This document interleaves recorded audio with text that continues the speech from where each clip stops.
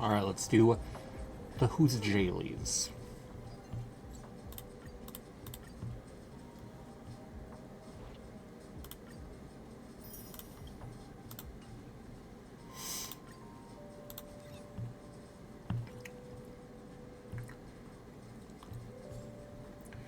Alright, so I guess we do this one.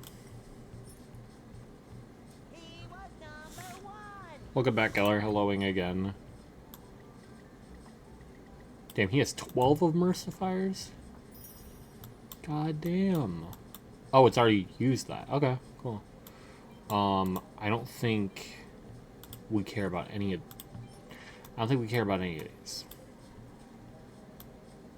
Although, actually, unironically, it's good for Remsey now. Petra! Petra the Dark Souls streamer!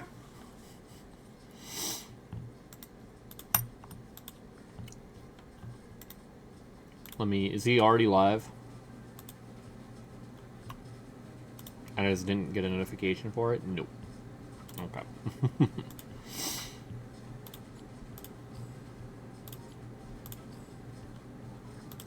So I think regardless of what this is for, we want ice damage boost. Or HP, I guess. Peter. No, he's not gonna go live. I fucking muted instead of... I am doing daily. Yeah, so was I, Peter. But by all means. When it was time to add my son to our car insurance. When it's time to behead Petra.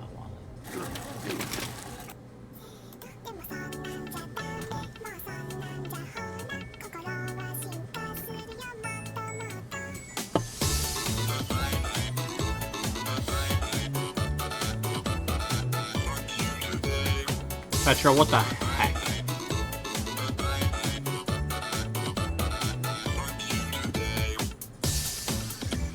Yeah, I think I'm probably just doing dailies and then going to bed, honestly, because I work at 1 tomorrow. Fucking damn it.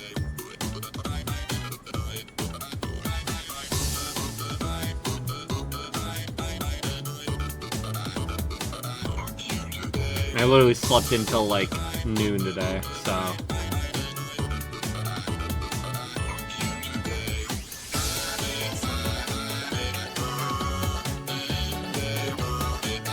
I have Shitter on 1 tomorrow. How convenient!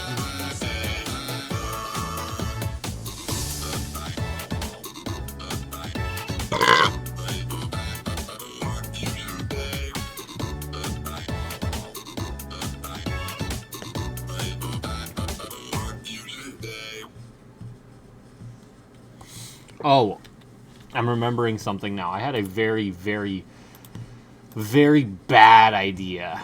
I'll be returning 15 copies of a game that released on the Switch 2 last week.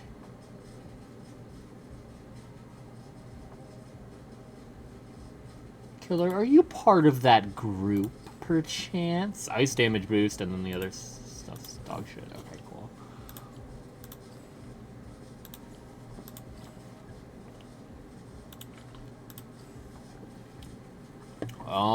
I would have preferred crit damage, so this one's kind of ass. Hey, Fiend, you missed me streaming at James's.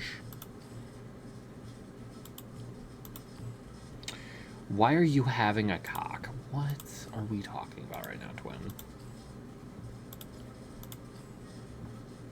Oh, now it's ice damage boost. Oh, of course. Fucking Chrysler.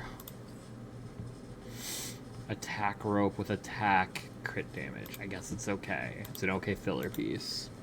Glad that Sparksy only wants 3,600 attack and not the usual 4K, because I got a fucking amazing fire damage orb. Yeah, I mean, that's very good for you. Fire damage does, like, so little for her, though, unfortunately. But I guess if you're hitting the attack breakpoint, fucking stats after that don't really matter. Oh, great. I'm so glad. The Euphorious Orb has what I want for Sparksy. Oh, very nice. It does whatever 3600 attack doesn't do much. Yeah. I'm saying, like, it doesn't really matter whether it's Fire Orb or Attack Orb at that point. Both of them just only contribute to, like, her skill damage, or her basic attack damage. Give me money, give me money, give me money, give me money, give me money. Petra underscore 525 wasted 1 bit. Yeah, Petra, every bit you do is a higher chance of me not even touching Night Rain tonight. I've seen this. I've literally already liked this, Peter.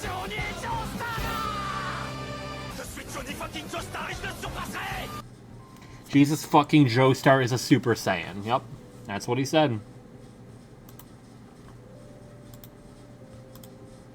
Oh, but what I was saying is I have a very terrible, terrible, terrible idea. I guess we can fucking let that sit, I guess. Hurl too, but most of it is the elation damage that happens after, yeah. Since last time I did the, character to E9... The Eclipse 9 was unironically the easiest part of it. I had a really, really, really, really, really, really bad idea. Said idea being, on top of Chaos Mode, it stickers on screen at the same time.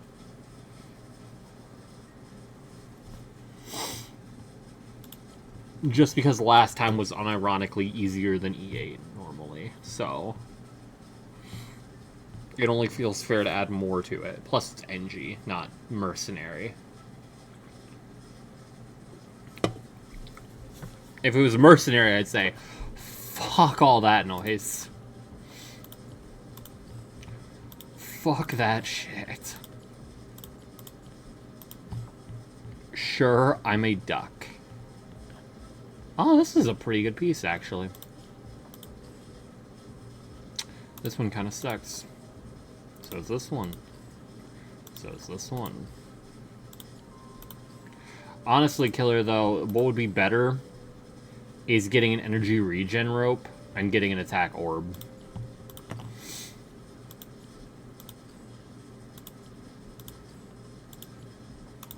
That way she can just spam skill. Like, that's the ideal.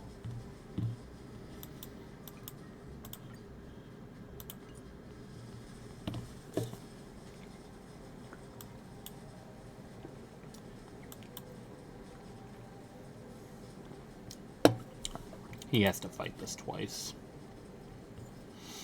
Darn.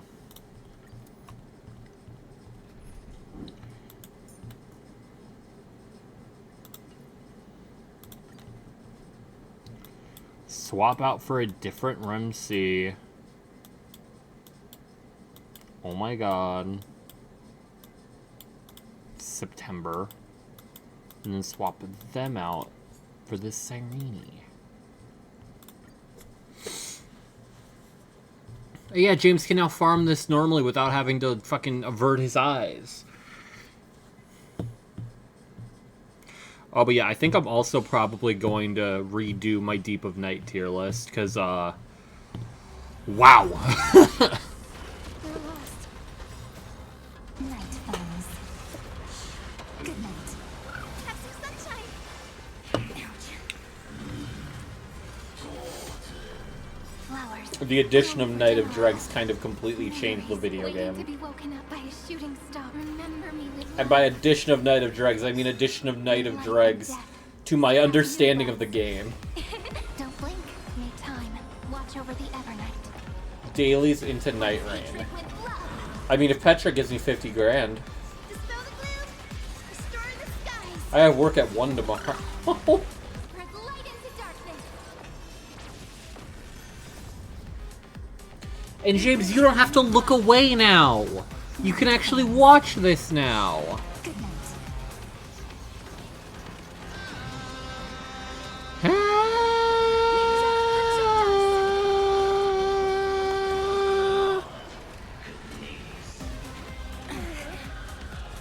It won't work, you know.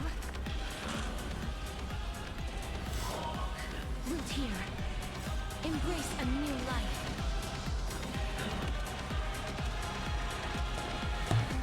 May death protect us. This peak on Goddings. Destruction with me.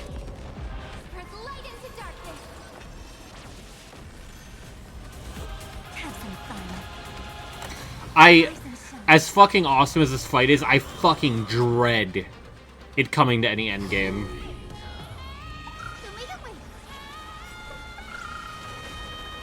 Embrace a new life. Unless it's this last phase, and they give us, like, the tools to do this stupid kind of damage. This is eternity, as you wish. Again. And again. Was also genuinely hard. James, Don't blink. it's hard if you're not using anything but fucking, Night falls. Casterus, genuinely. Well, okay, half of that, okay, I'm talking, like, in story. Because literally, I brought Dan Heng, I was trying to do, my game plan was, like, I'd be doing all these different fights with the different Chrysos heirs. And so I'm like, yeah, I'll use a Glaya with Dan Heng. And then, so I used Dan Heng's technique going into the Kazlana fight, and then Dan Heng's technique disappears going into the Iron Tomb fight. Remember me. And Glaya can't use her technique. Life and death. Sprout new buds. Don't blink. Like, it genuinely pisses me off. Because Dan Heng, without his technique at the start of battle, you're just getting fucking pelted by damage that's permanent unless you have his light cone. Restore the skies. Embrace a new life. That's embarrassing for me. Night falls. You also had, the Trial Cyrene, which probably doesn't have light cone. Probably legitimately has, like, Bayou cone on, if we're being honest here.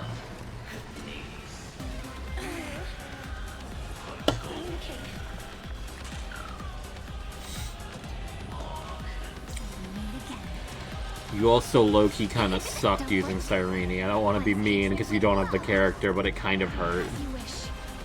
Embrace a new life.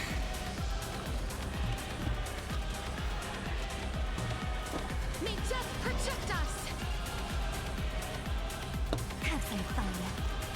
Rise and shine. It's almost like you were using a character you don't own and probably don't plan to own. I was min-maxing. Yeah. My enjoyment of watching you fight. Your time to I was on the min. The ending is as we've written. But no, she has like almost no reason to save charge May death protect for us. the first two ults. She does. Don't blink. Rewrite destruction. And then it genuinely, I was screaming at my screen when you fucking double pumped Casterus with buffs. Good night. Like, I think I dead-ass screamed. Pass on your gift. I bet I had yo on your toe. I bet I had yo toes curling watching me use her. Like, I dead-ass was like peeling my skin off. Restore the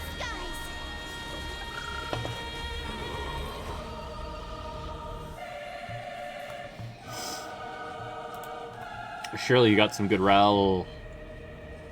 That's pretty good. That's less great. Speed on the set that doesn't want speed, but I guess it could be a good off-piece if you just wanted double quantum damage. Sure, man.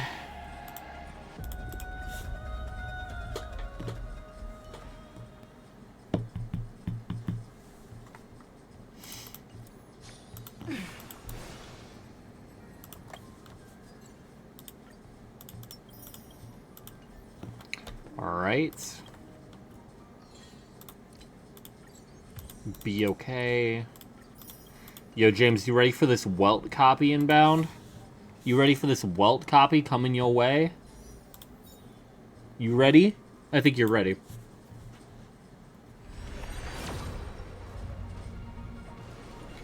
I told you. I swear to God I will build him. I mean, some leaks are saying we're getting a Welt buff. I don't know how much I believe that, because we have yet to see a permanent character buff, in spite of the fact that they need buffs the most, and then they buff Sparkle and Black Swan. But it seems less like, the buffs haven't exactly seemed like they are, hey, here's a character that needs the buffs. It's more, hey, here's a character that's, like, behind a little bit, and they're going to be story relevant. What was I doing next? Oh, yeah. This. I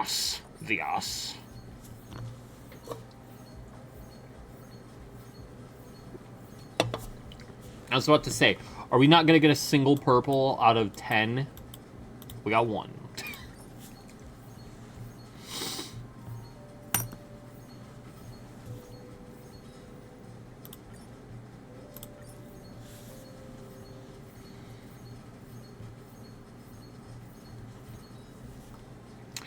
Alright, Sparksy. It's looking good. Don't ask me a fucking question about her relics. I will kill myself. To my account. Yeah, I'm pretty sure once we get the live stream for 4.2, we'll probably know. How's my Sparksy looking? I mean, traces-wise, a lot of progress is being made. Do not ask me about a single fucking relic, or I'll kill you. I'll fucking stab you in the throat. Fuck, no, don't log back into James's account. No. No. Peter found Berserk's sword from Guts. I thought he wasn't playing tonight. Or was he just saying he's doing his dailies first? He is now. My OC is so cute. I don't give a shit about your ordeal call.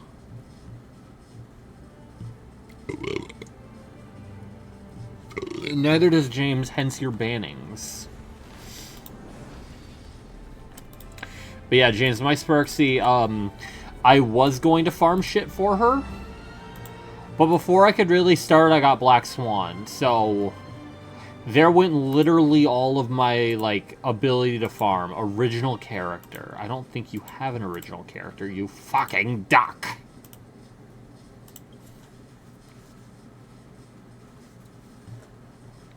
Here's my cool OC. His name is Osama Bin Laden. Well, now I gotta open Peter's stream on the side. Why did I get a login error? You want to see Osama Bin Laden? I think I've seen him.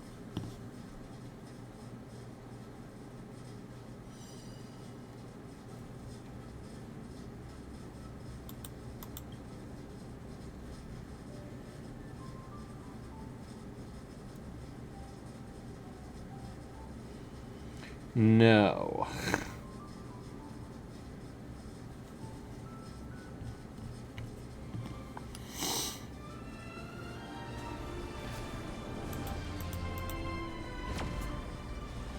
The one I send in Discob is cosplay.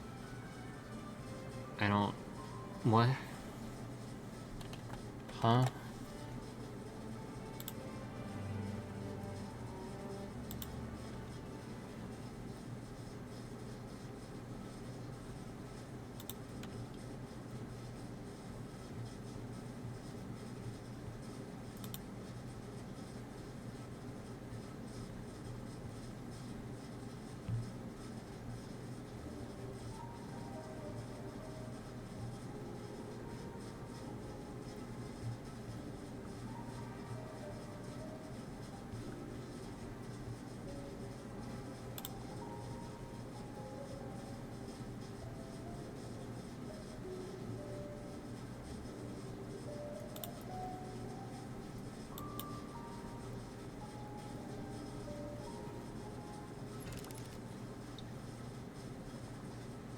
I don't even see what you're talking about, so I guess I don't care.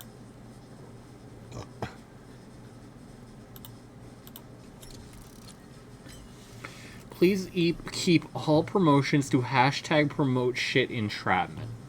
Chills. Holy Orolob.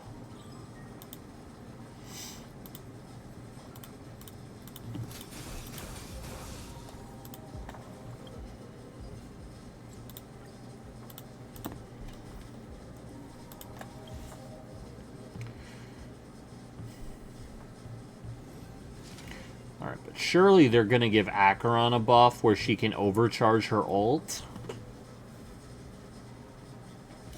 Call me crazy?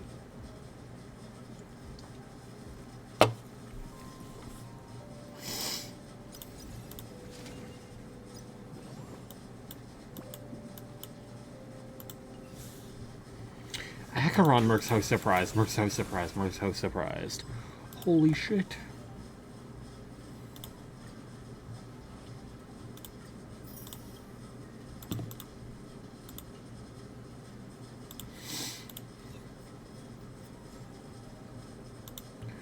Planar ornament.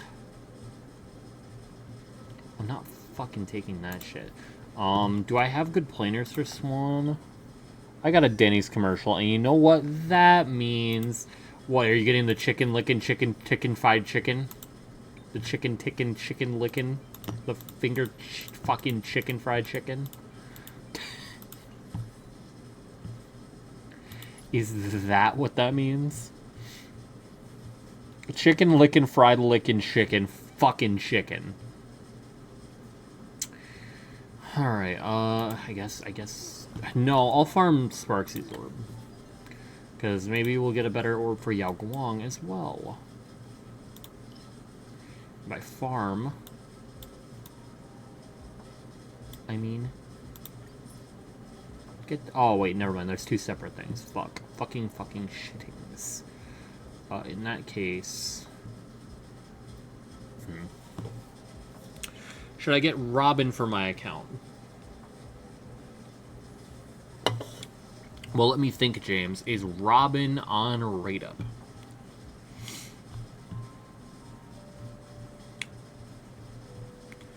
Some leaks have been suggesting we'll get a free Robin. I don't know whether or not to believe that. No.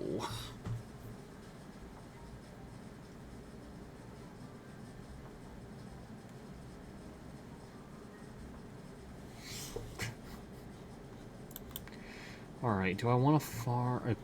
I keep saying farm. Do I want to get stuff for you? Stuff for you. Robin's a baddie, and her brother is also a baddie.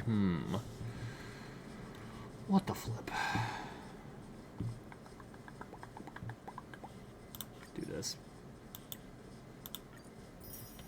Show me something good. Show me something good. That's bad. Show me something good. Show me something, show me something, show me something good. Show me something bad.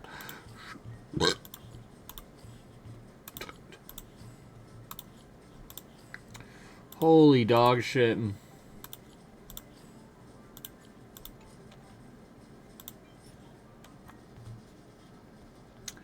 Attack orb with speed and effect hit rate. Honestly, not bad at all. What? I was hoping you would say something about, like, the good stats, but... Bad.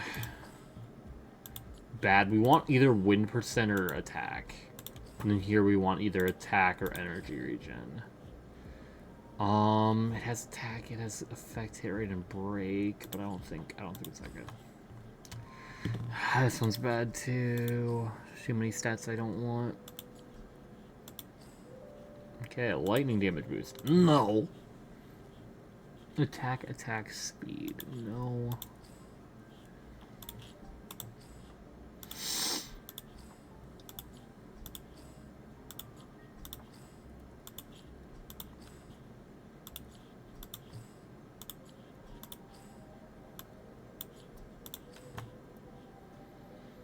Wind damage, attack percent, effect hit rate. Okay. No. No. No. Maybe. No. No. Okay. Alright, great.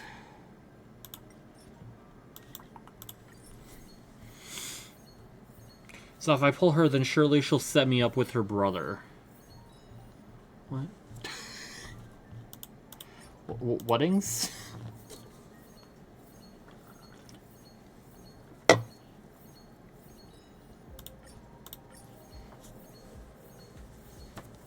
I have tech. But James, how are you going to pull her if you haven't played the Fate event?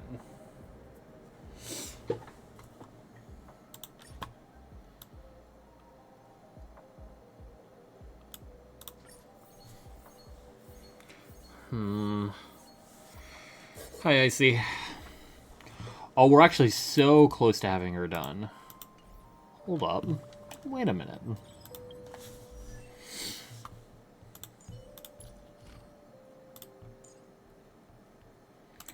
Which one does it recommend? Skill and then alt.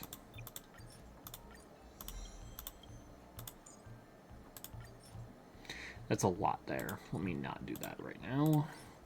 Shebang. Oh, quick farm.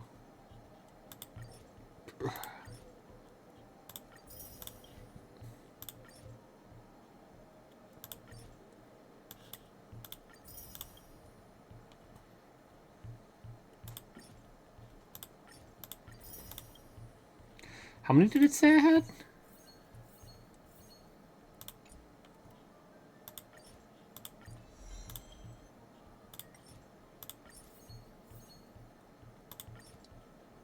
$34. Okay, I thought it's... Whew.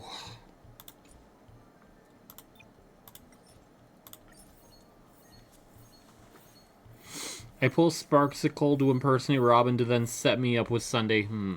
I thought you already pulled Sparkle.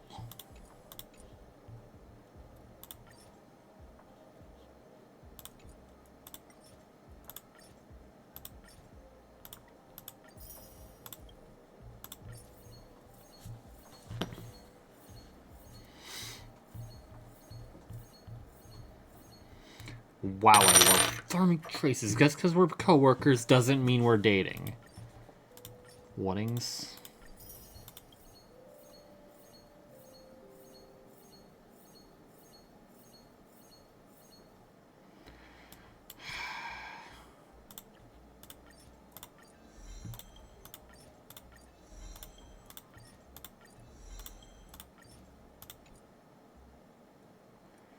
So we're 14 short. We're not that short, actually.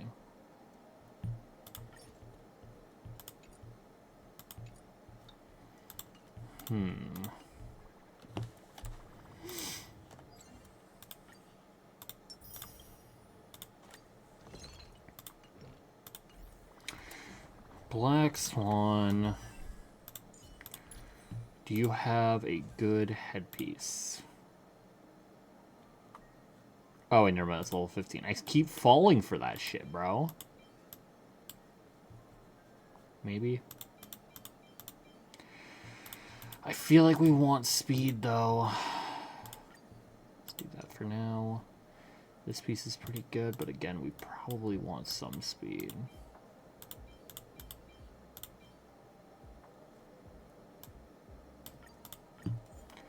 Show me some effect hit rate and speed. Yes. Tanky Swan. Bruh. Alright, so never mind on that one.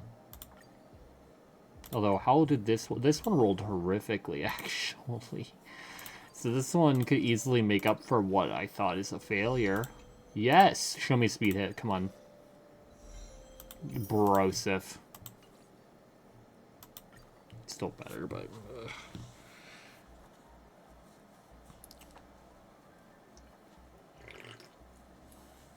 Exclamation woe genuinely. Me when I don't believe James. Me when I don't believe James. Me when I don't believe James. So right now, how much effect hit rate is she at? 69. Nice. I think her one thing caps out at 75. And by her thing, I mean Kafka's thing. Damn, I haven't even capped out Kafka's shit. Oh. Because I don't need to. Right. It literally is just not necessary because she has enough effect hit rate by a very comfortable margin. the follow-up damage doesn't matter. She's never basic attacking. It's just a bulk and then effect hit rate that she doesn't need. So traces look a lot worse than they actually are. Sparkle, on the other hand, probably still isn't basic attacking, but this is something I should actually try to get at some point. But she's buffed now, so it's less important. Light Cone, however, I probably want this leveled up. Honestly, the bulk probably matters more if I want to do any sustainless bullshit.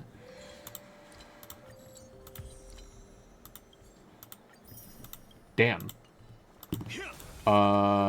Stellar Warp, show me something good, pleasings.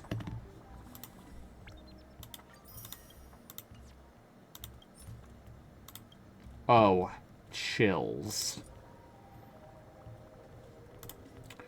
Okay, but does Black Swan... Fuck. See, the thing is, I don't know what her end result is gonna look like. But I guess we go attack chest.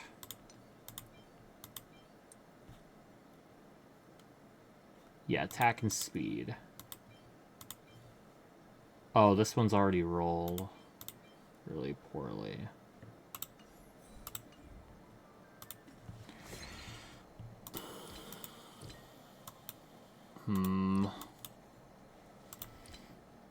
I have 12 of them.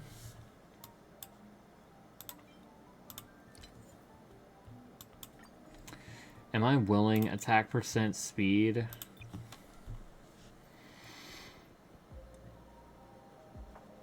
That drops me down quite a bit, but new month's coming up.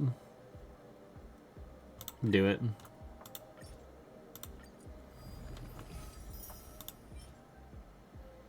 Okay, flat attack, HP percent. Not the worst. Definitely not the worst. Plus, it's a chance for it to actually roll good instead of dog ass.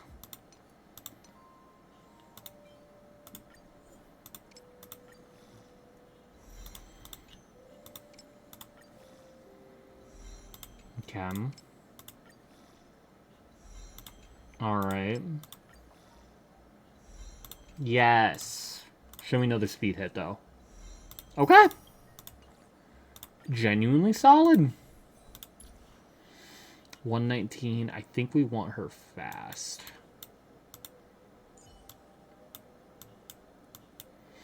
Damn, Heislin's is at 143.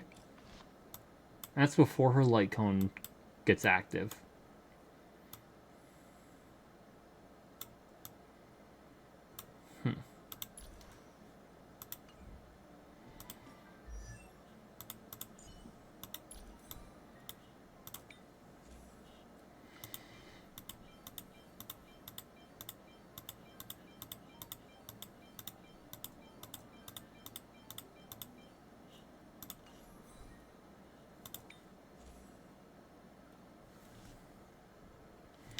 What is that? What is what, Phoenix?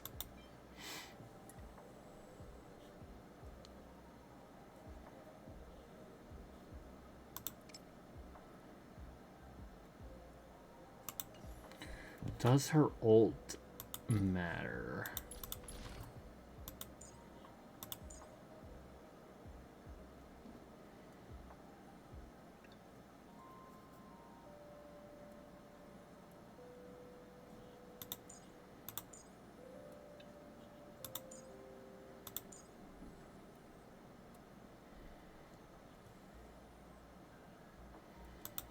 But I guess Black Swan does want to hit 120% effect hit.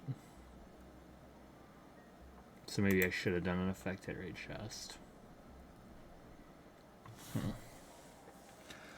Wolbachia Mosquito. I didn't know you were capable of this, Phoenix. Alright, let's see how this one rolls. Attack percent is very good. Effect hit rate would be nice as well. Effect res is fine. Effect hit rate's great. Attack percent's good. Effect res again is fine. Okay. That puts her at what? 75 or something percent? Yeah, 72. Maybe I do go effect hit rate chest. Does that damage percent really matter all that much for the team, though?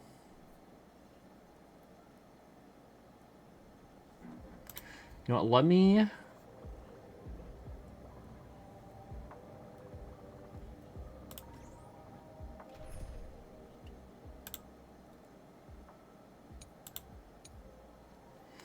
do this real quick. So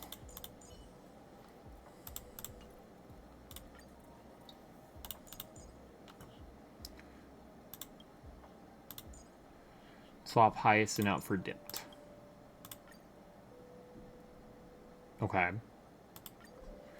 And then we'll enter a fucking non-fight just to see what our attack is looking like.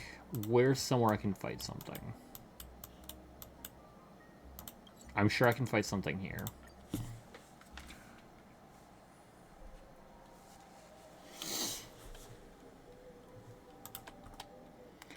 Can my game not crash? Thank you. Little touch and go for a sec.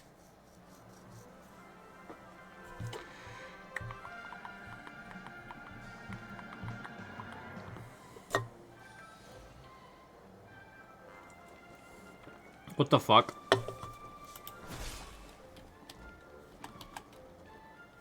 Okay, interesting. That was weird as fuck.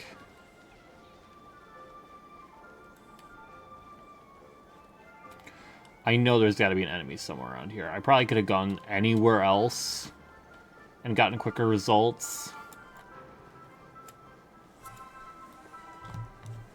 Fishnet stockings. I mean, she is a fish, so, like, I guess Phoenix. Sure, man.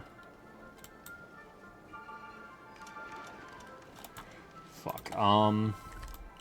Oh, the Grand Theater. Perfect.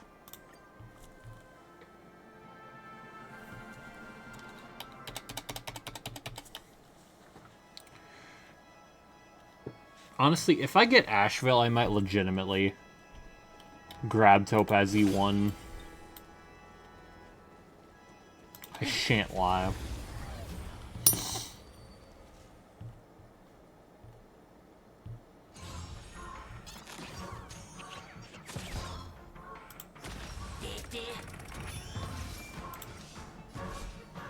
So Black Swan has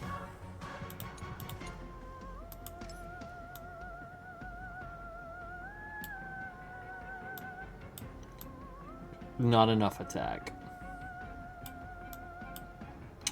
But she's giving everyone 43% damage percent.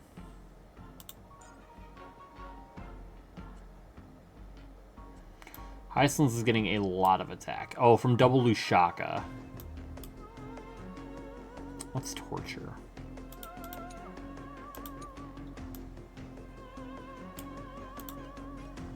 Do not let this moment slip away. Earth shatters, heaven trembles. Dragons soaring above the lands. This is permanent. Stand still. Petra might be fighting the Watchers tonight. Holy shit, Time chills. to say bye. Yo, why aren't the Watchers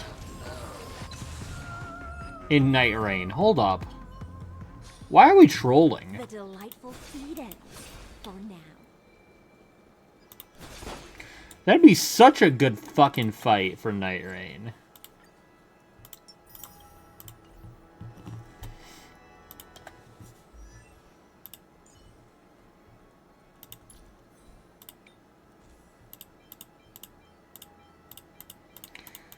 So maybe we do go attack rope in that case. Honestly, we'd probably go attack rope regardless. In that case, let's do this. Buy, I'm class. High class, buy class.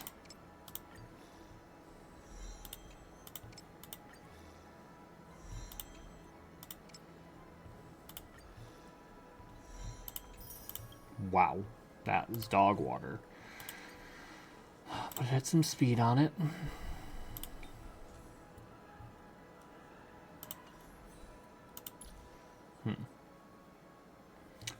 Oh. She's at 3,300 attack now. Okay. So I think we can just do speed boots then.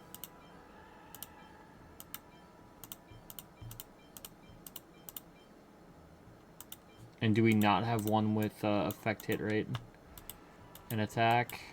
Is that really...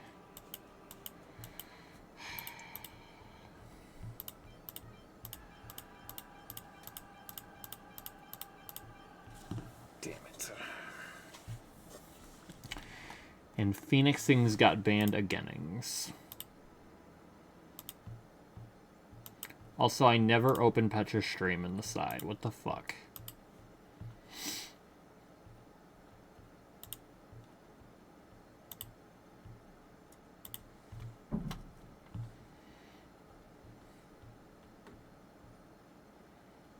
Is he using the gut sword? He is. Do I want effect hit rate? Effect hit rate's pretty good. I shouldn't choose between them. I should just get a piece that has both of them.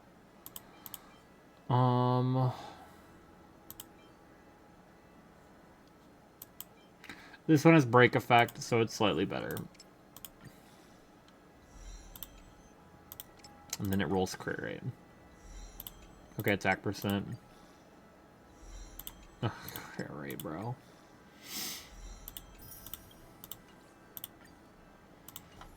So that puts her at what? 148 speed. Not bad.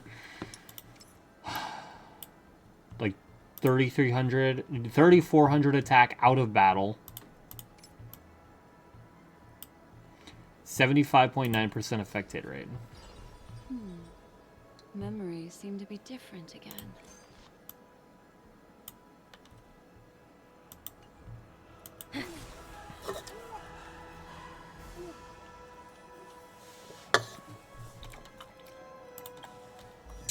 I think it's probably more important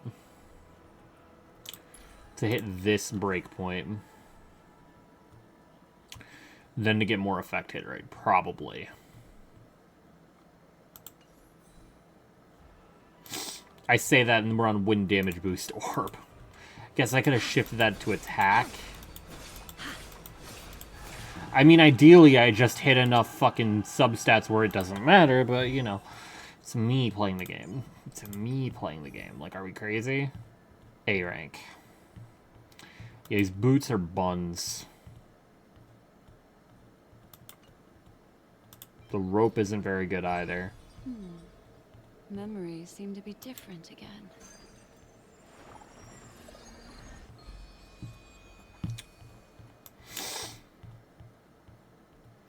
Yeah, it's one of her best options. Alright. Good enough. I'll do Cosmic Con eventually, I swear. Because getting that, Sampo copy. Damn, I'm really gonna get E6 Sampo after getting Black Swan, huh? It's low-key disappointing. Still a 4-star E6, so it doesn't really make much of a difference.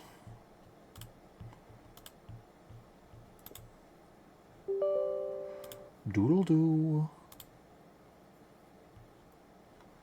Bingle Schlorp.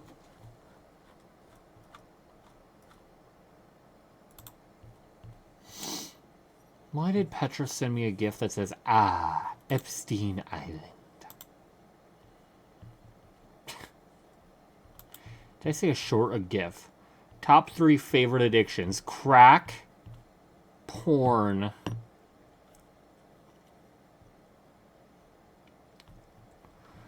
And... What's my third? Heroin. How's it going, Old Force?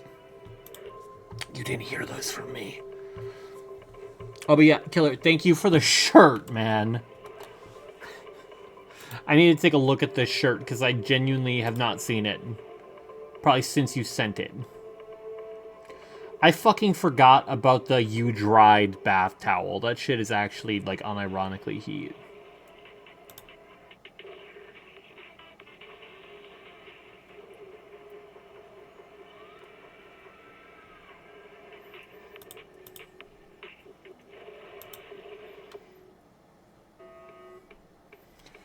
I drink whole milk and I know things. Thank you, Killer. I am awake but sleepy boy mode on. I'm sorry to hear that. You hate to see it. I'm kind of in the same boat. I say yawning. That definitely sells my point.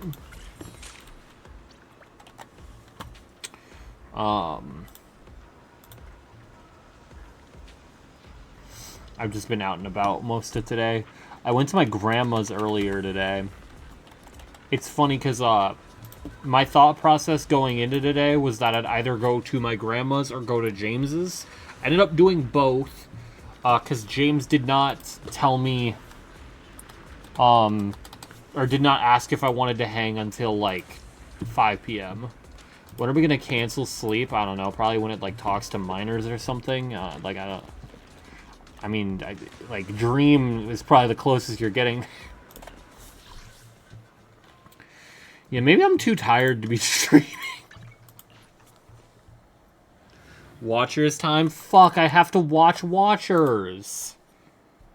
I have to watching's Watchers.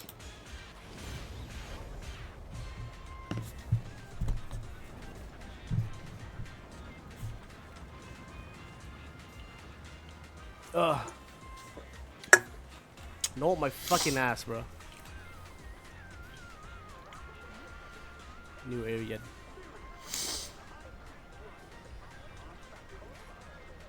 Me when I'm fucking spreading misinformation. This is Abby's Watcher, isn't it?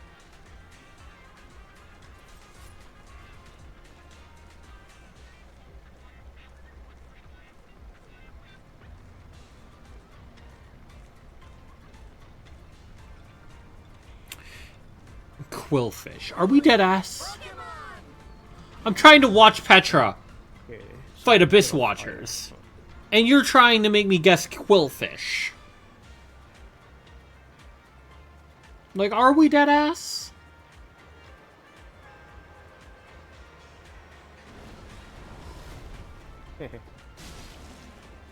Come on, Petra, lock in.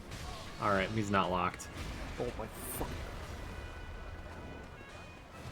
Oh, he is so unlocked. Oh, Damn. Got him. Wait, why is your friend fucking... What? Petra, I don't know about wait, healing in front of them. Hey, Or hey, getting hey, cornered. Or getting cornered also. What the fuck? What is happening?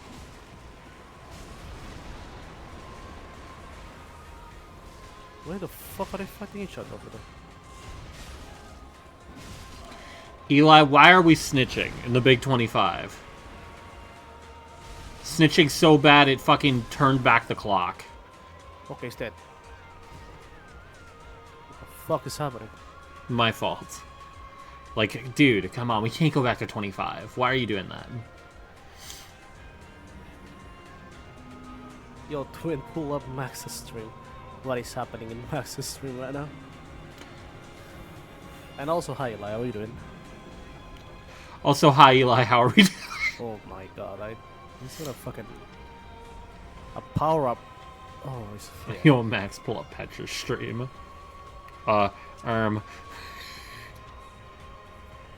Max, pull up Petra's stream. How are you doing, James? How are you doing, James? What the fuck is happening? Oh, this guy fucking Ember, holy shit.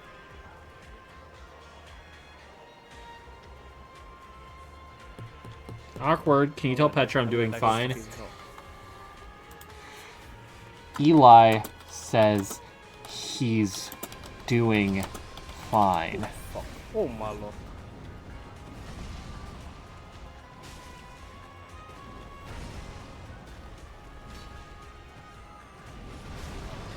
Yo, Peter, can we not get caught by that?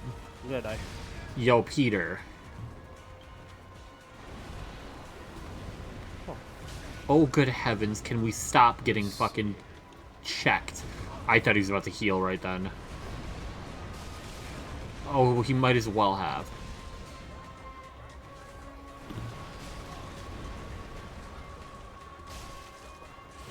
Oh my god, wait, he swapped weapons? He's crazy?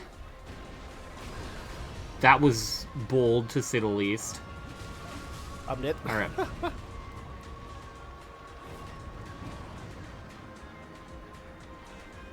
What the fuck is happening in Max streams? No, don't look. Do not look, Peter. Peter, do not look. Peter, don't look. Do not look. Peter, no. Stop. Stop. And they must have my eyes, they eat my ass just like apple pie. If they keep poking me like this, I might just cry. Fuck you!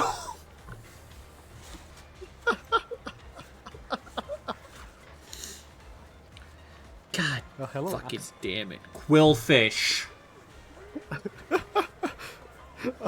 Okay, I'm just gonna continue. Hello, trainer. Welcome back to the world of Pokemon. I can read your mind and guess which Pokemon you're thinking of. You just have to picture it in your mind and answer my questions. If I can guess which Pokemon it is, it will be added to your electronic One sec. collection. Think very hard of the Pokemon you want me to guess. It's Quillfish. Okay, when you're ready.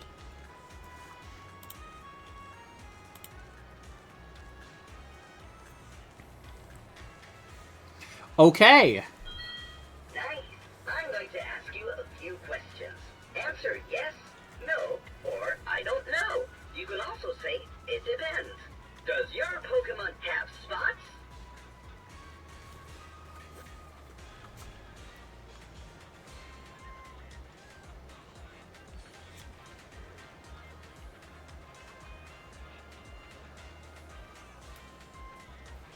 Are you still there?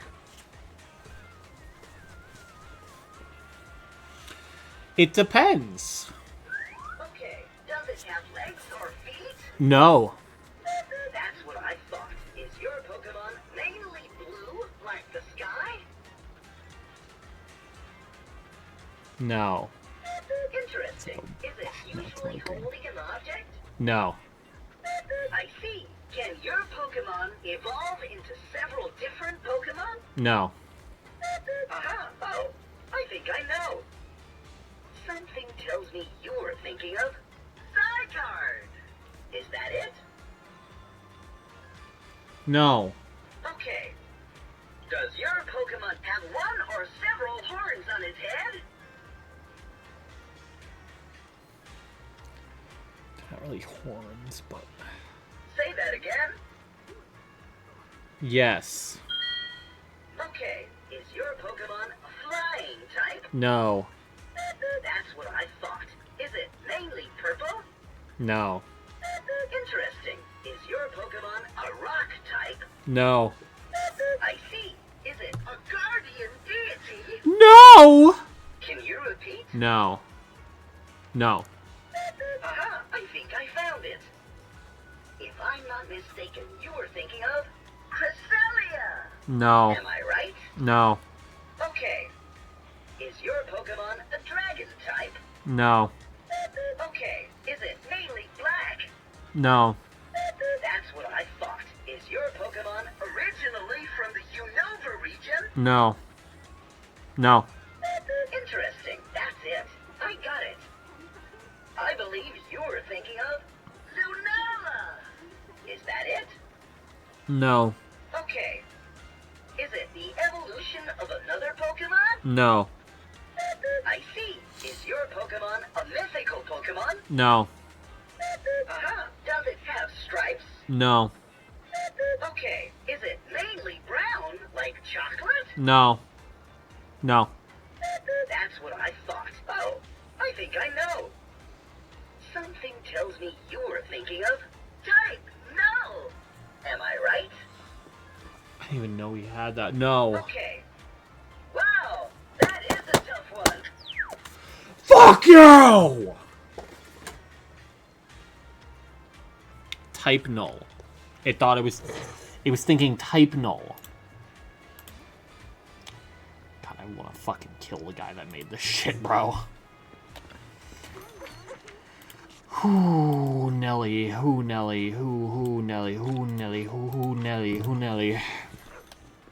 Why stop? It gives up. It just gives up. It stops trying. It could just keep going. I don't get why it stops, genuinely. Like, it's allowed to ask so many questions, and it's not marketed as 20 questions. You get rewarded for it getting it right. So I don't know why it stops. Like, it is fundamentally a poorly designed toy.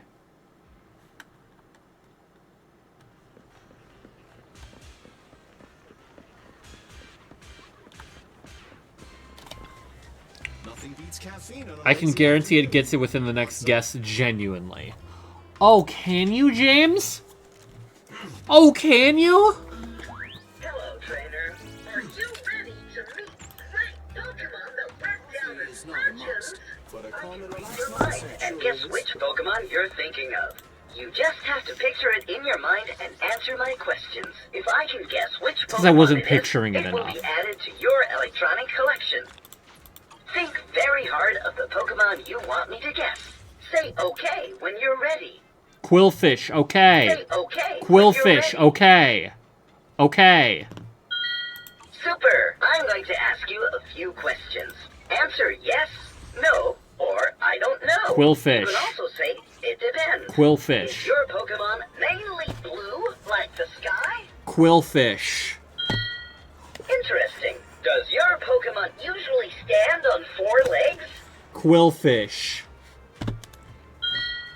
I see. Does it have spots? Quillfish. Does your Pokemon have a flower or a plant on its body? Quillfish. Does your Pokemon have a flower or a plant on its body? Quillfish. Okay, is it a first partner Pokemon? Quillfish. Is it a first partner Pokemon? Quillfish. That's what I thought. I think I found it.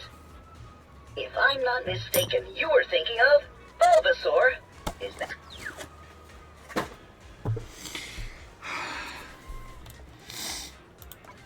I was thinking of Bulbasaur. He got me there. I swear, it was really close.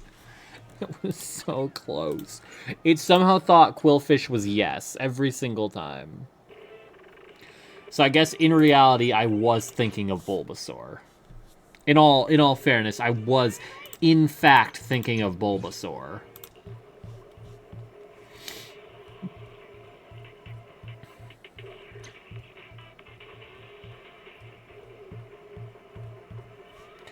I going to solo queue competitive Overwatch now. Like, just kill yourself, James. James, please, just kill yourself.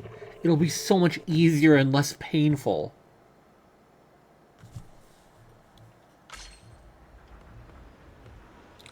Like, save yourself by killing yourself, James, please. Don't let them decide your end. Decide your own.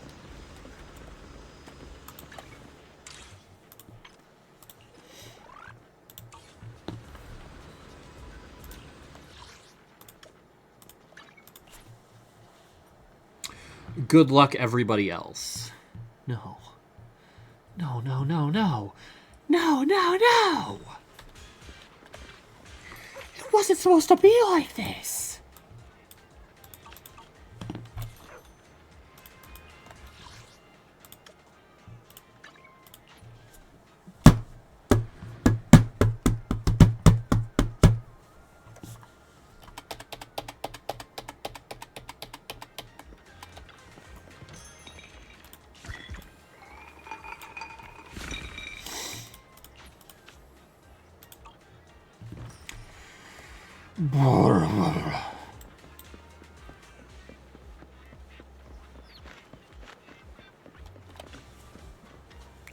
Why can't I redeem? Because it has a 1 hour long cooldown. Because I do not want to deal with this all the time. Be so FR.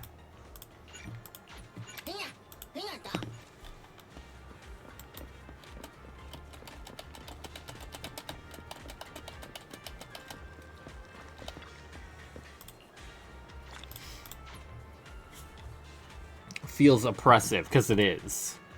That thing oppresses me on a daily basis.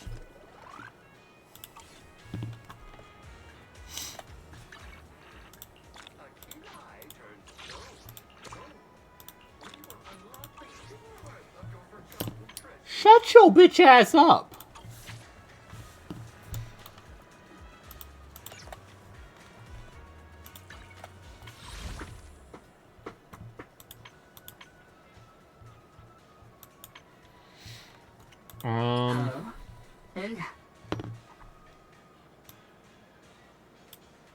Is there anything else I want to get? Is there one for Ether application?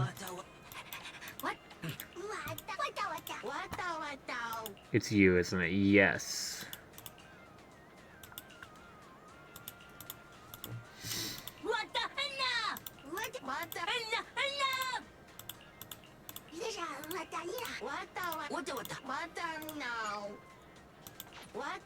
So I guess for now I'll try to get you. I'll do one.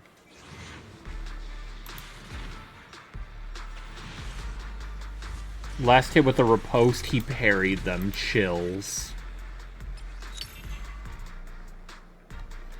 I don't understand the number of things I get, I'll be honest here, but cool.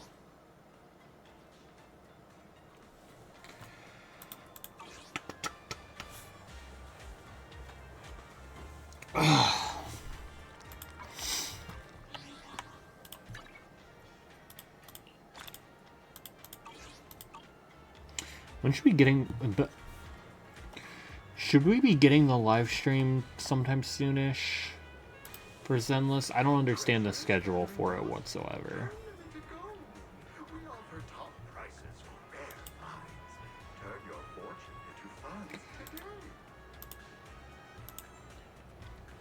No, right? Because Arya's not even out yet. 7 days, so I think we still got a bit.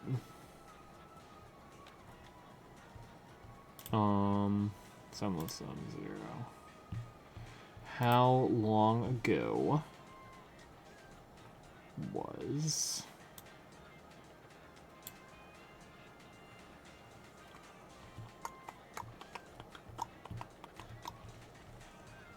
the last stream? Was 3 weeks ago.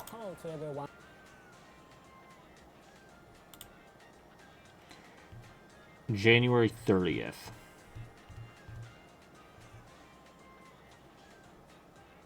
So what, probably like 15 days is what we'll be waiting. Make the most sense. And then what about the drip marketing?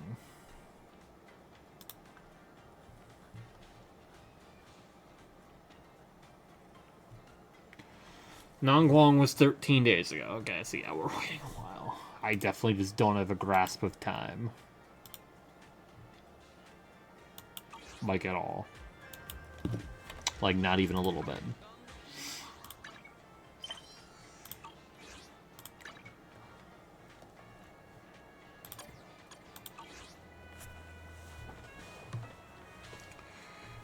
Alright, I'm gonna close the game. Anti-Curios? Oh my god. Oh my goddings.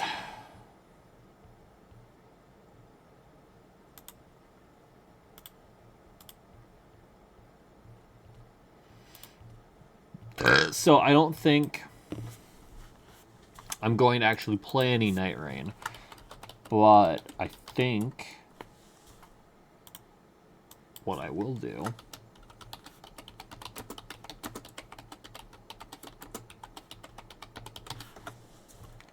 is I think I'm going to adjust that tier list I made.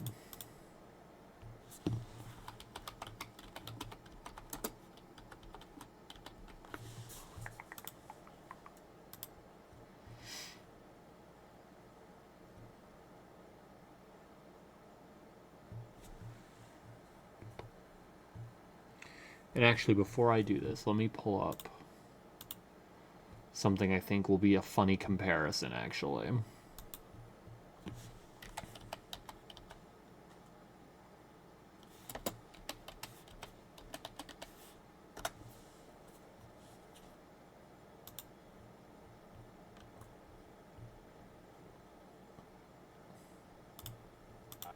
Your inspiration. Shut the fuck up.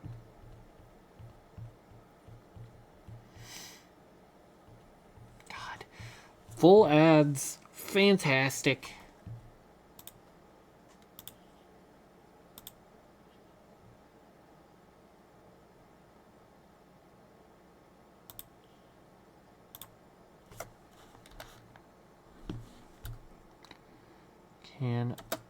God damn it, he's so fucking quick.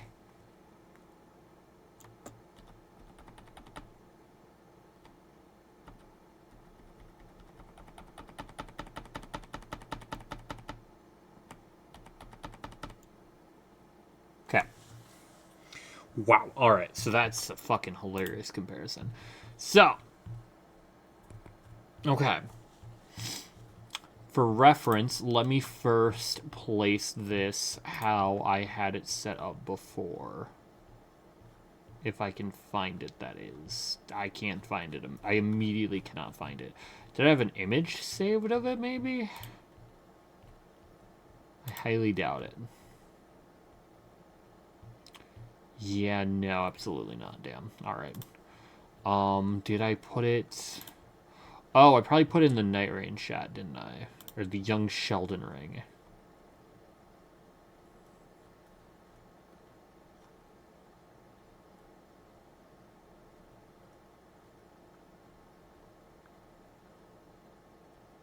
Did I?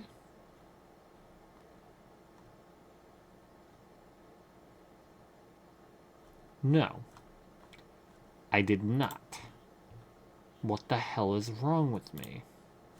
How did I not place it anywhere? Okay, but I think my tier list was something like this. And then... Yeah, it was like this.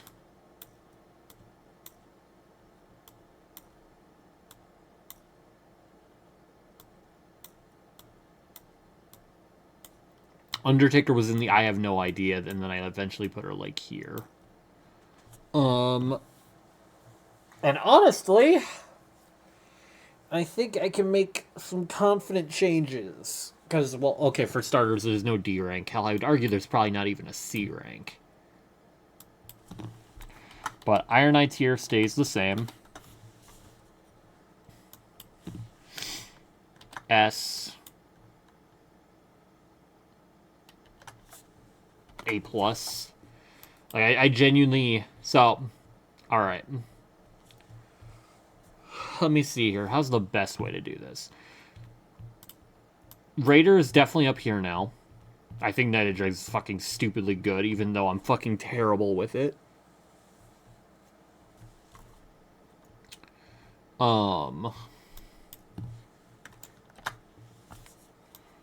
I think Guardian is, like, here.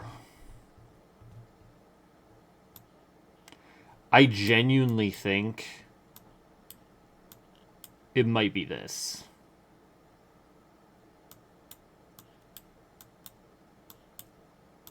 Like some variation of this. I don't know, though.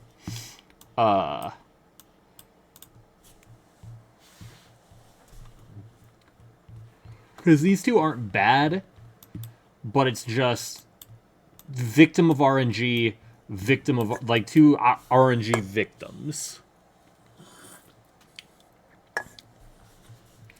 Like, Duchess. Reckless is a victim of your entire team's RNG.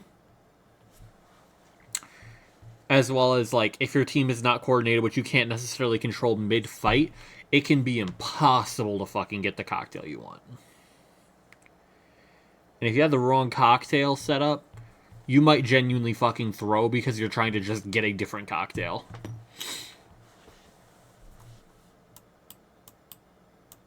Now, obviously, if you're smart, you don't do that. But, like, if you need FP and you have a shit cocktail, you kind of just have to throw it, unfortunately. And then Guardian, I just don't think the blocking strategy works very well. After having seen how bad, like, his block gets destroyed if he doesn't do the good block. And the good block drains your stamina by existing. I will say, though, Tricephalus Raid probably fucking, like, carries. Because I bet the Shockwave can potentially trigger the Tricephalus buff. And at that point, you just sit there infinitely blocking everything. Which, like, incredibly good. And then Revenant and Undertaker, like, Revenant having that one Ultimate Art buffs your party shit, that's so good, on top of good fucking utility and reviving, keeping everyone fully alive, or not fully alive, fully immortal, essentially, on top of Summons to Distract, on top of Beast Claw. Beast Claw's early game presence is fucking, like, best in the game. She's the best character for the first 5 minutes of the match. I don't even think that's, like, exaggeration. Beast Claw's cleaving ability for... You literally just walk into a camp, dismantle. Oh, the camp's cleared. And then her claws legitimately give them to someone else, and you have, like, an insta-revive. Hell, you even keep it on her. Swipe. It's still a fast fucking revive, still. And then again, Summon's really good for just taking aggro. And then, like, her occasionally taking an enemy and turning them into an ally can be nice for, if you kill just a bunch of enemies right before the boss. It doesn't do much, but it's not exactly, like, unnoticeable. And then Undertaker, ult spam, spamming her fucking, her character skill feels really good because you just don't die. Like, you become, like, so much more slippery, and you get so much more poise, and you get so much more damage negation. Like, you just legitimately become such a better character while the skill is up, and having the executing art Reddy's character skill just means you can kind of keep it up forever. If your team has any level of ult control, ult spam, you're just keeping it up forever. And I know claw builds are really good for her, especially she has, like, the Dex relic. Fist build's really good for her. She's not running the relic. I like the Great Spear build, because that dash attack just fucking gets successive attack boost without even trying. Marcus Hammer's still good for her, so her running her base kit isn't even bad if you don't want to run a Dormant Power gamble.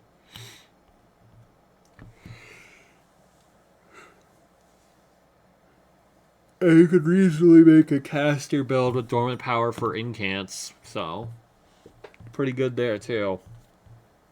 I'd probably say she's the worst of these characters, but, like, in the sense of, like, maybe I can put her here. But even then, I still think she's up here. And then Raider with Netted Dregs, like, what else can I fucking say? Like, what can I actually say? The damage is fucking disgusting. And the tanking is actually not even that bad. You just kind of have to, like, make sure you're very, very much aware of what the boss is throwing at you, and also, like, getting every dormant power you can get so you get all the damage negation you can get. Because you can't rely on full damage or full health damage negation. But Iron Eye and Duchess, two best characters in the game. And then these top three, I think, are interchangeable. Because Wilder still has the best mobility in the game. Still has a really good ult. Still is very versatile. Scholar has one of the best ults in the game. Has one of the best skills in the game. Incredibly versatile. Incredibly challenging to play, though. There's so much fucking overhead you have to deal with.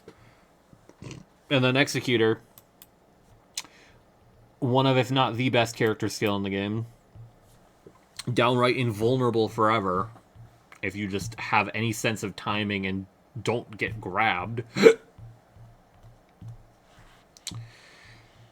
At this point, I'd say it's a very solid passive for Deep of Night, because it's very possible to get poisoned or rotted. Or bled. Just incredibly good damage. Very good user of DBR. Everyone hear about Revenant's a good user of DBR. Except for maybe Raider. Raider's probably like the worst character besides Revenant for DBR. Not counting Recluse, obviously. But just, yeah. And then the ult, full heal. You can abuse double seppuku and then do ult, and then you keep that huge damage boost. Kind of disgustingly good. But yeah, Duchess, way too fucking slippery to actually die. The ult lets you get really good revives off. Especially if you either get Revenant Claws from Night Invader, or you just take Revenant's Claw. And then Iron Eye. Like, Poison Iron Eye is broken as shit. DBR Iron Eye is really good. Iron Eye is just good. Like, there's really no two ways around it. Your job is to just live forever, and he does that.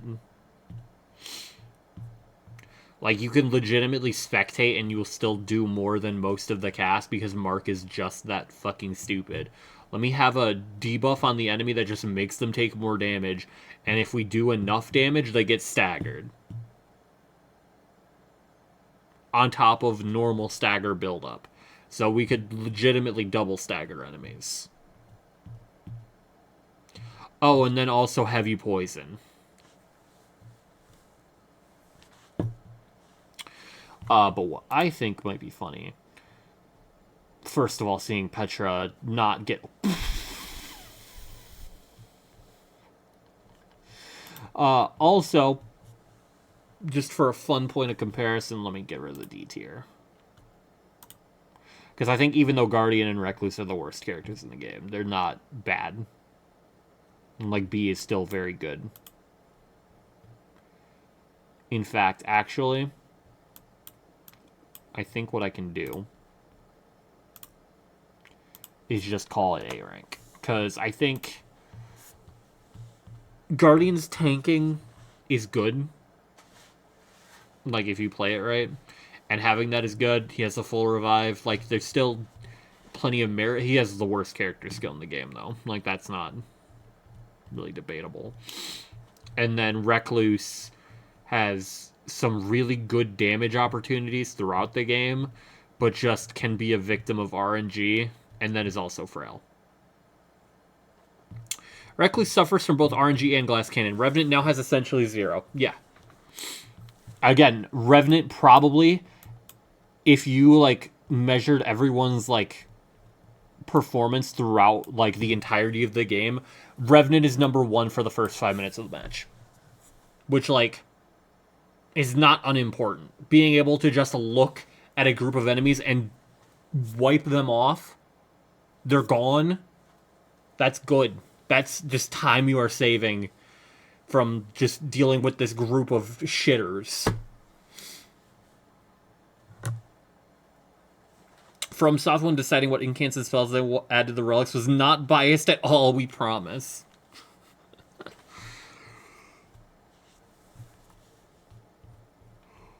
But what I think is really funny is, let's have a fun little comparison, shall we?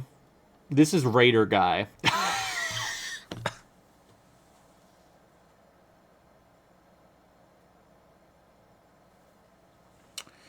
Alright, so you want the spell that costs HP per cast to start the run with, right? So there is a lot to unpack with his tier list. How do you even pronounce his name? Okay, Money. He changed his name. His account name used to be something fucking whack as shit.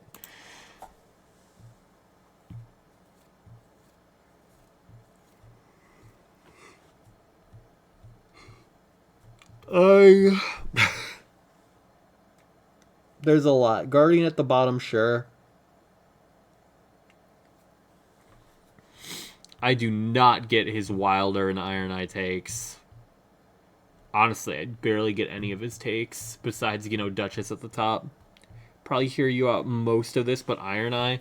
Should I just react to his entire video? It is... So, in case you're wondering if this is just, like, rage bait or not, this is 2 hours long. Like, he goes into depth, he's bringing out spreadsheets. I think it's mostly down to damage. I think he's very much just simplifying it to damage. So, let's see the comments here. Many people are confused, taken aback by the rankings. It may have been a mistake on my part to let this run for 2 hours because it intentionally obscures where in the video the rankings are justified, but the 19 minutes immediately following the rankings describe the stem of the argument I used for most of the comparisons drawn later in the video. Super important. Scientific analytical practices. The above is the theory. The 90 minutes describing the characters is the hypothesis. And the 150 videos on my channel, the experiment, blah, blah, blah. For example, very few people play Scholar, even fewer play her well. So I have very little contextual evidence which to measure him against other characters. Okay. That's a very valid argument for putting Scholar that low. Same damage on another character with Night Invaders. Since I don't happen to have perfect relics, I don't have a good Night Invaders relic. So your damage with a whatever build comes close to mine without Night Invaders. So I had a relic with Night Invaders and Raider taking attacks that blows both out of the water. It has nothing to do with the build so much as it does the relic RNG, which I am strong enough anyway to not really care.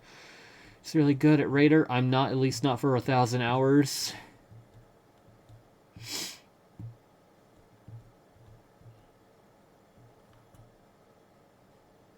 Okay. I should probably wrap this up within 15 minutes. Checks time, 45 minutes left.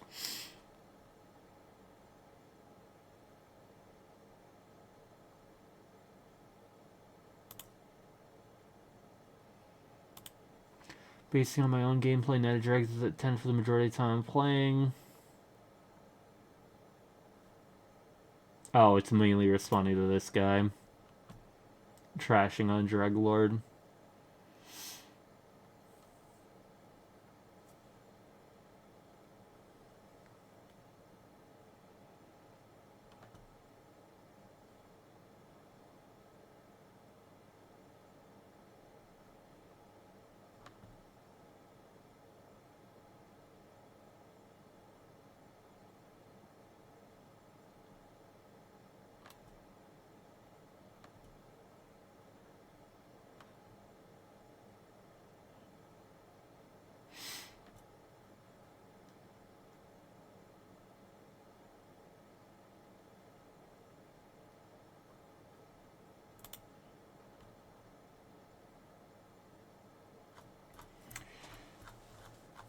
Yeah, I don't know. Iron Eye is definitely not the most damage, but the existence of Mark alone... Yeah, he literally does not need to do damage. Is the thing. Like, you quite legitimately mark, and then, like, go fuck off in a corner.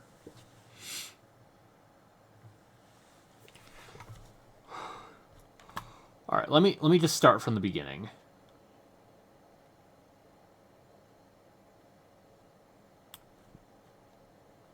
Okay, and I get the fucking ad. Moderate to severe ulcerative colitis symptoms can keep...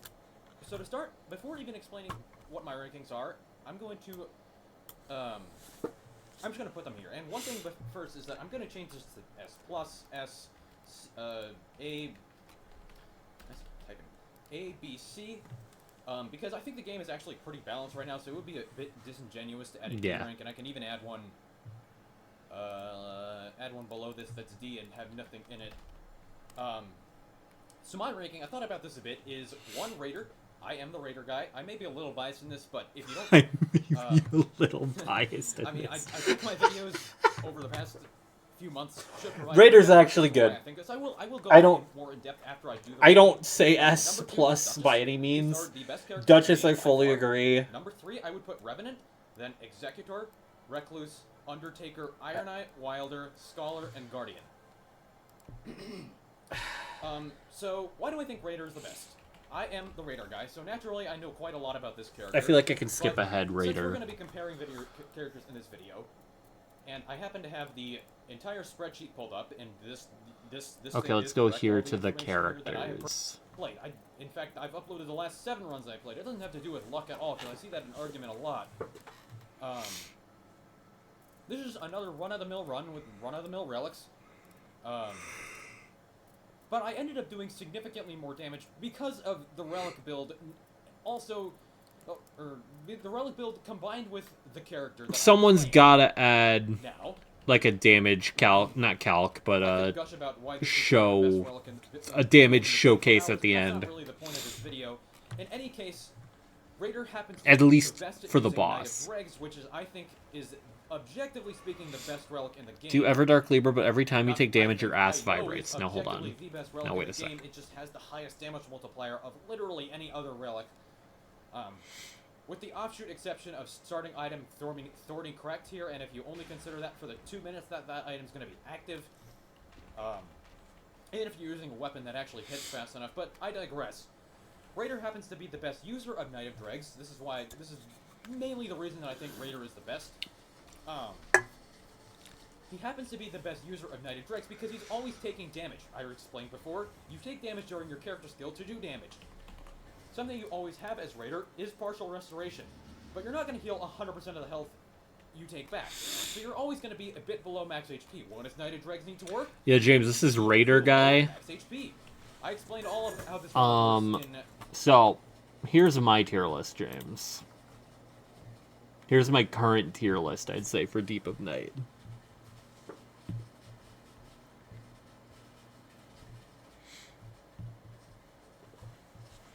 Yes, Duchess is in the Iron Eye tier. They're both just fucking absurd damage enablers. And I'd say Iron Eye has a much better time enabling damage, but Duchess has probably just as much survivability and then also has like more versatility in terms of her own damage. So she like actually can dish out damage. We know Iron Eye usually, unless he's on DBR, isn't doing much damage, and then DBR he sacrifices like all of his survivability. And then everyone else here is like relatively equal footing. I'd say Undertaker maybe I can move a tier down to like an A+. But like even then I don't even know. And then these two are the worst, but they're not bad. They're just the worst.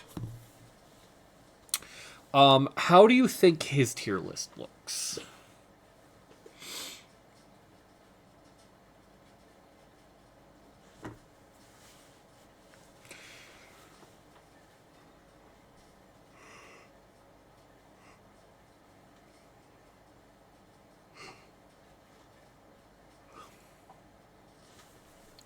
Because, let me see. So I'm at 2419. Can I find this again?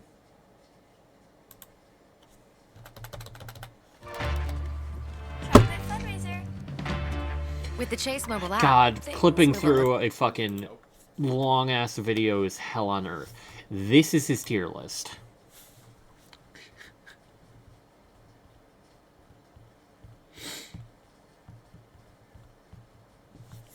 Probably genuinely just ignore the amount of tiers, because realistically I could have split my S rank into 3 tiers, because I had, what, 6 characters? So that isn't really much of a difference. It honestly just depends on how much of a gap you think there is, necessarily, I guess. Or how, like, differentiated you can make a difference between these, whatever. I just want to know his reasoning for Iron Eye. Like... Because if not, Executor, I would say, is arguably as good as Raider at using it, because he does it with Seppuku instead of the Libra relic as a method of setting yourself below max HP. Because you need to do that you need to be at 85% health or below for poison or rot build up below max HP to work. Let's actually go to Executor so I can show this off. Is that on Executor, I'm looking for, what is it? This thing. Want to do this? going into your ult sets you to full HP. Yeah. So anytime you're trying to build up status ailments, I didn't do this a good job demonstrating this. Anytime you're trying to build up status ailments, it just gets completely messed up by your ult. Because, I mean, as long as you can deflect everything, which I don't really see many people do, on paper, Executor is as good as Raider at doing this. Unfortunately, that isn't really the case because you set yourself to max HP quite frequently with your ult, so you're spending a lot of downtime using seppuku on yourself. But anyway, Executor simultaneously has a really good synergy with Dregs and then terrible synergy with it. More stuff on why Raider and another edge that Raider and Undertaker have, and why I rank them so highly in comparison to other characters. That's not what I meant. I meant to click Raider. Whoops. A very unknown buff that is not explained to you, at least in the case of Raider, anywhere. I'm going to take off Relic so I can actually demonstrate this.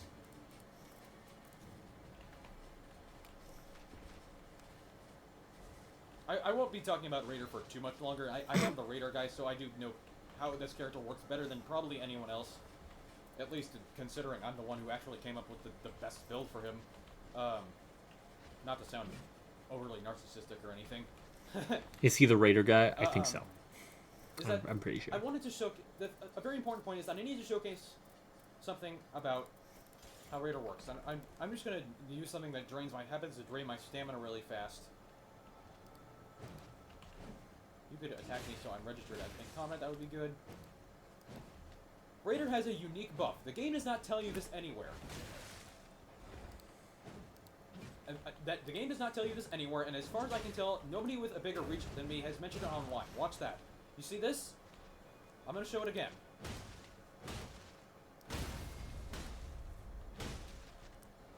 Watch what happens when I hit him with my character skill. I instantly regenerate my entire stamina bar. Yeah, character skills is really good for buff. that. And Undertaker literally just gets hers back. Let's go. Let's use all of my stamina. I do have a build active, but I don't think anything here actually changes how stamina is. Undertaker also almost immediately regenerates her entire stamina bar. And you could do it in the middle of the string. This is a very, very massive advantage that Raider and Undertaker have over other characters that I never see mentioned anywhere.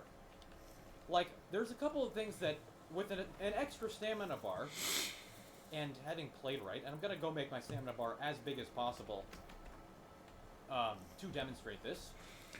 Also, he had a video earlier, I think it was earlier today, or maybe it was yesterday, but I watched it this morning. Raider? It was literally titled Raider Player Plays Undertaker. And, like, he played well, but boy howdy was it pissing me off how little he used the character skill. Especially with Ult Ready's character skill. Like, that shit, you just spam character skill. And then increase the maximum stamina. You are just a better character while it is active, not using it as genuinely trolling. This also does hold true for Undertaker. And I will get a green spell crystal here to get even more stamina. And I say that, I'm sure if you look back on my playing of her, he's unfortunately not the Undertaker guy, he's the Raider guy. Oh, true. I'm sure if you looked back on mine, there's probably plenty of downtime where I'm not doing it. When I actually used Raider during his Remembrance, that's like the only reason I use the skill 90% of the time, just get the stamina back. Yeah, but with the taking damage increases attack power and stamina, like, it's really good to take a hit during it. Even if it's like a light hit. I'm unironically almost using her shit on cooldown. That's good. That I can just use this, get all that stamina back, get that 267 stamina back immediately, and dump an entire stamina bar again. Raider and Undertaker just are so much better than other melee characters at doing damage for this exact reason. Duchess also has a stamina advantage in the form of consuming less of the attacks through attacks during her skill. I do 3 jump attacks and then skill. If they're not stance broken, then they're probably hitting me during the skill. Yeah. But being able to attack more means you do more damage, arguably even more so than other reasons. Than for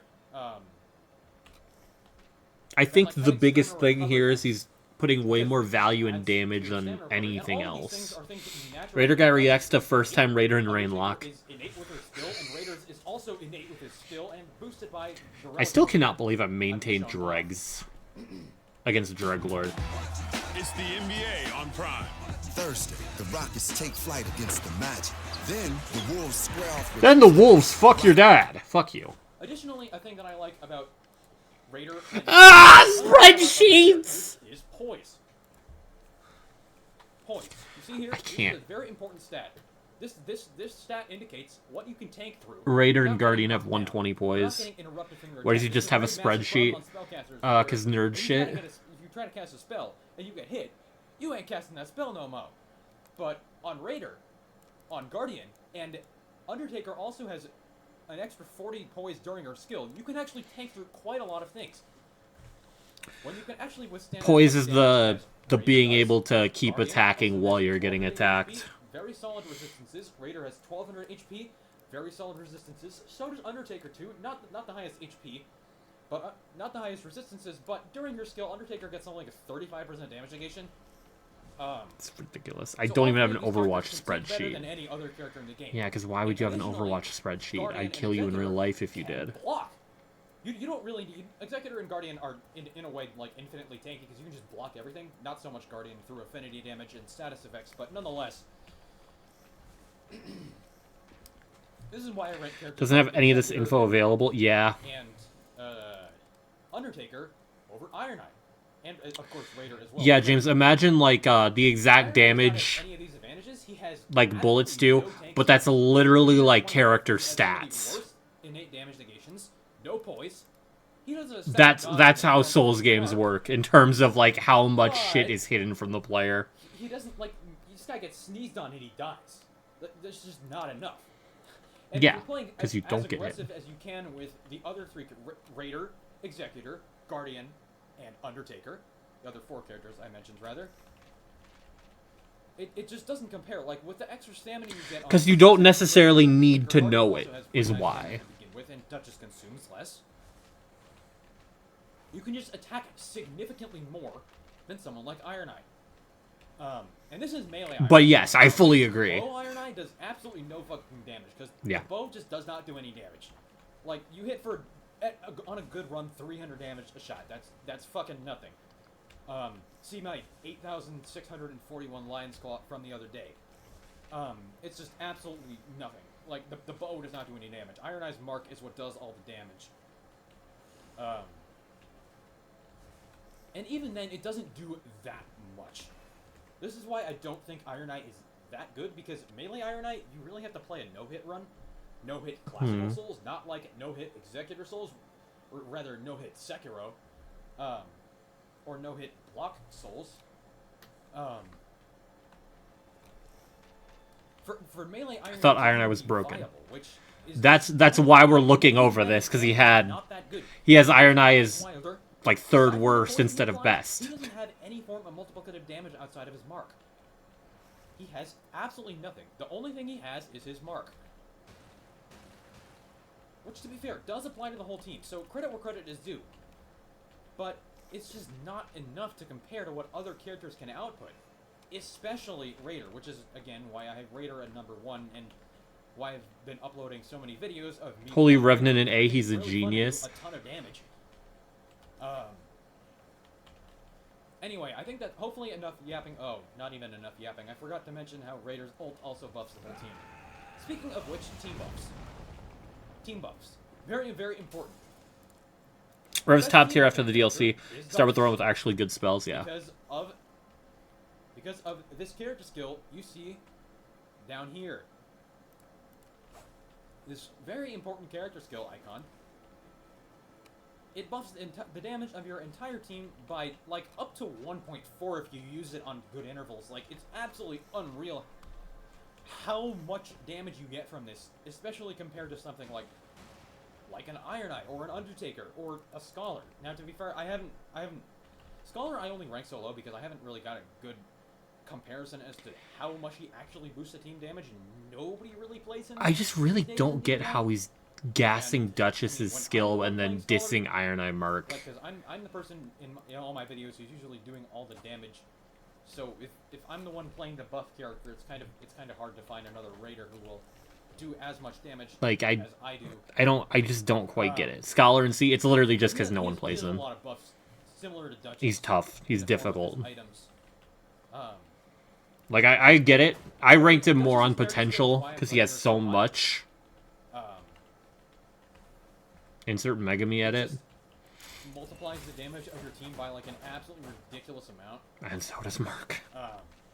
So does Mark. It cannot be understated how valuable this is. Like, as Duchess, you should always have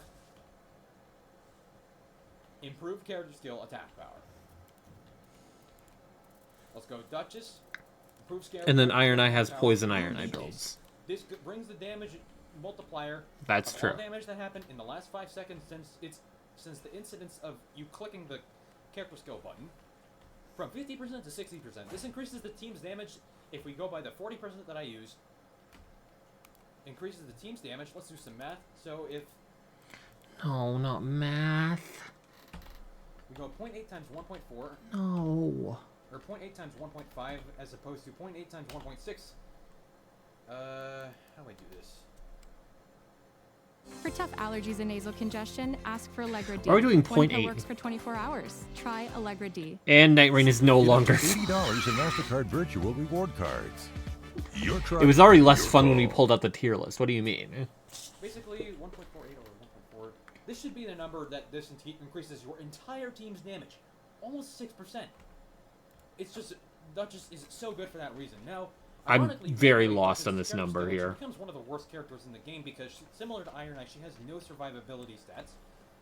Maybe even worse than Iron Eye, with the exception of the affinity damage negation. See, I feel like the thing is here, he's going off of the idea of you're not dodging.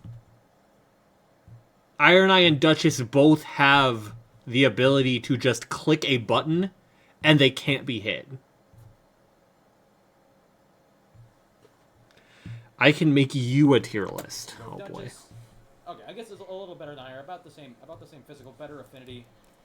Because slightly more HP. literally all of those stats can be 0, and if you don't get hit, who gives a shit? Her skill does not have anything to boost attack, with the exception of the relic perk. Defeating enemies while art is active ups attack, which is kind of an edge case item anyway. Like it scarcely works against Night Lords. Like it'll work against Dreglord, I guess. Instances, and Libra on a couple of instances, but Doesn't work on balancers because they don't die. This is kind of a nothing burger. Like you just do more damage by playing a stronger character, at least in many scenarios. Or at least I'm pretty sure killing enemy effect. Damage matters a lot, because more damage means faster kills, means more time to kill more things. And also Yeah. Dex int weapons, like Dex int double scaling, are not very many in numbers. So like the Glintstone Krish, and there's Moonveil, and I think that's it. I guess if you have something with a magic affinity on it, or a frostbite affinity, which you can put on your base weapon, to be fair, but nonetheless. But being able to not get hit and die Amazing because her character skills. She also saves has a lot of time. Being able to revive your teammates faster and safer is time. Like, everything's time. Gets way more iframes. Not just damage. That's why I don't have character damage as, like, the main deciding factor. Because it is one factor. Like, as Raider, I explained, you need to take attacks. Not only do you need to take attacks to deal damage, but most of the time you have taken damage boost damage negation on a weapon passive, so you need to take damage to actually not die. On top of that, especially at depth 5, this ult makes it significantly harder for Raider and especially Guardian to take damage, because Guardian does no damage when he takes damage. Like, Damage is the primary thing that makes things fast, though, so I do get why he's based it on damage. Yes. This is why I rank Guardian so low. It's because it's just so unreliable to actually land guard counters in trios. In solo, like Guardian goes up to like here, because you can always land guard counter and you can do a ridiculous amount of damage with guard counters. I posted a Guardian video not that long ago. But I could argue the same thing for mobility. And Wilder is it like bottom 2 on his list. Weeks. By a couple, I mean, actually, literally 2. Because if I get to the objective faster, wow, look at that. I'm at the objective faster to do damage faster. Relics that have a relic without even having guard counters on it, and so on and so forth. But this ult just totally fucks that up. And to be fair, same thing with Raider's ult. Credit where credit, or discredit where discredit is due. Raider's ult, when used improperly, will get in the way and will grief your team. But I have enough time playing Raider where that doesn't really happen. My biggest like pet peeve with Raider that does not actually impact anything is the fact that the best way to use his ult at this point is to pretend the pillar is not a thing. Like you literally just run away from the enemy and ult so that they don't get stuck in it or anything gets stuck in it. Invisible, which not only does that make them targeted for a while when they're at half health. Another mechanic that is not very well told you by that was always the case, just now it's easier to do. Yeah. Is that if you get revived, wake up, and don't actually attack any enemies, they're not going to attack you at all until, like, either all of your teammates are down, all of your other teammates are out of sight, or there isn't really another or, like, unless you accidentally attack them. But in any case, that's why I think Duchess goes up here so high. Now, the next 4 characters, are a very interesting pair because this is the only part of the ranking that I'm a little indecisive about. And by little, I mean quite indecisive because, honestly, maybe with the exception of Undertaker being on the top, I could put all 4 of these in their own best spaces, like as the best of this group of 4, because they all excel at very different things. Revenant is really good because starting spell. Because yeah. Fully agree. Starting armament spell, starting spell. Primarily Beast Claw, and sometimes Lightning Spear. Yeah, Lightning Spear can be good. And also playing for, like, the Giant's Flame on certain Night Lords. That being this one and this one primarily. Also quite good against Stragus, because it is very long range. It's also a very good reviving spell. And given that it's on a common rare or a blue rarity seal, it's common to find. I turned my love for animals into a thriving business, and the Business Platinum card has been there at every step. Revenant, though, like I'm intermingled on these characters because they all have damage potential close to that of Raider, in my opinion. I would say Revenant and Executor are the only ones who can reasonably match Raider in the current balance patch, like with Shattering Crystal not being that strong anymore. So maybe I'll move Executor up here actually. Okay. Because I did not ever see that. Dregs, you get Seppuku, cast Seppuku like 3 times. Knight of Dregs you have up, that's 45% damage times 1.2, 1.2, 1.2. From 3 Seppukus for like 10 seconds, and you can just go absolutely bonkers on enemies. So these are the only 2, in my opinion, that can actually match the damage of Raider. Oh yeah, I didn't even mention fucking Executor's ult being able to just ragdoll like Loretta is so fucking good. But anyway, back to Revenant.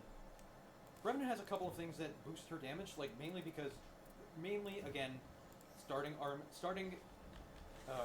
Incant, seal, whatever. Just guarantee that you're gonna have a spell, which is a very significant advantage. Like before, Rejection was terrible. Starting Sacred Seal had like an infused spell on it.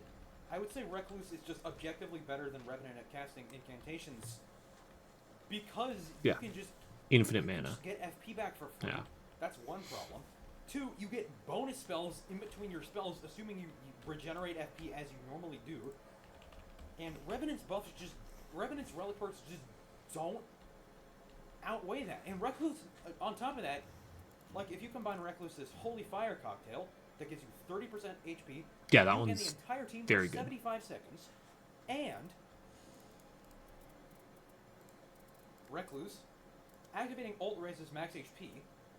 Recluse can actually tank stuff really well. Well- You get a 95% boost to your HP with both of those active. Okay, That's fair enough. a lot. That is a lot That of gives HP. Recluse more health than all other Nightfarers. Like, with no stat changes, of course. And disregarding other contingencies, like realistically speaking, Scholar's always going to be the highest HP if you play him right, because the Crystal tier gives you 100 HP, and the Boiled Crab gives you 30% HP, and Yeah, that so one's on. fucking broken as shit. And his HP is a bit higher than Recluse's to begin with, like 740 versus. So, we were bragging on Iron Eye's resistances. Because we see like 15, 14, 19% physical damage. Recluse has 14% physical negation, but I don't see us talking about her survivability. Oh, because magic negation, because there's so much magic in the game. Is 900, so he already has like a 20% edge on Recluse. But Recluse can actually tank attacks. Like, my build with Recluse, I enjoy playing in random incantations, like just rainbow incantations, and I'm also the guy who made Knighted Dregs popular. There's nothing. This one, yeah. So this one, I play Dormant Power Seals with Recluse because I think incantations are really fun. Wait, you were playing Knight of Dregs, right? Okay, okay, you got me interested, actually. So that the cocktails also do a lot of damage, and all the incantations do a lot of damage. But anyway, Revenant's probably better now because you can just do starting seal has X. Like Recluse can't do that because she didn't start with a seal. You can have starting spell Beast Claw, and then you can make your entire build around Beast Claw. They gave her so much variety. Than any other spell, like if you ask me, like I have done a lot of testing in this game, and I know that Flame of Frenzy, when you aim it properly, is actually the highest damage spell in the game. Flame of Frenzy is gross. 50 stance damage or so. Just a quick word about what I mean. Is that Flame of Frenzy, a lot of people don't really know how to use this. Like, Aim at their feet. Let's just do this. Flame of Frenzy. It hit 4 times there on the close one, and I think 5 times on the far one. All you have to do to make this the best incantation, or the best incantation Mag dump. Or not mag dump, barrel stuff. Is just aim it. See, it hit 1162. It just does double damage when you actually aim it properly. It hits up to 10 times as well. Especially on larger enemies. And you'll see just how much more damage that is. Like, that's 1164. Again, I have no... 1164... No relics, no passives. I'm looking for Beast Claw because that's everyone's favorite nowadays. Even on charged Beast Claw, you do 345. Flame Frenzy is like literally 4 times as strong when you aim it correctly. The only problem with Flame of Frenzy is that it's just not on a starting spell, unfortunately. I feel like that's a that would be way too strong. Like, underselling the point that it's on a purple. That and like if you have Flame of Frenzy, you can consistently make it work with Knight of Dregs by using the Madness from Flame of Frenzy. I didn't even think about that. And then you get another enormous boost to your damage, and there's a good reason that this spell is not on starting seal. Anyway. God, that fucking gross. Being able to guarantee that you get a spell makes Revenant significantly stronger. She also has 2 very nice relic perks. One that just increases her damage a bit. Power up while fighting alongside family. This just gives her a bit of extra damage. This is a pretty nice perk. 10% extra damage when the Pumpkinhead guy is out. I forget his name. That's good. But isn't the other one... Aren't the other summons dog shit with that? Never forget. And you easily have to juggle summons. Skeleton guy is Sebastian. In any case, the giant skeleton, graveyard skeleton, I don't know, it's the guy that gets summoned by Tibia Mariner. Sebastian! Normal Elden Ring. He's a fake fan. He doesn't know Sebastian. He gives you like affinity negation. Affinity. What really sets her apart as far as relics are concerned is not Ghost Flame. This does like almost no damage. I do not know why people rate this so high. Is Strengthen Family and Allies. This increases the damage of both your teammates by 25% for like 30 seconds or something. This is a really, really good perk. And then Sebastian actually does kind of decent damage afterward. In the same vein that Dutch is this high, Revenant is also this high. It's just a really good relic perk. I need to get more killing enemies fills art gauge. That's probably all I have to say for relic Revenant. Also, her ult is just unequivocally really good. It just keeps all your teammates alive for I think 12 seconds. Especially good paired with a Raider. Like these two characters work really well together because yeah, Raider Revenant's ult just gets to live. And the relic perk I mentioned, you give Raider 25% more damage. You give Raider immortality, so Raider can fall below 20% health and get an extra 50% damage for 10 seconds. Really good synergy. Up, but now I'm starting to think it's mainly just who he wants to see on his team while he's playing Raider. Already doing that much due to being the guy who uses Knighted Dregs and taking attacks and his ult.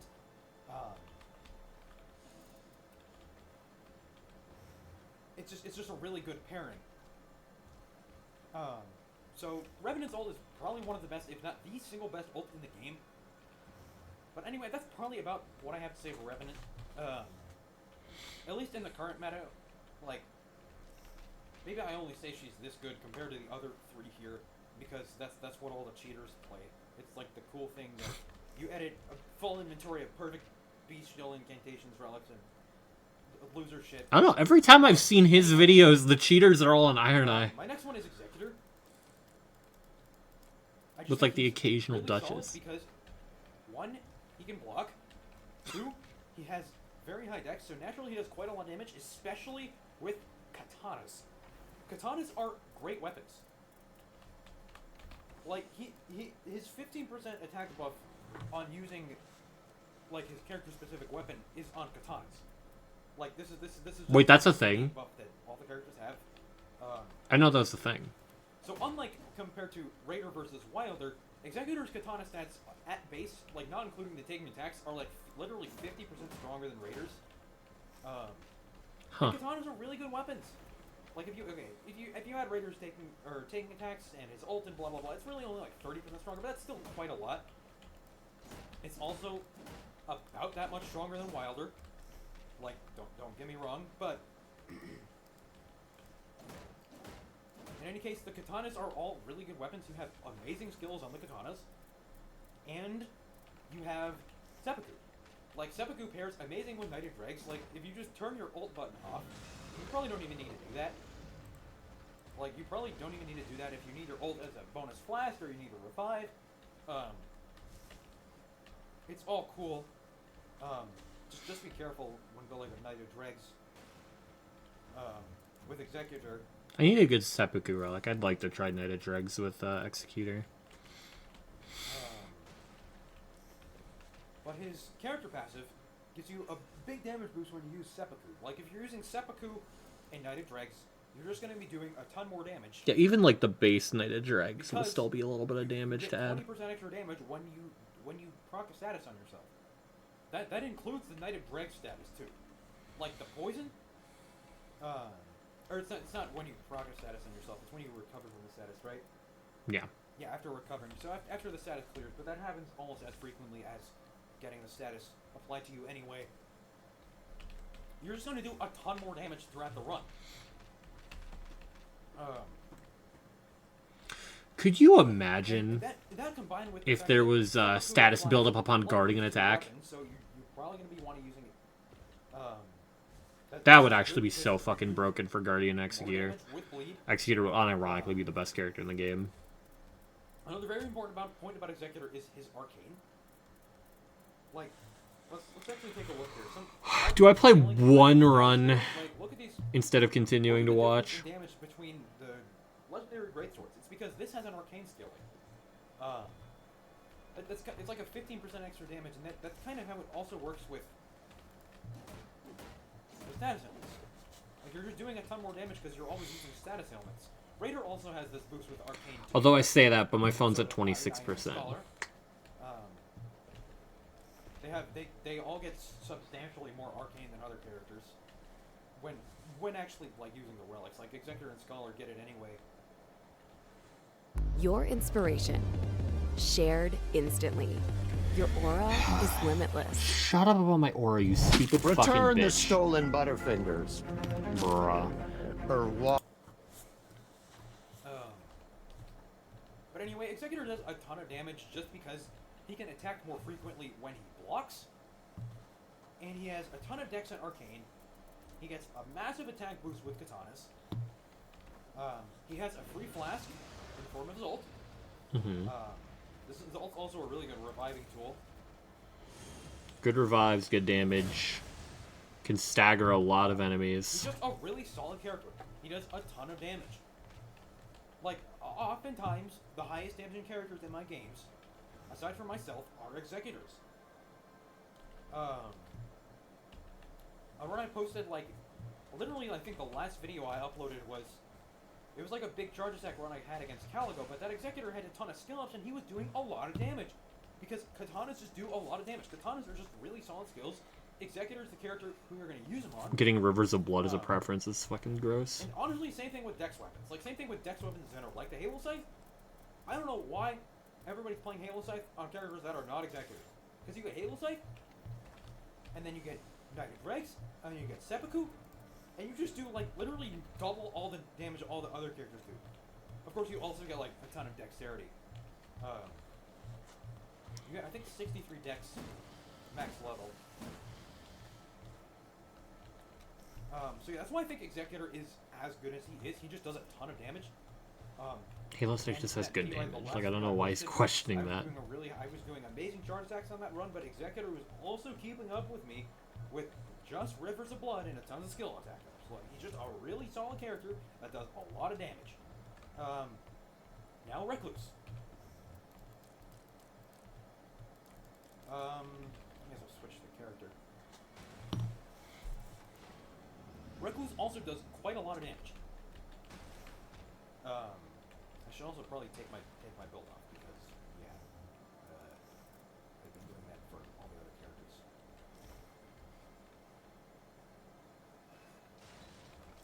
Recluse just does a lot of damage. She has the highest scalings in all of the spell stats, so she has like 15% more damage than all of the with sorceries and incantations than every other character except Revenant. But she also gets bonus spells in the form of her cocktails. She gets free FP in the form of her skill and ult. You just get a ton of free FP. The ult also gives free damage to everybody, free FP to everybody, free health restoration to everybody. She also What's the damage multiplier in the Terra Rev ult? Rec ult. She also had the Terra Magica and Terra Magica is really good. Only because it's a Recluse. If it was on Duchess, that shit would dog. More magic damage. I think it's in this game like 12. I want to say 15% more magic damage. I know it's nerfed down quite a lot from regular Elden Ring. Isn't it 12? Let's see. Unfortunately, this does only apply to magic damage, which is like. Let's see. It only applied to magic damage, really. Genuinely sucks. Effects, Recluse. Yeah, it's 15% magic damage. It's Unfortunately, 15, it only applies okay. to magic, which is like would be her magic cocktail. That would be magic fire lightning cocktail, and that would be magic holy lightning cocktail, which is not many of the cocktails. Like, unfortunately. But that is all of the sorceries, pretty much. Not the fire ones. Like, those aren't really good for damage anyway. But all the sorceries, you get extra damage like that. And also, proc bleed on yourself and get an attack power increase with bleed when you use it. And your ult is like another, what is it? 15% damage, I think? 16% damage. So Recluse just does a ton of extra damage with everything else. She is by far the best at casting. Like, if you just want to play affinity attack up, affinity attack up, affinity attack up on your relics, Recluse is the best to do it if all you're using is sorcery and incantations. She just does a ton of damage. The only reason I don't put her like way above the other spellcasters, in this case Revenant, only really Revenant,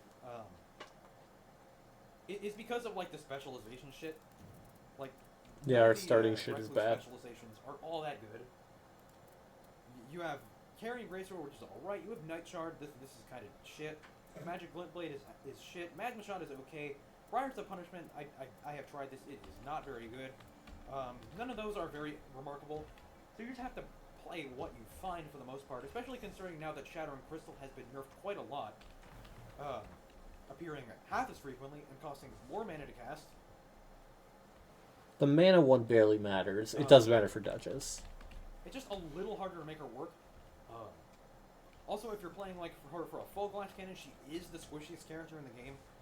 Which, I mean, again, if you just equip the proper relic perk and regularly apply Holy Fire Cocktail, which I happen to do because, again, I play Recluse with incantations, because I think it's really fun. Like, Yeah, Incant Recluse can actually like apply everything on her own. Get some more affinities. Whereas if you're not, you kind of throw a line your teammates. And by kind of, I mean you really have to rely on your teammates. Starting weapon. This button. Mexico versus Belgium, March 31st. I think I'm like one Field in ad from Chicago. opening the Get your game, tickets bro. Now. Top hiking fears. Snakes. And I should already be asleep, genuinely. Not so much. Affinity, and then you cast bonus spells in between your spells that already do quite a lot of damage, and you get even more damage. She's just really fun. She does very solid damage. Her ult is a very nice utility. Recluse's main problem is that she is absolutely fucking dog shit at reviving. Yeah, terrible. Like, you need to get lucky and get some good spells to revive, or else you have to go through your inventory and try and find a weapon that can actually hit in melee range. Genuinely, you know what would be a great buff for Recluse? With the exception of Make her cocktails revive better. Like, genuinely, they are mini ults. They should have good revive damage. Especially considering her ult has pretty shit revive damage. like Night Comet is pretty good. Cannon of Hyma is pretty good. Most of these spells are useless at reviving. Aside from, of course, Cannon of Hyma, you got Night Comet. None of the sorceries are really that good at reviving, except for those two. Like, they all do okay revive. It's really all those and Wrath of Gold that are like your main reviving utilities. Like those are just all significantly better. Wrath of Gold and Giant's Flame take because it's like it does the same amount of. There should be a downed training dummy, At a distance. It is slower, so you can test revive damage. You will have problems reviving with this character, so also kind of rough to place when she does this much damage, but struggles in team play as much as she does. Another reason she struggles in team play is that you absolutely do not want to play two Recluse as one team, because the cocktail affinity thing is shared between them both, so it's just absolutely awful to play together, like two Recluses together. But anyway, I think that's all about all my thoughts for Recluse.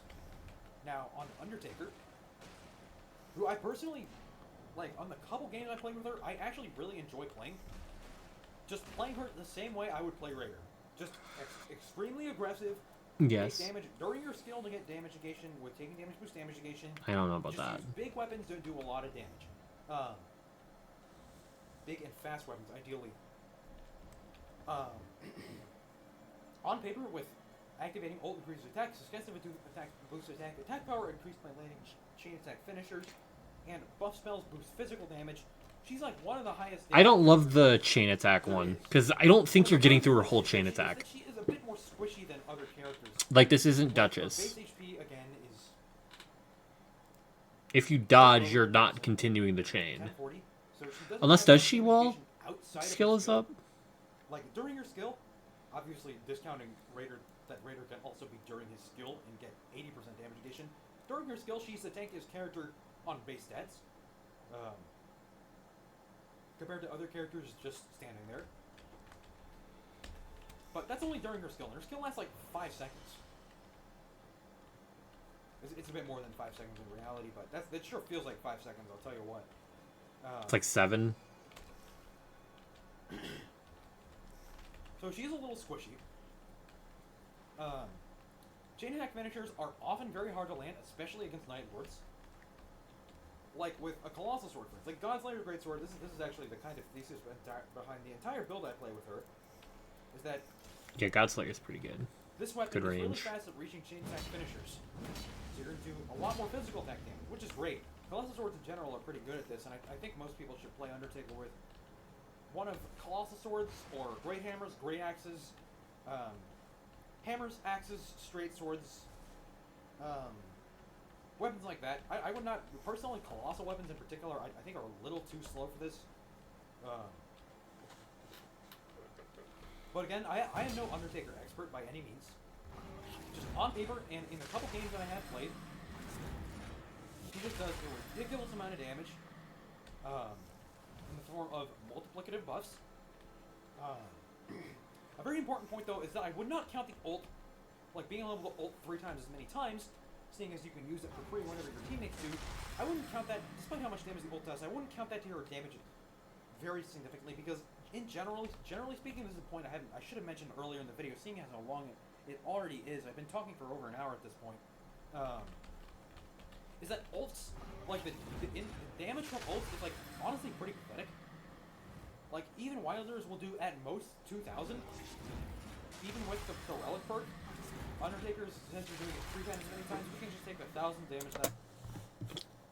That. The thing is, that's not the important part of the ult. It's the stagger. It's both the, like, stagger pressure, like, however much, like, actual, like, numeric stagger it has, as well as the literal stagger you get off of it. I did previously and multiplied by 3. Because if the boss is not attacking, and is instead going, oh god, what the fuck just hit me, that's a damage window for your entire team. Even the guy that was literally just panic rolling just a second ago, he gets to fucking throw a skill in that he might not necessarily have had a chance to. The damage I do in my videos with Raider is just fucking nothing. It is just absolutely no damage at all. Like, at least in Raider's case, it does multiply his damage, but... Are you 50 or older? You already know the importance of shingles protection. Okay. Did you know pneumococcal pneumonia vaccination is recommended too? I want to keep watching, though. And then 15% damage, to do more than 3,000 damage with a 1.15x multiplier, you have to do, like... How much is it? I think it's exactly 20,000 damage in the time, which is not too unreasonable if the entire team is doing that much. Yeah. That would be 20. You have to do 20,000 damage in Raiders 30 seconds, or in Undertaker's case, this much damage. But at the same time, if you're doing that much damage with both of these characters, 20,000 is significantly higher than 3,000 you get from the ult. Like, and this is a DPS character too, with the highest damage in ult in the game, with the exception of Raiders, which is and Revenants, which are again kind of unlimited. And Recluse and Scholar, which do multiply. Dude, and there's a thing on Hawk I found that might be important in 4.1. Okay. I might do a run, just because I'm getting somewhat rage baited. Though, you have activating ult increases attack power. This is an extremely valuable effect because your ult takes so much. In Undertaker's case, your ult actually... Like, as much as I respect his opinion, because he clearly put a lot of work into this. That's one thing I like about her. You also have the charge version of her skill, which is just stronger character skill. You get auto dodge. It's really cool and shit. I need to use that more. I keep forgetting that she has that, to be honest. Properly explaining every effect that this does, but at least with the regular character skill, I think I can understand that it gives you double poise and 35% damage negation and 10% attack. Again, please someone correct me if that's wrong. If you've even done the due diligence and actually watching this far. I just don't even necessarily know if it's worth it. Which, again, thank you. To do the charged version of, not charged version, but the super version of it. Anyway, I explained why like multiplicative damage buffs are really good earlier on. That whole comparison I did was like exactly why that, and Undertaker isn't all that much more than that. Like you just have a multiplicative damage buff. It eats your ult, so I basically never do it. Yeah, that's my thing. Damage buff on her skill. She's just really solid. She does a lot of damage. All of her damage gets multiplied by quite a lot. I need, like, good dormant power discovers blank relics. I want a colossal build for, Duchess for the Wolf Sword and God's Lair. Curve swords are overrated. Stop using curve swords, please. They are just, like, worse than other weapons. Like, let's do a comparison here. Because this is actually a pretty important point. Before anything, I need the Dex Relic to show this off. Well, I want the Dex Relic. Because that's what you do with curve swords. Also, he never swapped off his build for showing Undertaker. Jump attacks. Let's see. Not don't power curve sword.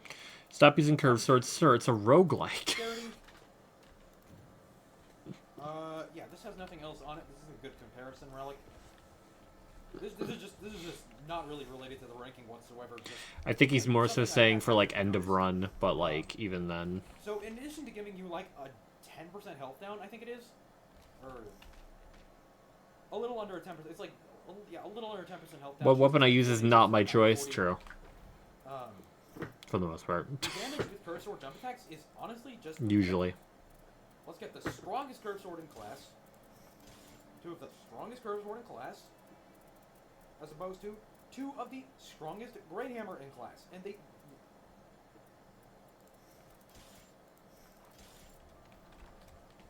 This is before Glass Necklace, just to get a glimpse of the numbers. Before the Glass Necklace, these should be both Beast Claw Great Hammers, so they would do the same damage as each other, actually. I mean, that's much faster. Let's see. Both I also wanted straight swords, like to show off a point. I'll take the ornamental straight sword in this case. 361 as opposed to 356. That's like almost the same exact thing. As opposed to 324, or... Well, yeah, straight sword jump attacks are weaker, but... Not after ornamental straight sword buff is, by the way. Like, this is actually a stronger attack than either... Yeah, I didn't realize that buffed so much. Holy shit. Is that, generally speaking, for all of the attack chains... Oops. All the attack chains you get... Like, curve swords are just not good. Like, this actually has nothing to do with the ranking video. I probably shouldn't even be showing this off, but... Curve swords are kind of overrated. And this is with the Dex Relic that makes Great Hammers scale worse. It also reduces your health by 10%. With your already extremely squishy health pool. What do I need? He also might be talking about specifically for Undertakers that use dormant power for curved swords. If you I'm gonna give him the benefit of the doubt on that. Antidepressants.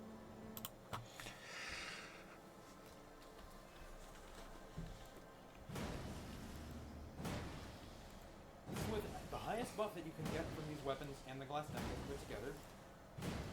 1684 minus 1254 is exactly 430. With curved swords,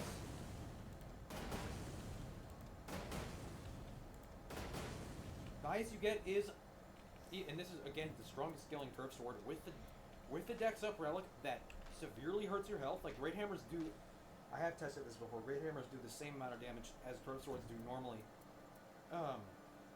The curved swords do in this case, like you're getting Faith down in this case, and all the purple Great Hammers are Faith weapons. The damage is just like identical to other weapons, while being significantly worse in other regards. Like, I think they consume the same amount of stamina. But a very important point is that Great Hammers do double stance damage. It's, okay. I think 29 versus 15, if I'm remembering that right. I don't exactly know how much it was. Like in normal Elden Ring, Great Hammer jump attacks. But also Magma Blades definitely faster. Stance damage, like power stance. So if you care about dodging a hit. Came out, there was a nerf that came out. But in any case, curved swords are just not the shit. Like it's attack chain of that does 1296.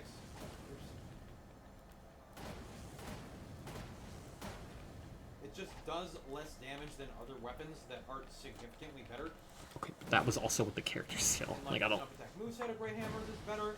The light attack and straight swords are better. To be fair, Burn swords. This is just a PSA. doesn't have a good skill on it, to be fair. So I guess that is a somewhat fair comparison. 15 minutes or so. Not exactly the most accurate, but somewhat fair, I guess. On to my next ranking, which is Iron Knight. Well, okay. Who I think is easily the most overrated Night Bearer in the game, and it's not even fucking close. In addition to people who playing this character kind of sucking balls at the game, like this is like if you make a tier list with all the top characters and you commonly put this guy at the top, people are gonna pick Iron Knight. No fucking wonder they all do 300 damage with a bow and die a lot when they're playing melee. It's because the character is actually not even that good. Like 300 damage on a bow, I'm doing 60 at level 15 right now. Obviously, this does get multiplied in practice. Again, I have explained before in this video why I think he sucks. Or at least, he doesn't necessarily suck, but it's nowhere near as good as people make him out to be. Is because his only real contributing factor to damage is his arc. Again, it does apply a 10% buff when it's active and does a good amount of damage when it pops. But that's all he has to add to damage. Notice how he hasn't done a shot yet. It. The poison he does, with the exception of attack power up facing poison inflicted enemy, which it's kind of a tough use case for anyway.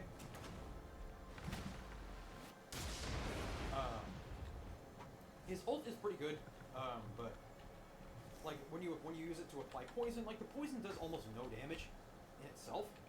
It'll tick for like even on Adel, who's the poison at depth 5, Everdark Adel, it ticks for like, oh, I just shot those birds. Oh, I'm sorry. It does like 100 damage. It really 40 quick. 4,000 damage. That is fucking nothing. That's half an attack in the Raider Lion's Claw video I posted a couple days ago. Well, yeah, but that's... The thing is, that's... While he's not... He can do anything else during that. Like, that is damage that is happening while he does anything else as well. Literally half an attack. That's, like, absolutely nothing. Like, he's doing half the damage you are doing while you're doing something very actively. With something where he goes, okay, now I just do whatever the fuck, and it's gonna do, like, half that damage in this period of time. Without having to risk anything. He could run away, and that damage is happening. So, aside from the mark popping... Please hit. Please hit. Please hit the... Executor.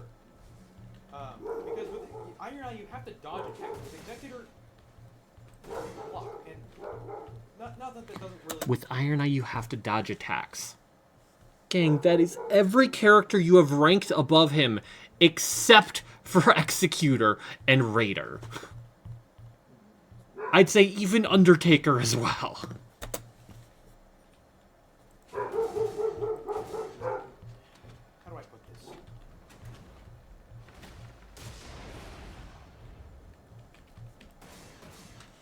And also, no, it's not a 10% damage buff. He did like 500 damage with the ult normally. With the mark, you can see it. You can see it. 509, 975. Because that's what the fucking mark popping. How should I put this? It's just like, you cannot really sustain Iron Eye in melee as long as you can Executor, who is the other Dex Arcane character. I imagine most people playing melee Iron Eye will have the Arcane Relic because that's kind of like... And Executor isn't marking them. At least in Iron Knight's case, he can also have the Strength Relic, which is like a pretty good deal. I'm not using a Strength Relic on Iron Eye. I'd be so for real. Deep Relic effects. No, Iron Eye.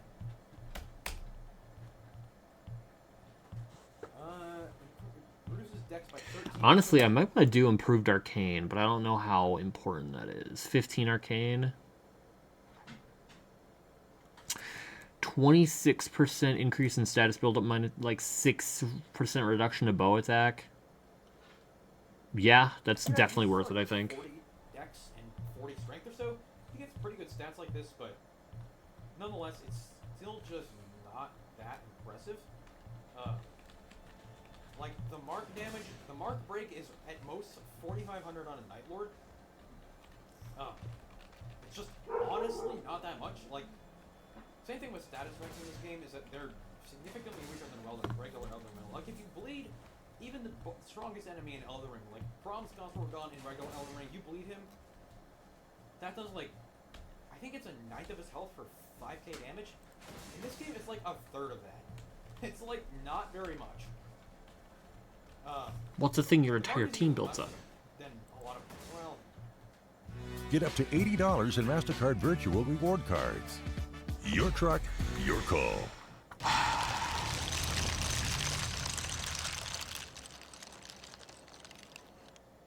I don't know how much damage it is exactly. I think it's around the same as Bleed Proc in most cases. But nonetheless, I think the mark damage on its own, for the same reason that I explained during the Undertaker segment as to why ult damage is overrated, is that this is just flat damage and it's kind of overrated. Like, especially considering like status effects, and as far as I know, Iron Eyes Mark also holds true to this, is that percentage-based damage does not get affected by multipliers. Like, status effects I know for certain do not get affected by multipliers. Like, the Raiders taking attacks, that does not work on a bleed proc. A bleed proc is just bleed. Same thing with Iron Eyes Mark. It's just it does flat damage and a bit of flat damage and what do you call it? The percentage damage. But the percentage damage does not get multiplied. Like, it never does.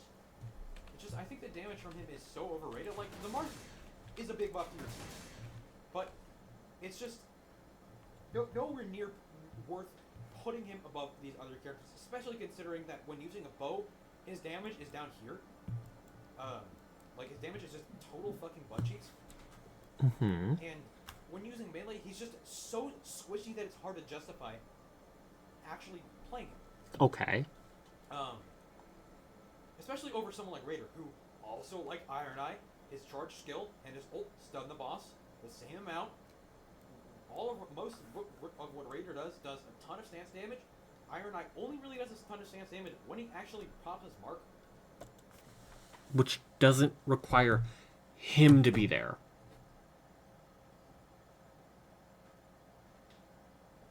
If there's two Raiders both fucking shitting out stance damage, and Iron Eye gets a mark pop, that's contributing without him having to even chance getting hit. Like, there's no... Somehow it's a negative when a character is in danger to do something, but it's not a positive when they can just do something completely safe. I don't... A ton of stance damage for that same reason. And either spellcaster using Flame of Frenzy. I think he's just super overrated. He's alright, but there's not really much I can find to justify putting him above other characters.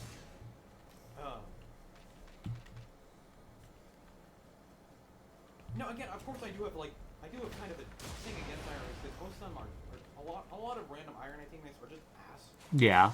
And a lot of random Iron Eye teammates are cheaters, and they go only ever Tails it. Enough about this character. Let's go to the next one. He's so biased against Iron Eye. Hours about why I do not like people who play this character. The next, another huge one, Wilder. This one I don't get either. Is just kind of in a sad spot where he has literally nothing to boost his damage. Like, go back to the damage comparison part. That I explained really early on in the video as to why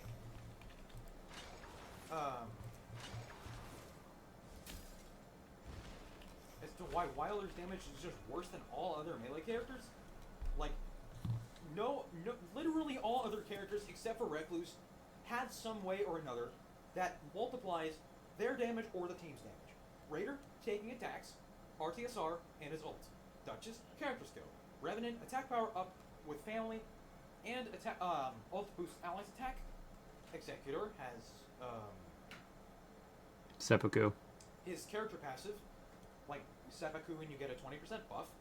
Also, his character skill with that one relic. That's all it's an special. The only thing of note is that it revives a 2-bar, but like Mark. Doesn't have anything, but her ult and Terra Magica. The other thing though, Killer, I will say, is that it is such a good revive.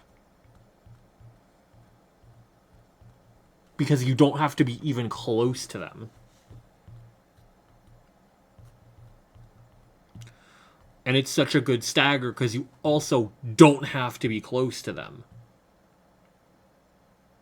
Like, my teammate's down over there, like, fucking cross town. They're back up.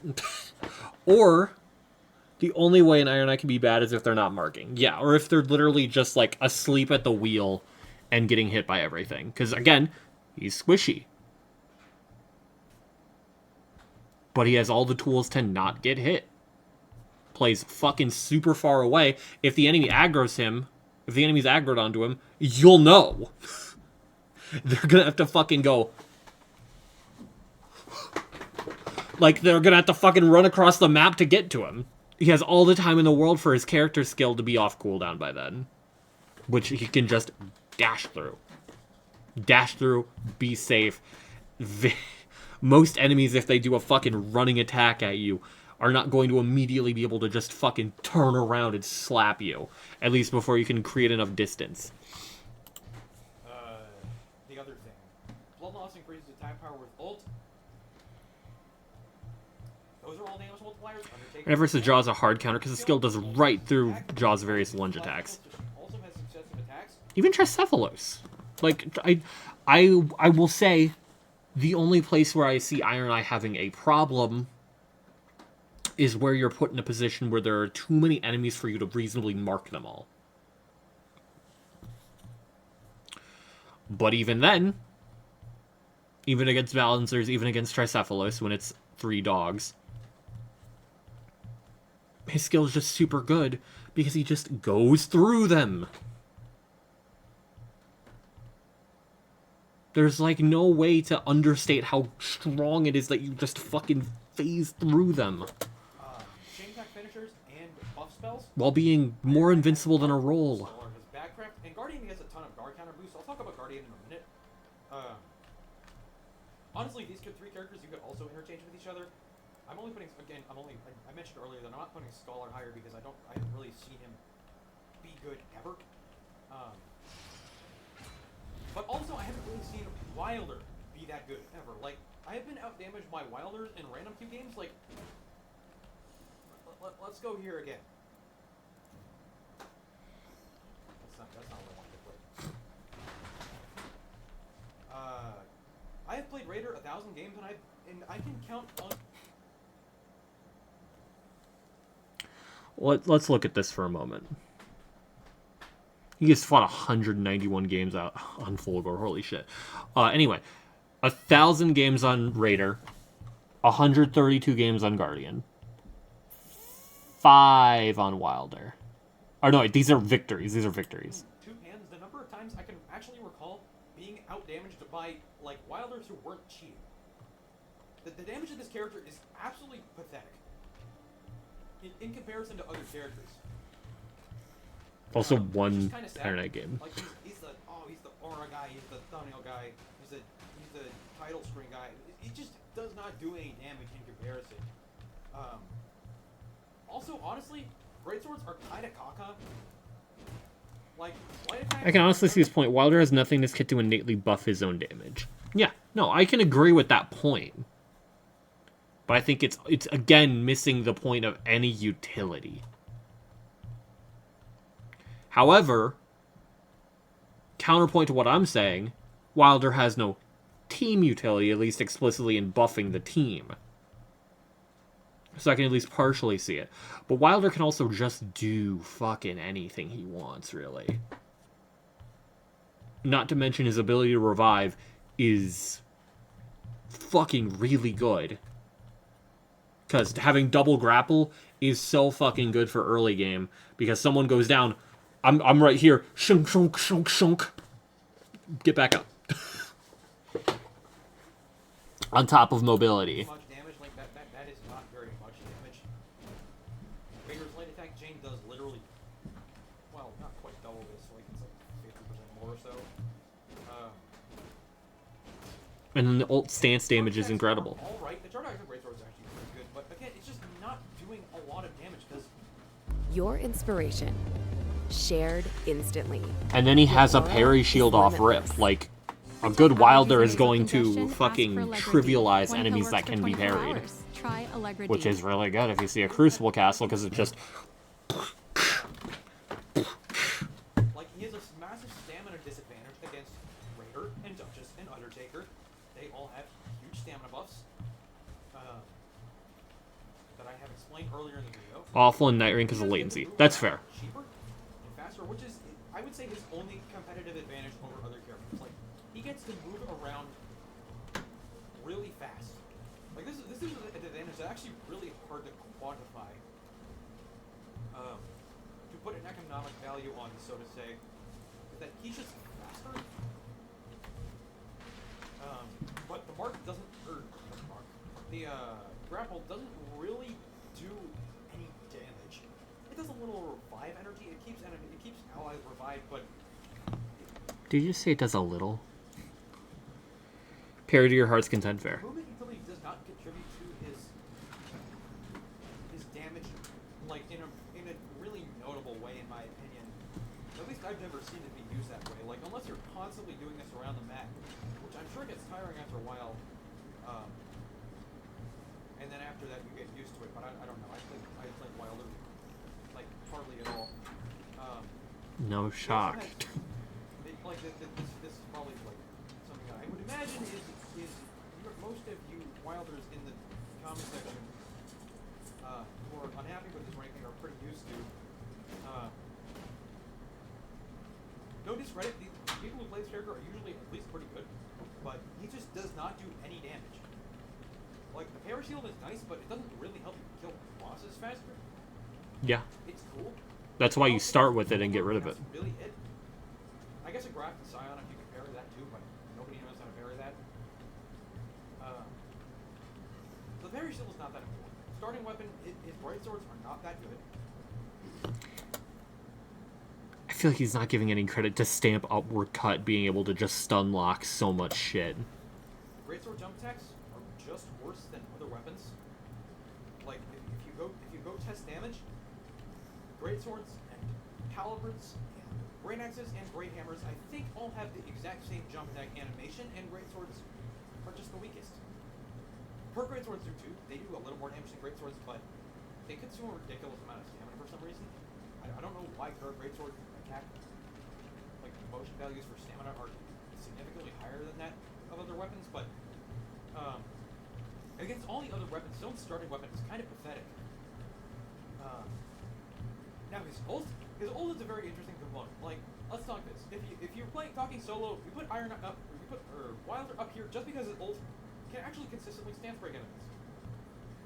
That's not the case in trios though, especially in Deep at Night, where all enemies have, at depth 5 have like I think a 19% extra stance damage, or stance before they get broken, and stance heavy Night Lords, like I think Caligo for instance.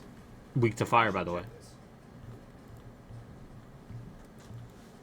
Let's go stance. Caligo has 533 stance, and this is like the highest stance one that you're actually going to. Yeah. Stance break every. Now, actually, It's like a big factor here, but there's been a run or two where his grapple got him out of the storm faster than anyone else. I see. My thing is that it doesn't matter. Like, if you implicitly see it. Because it's a game about speed. If damage matters, mobility matters. Just as much, if not more. Like, being able to just go faster to an objective means you can take more time doing shit than other characters can. You can look through the shop and, like, your teammates just grab one thing and go. You can look through the shop and catch back up with them. Like, that's just an example. If you're confident in your ability to, like, 1v1 something, you can get to a boss first. and get started on them, then your teammates are there and a chunk has already been done. Like, mobility matters in quite literally every single game. Any game where you can move, mobility matters. And it's a game where you're timed.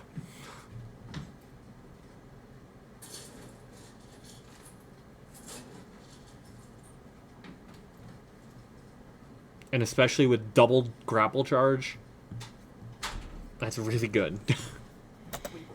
Libra has 400 stance for boys, or 400 stance boys, whatever you want to call it.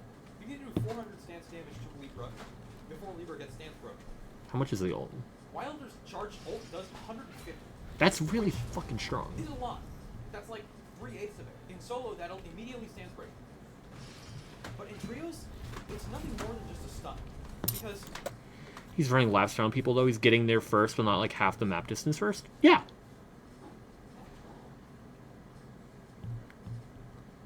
And that's time. That's still time.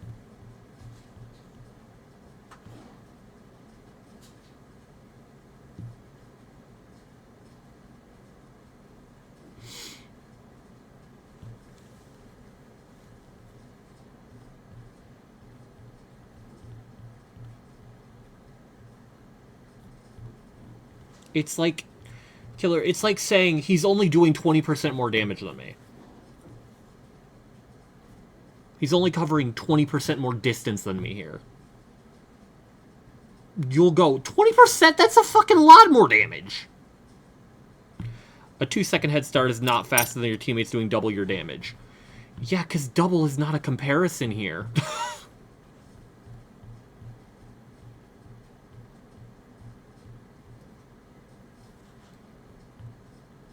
That is, like, the most disingenuous comparison you can make here.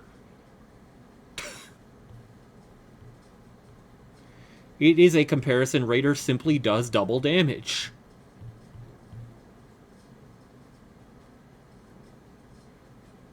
Okay, he does double damage for the entire game. Raider is not going as... It is not a 2-second head start for the entire fucking game. It's a 30-minute run? Oh, 2 seconds. That's a lot of seconds you have a head start in. I have an actual comparison here, then. Like, that's my point, is mobility is just as important.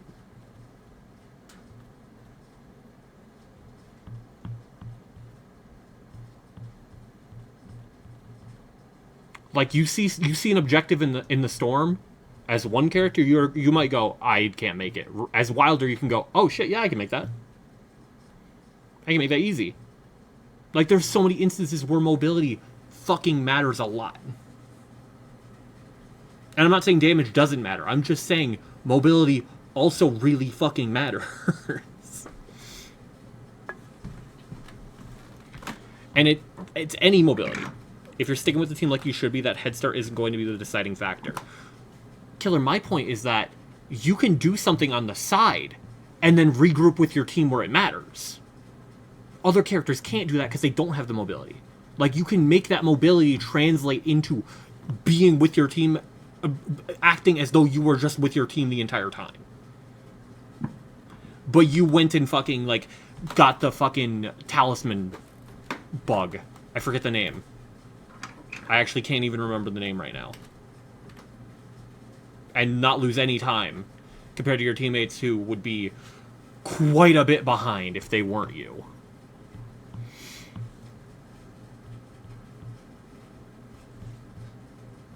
Like, there's a fucking billion instances. The lower frequency at which he attacks compared to Raider and Undertaker, again, they get massive stamina boosts in the form of their character skills. He's attacking less, generally using lighter weapons. He cannot take as much damage. Again, he has almost... Also, I got a stomach ache now. That's great. You can't really take attacks consistently. You can't really take attacks consistently. So you actually have to spend a lot of time dodging. You're just going to be attacking much less. You're going to have less stamina, so you're going to be using lighter weapons.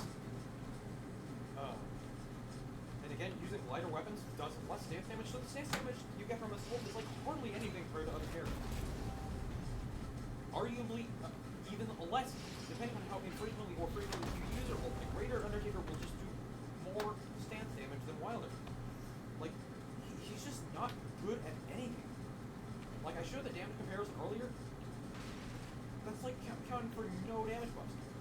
Wilder just has nothing at all to boost his damage. Again, no discredit to the players who play this character. Usually they are pretty good, but he just has nothing specific to his character that actually boosts his damage.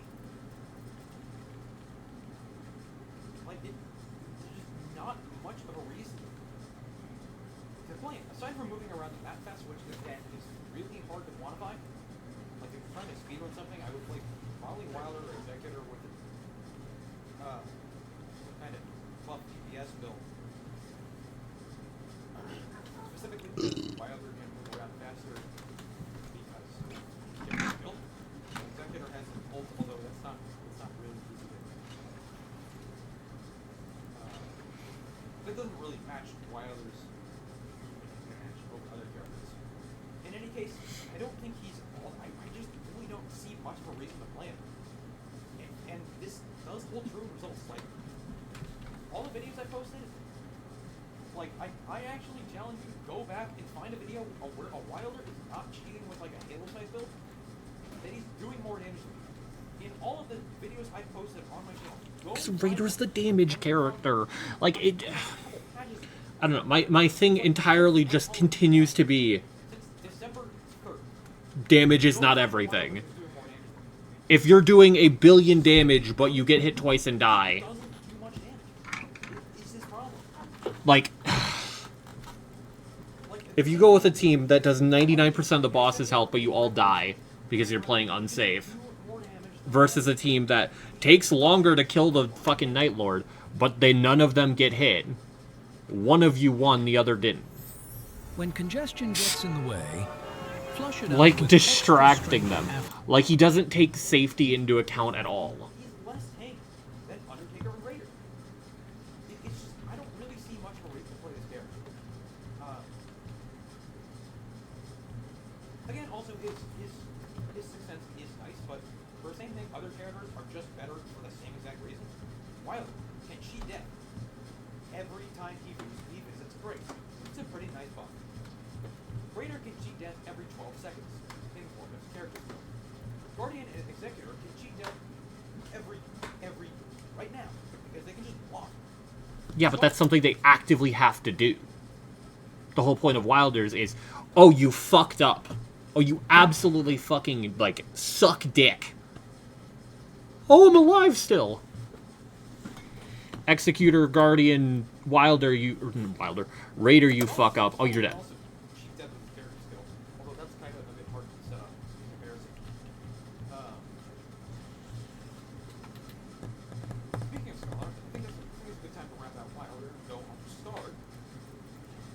Okay, honestly, I think I'm good now.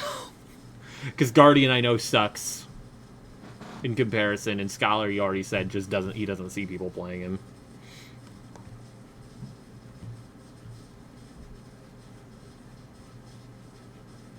I somehow feel more rage baited by Wilder, even though like I at least agree with the reasoning in comparison to Iron Eye, where I don't even agree with the reasoning.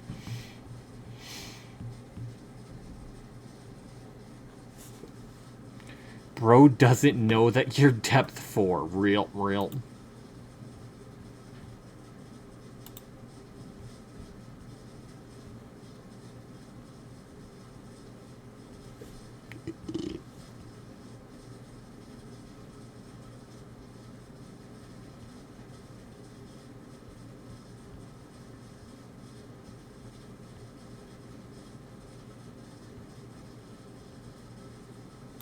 Bro doesn't know I'm unranked. Also, I need to show it again just because I think it's funny, not because it like invalidates his opinion.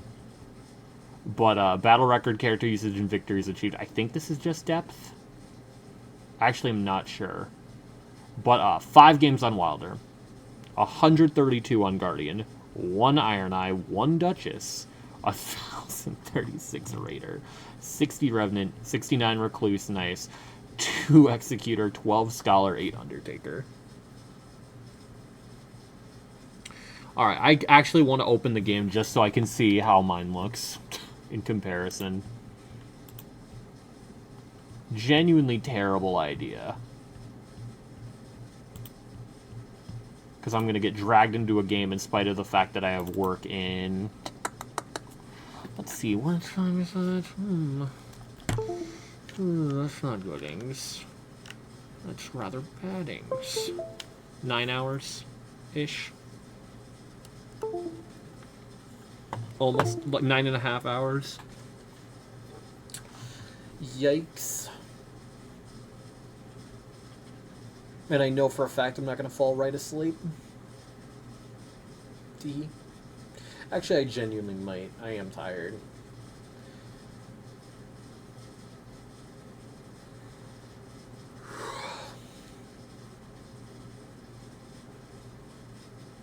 But no, that is a genuine thing, is that I'm a lower rank than him. But I also feel like he just doesn't play the characters. Which is fine. Play the character you're best at. It's a ranked mode. Dictatorial core. I really cannot wait for your family to find you dead on the couch after you fucking, like, slit your neck because you just can't take it anymore, and they feel nothing but relief that you're gone. Bye!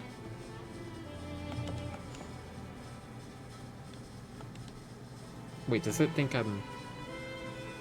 Hold on. Come on.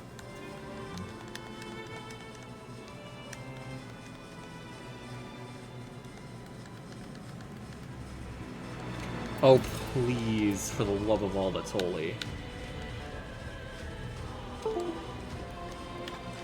I just want to do this real quick. Please.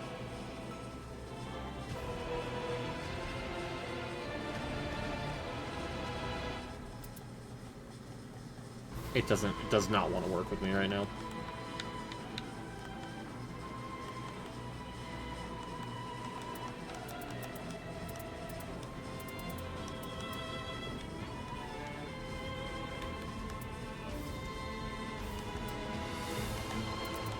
What the fuck is going on with my controller right now?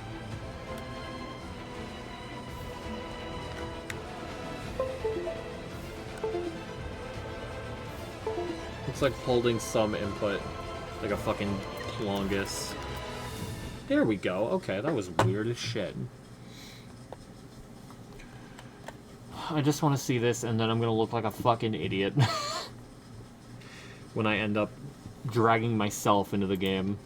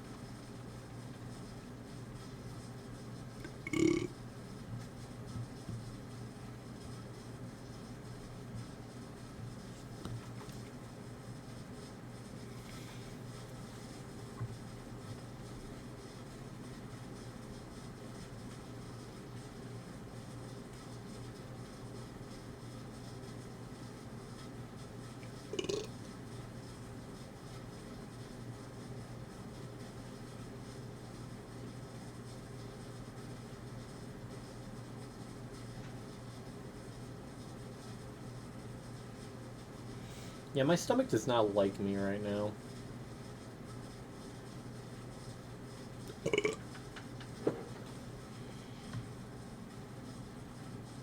trying to think why that is. Oh, from all the fucking dog shit I've eaten today. Let's take a gander here. Because I genuinely don't know if it's just Deep of Night. Let's see. 41 games, 1 is Wilder, 22 is Guardian, 58 Iron Eye, 31 Duchess, 35 Raider, 35 Revenant, 35 Recluse, 43 Executor, 17 Scholar, 18 Undertaker.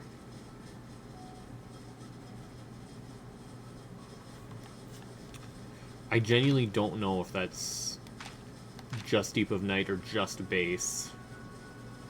My best win streak in depth is 8. Huh.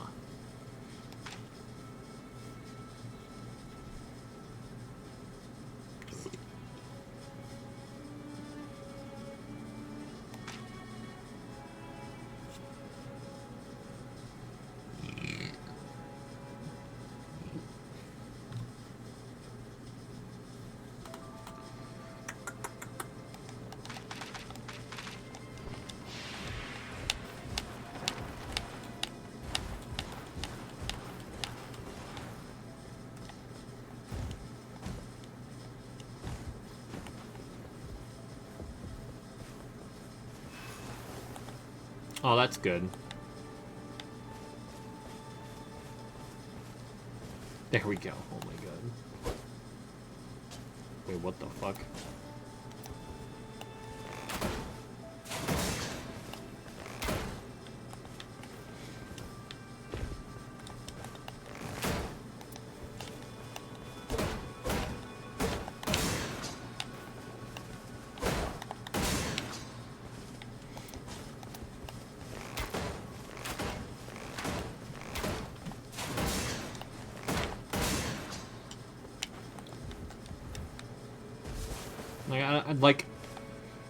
I feel like,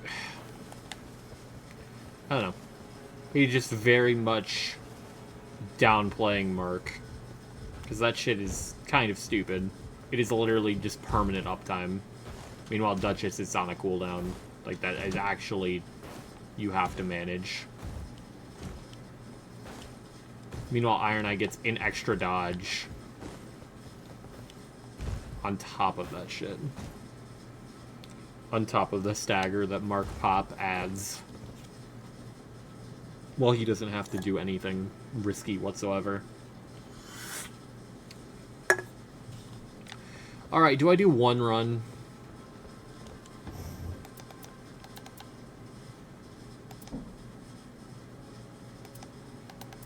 Really like this relic. I really don't like this relic, although I guess if I ever run into a raider that's doing this, doing the Dreglord setup, it's good. This one's really good. Defeating enemies restores HP for allies is kind of buns, but whatever. Honestly, I probably should do a different one than this.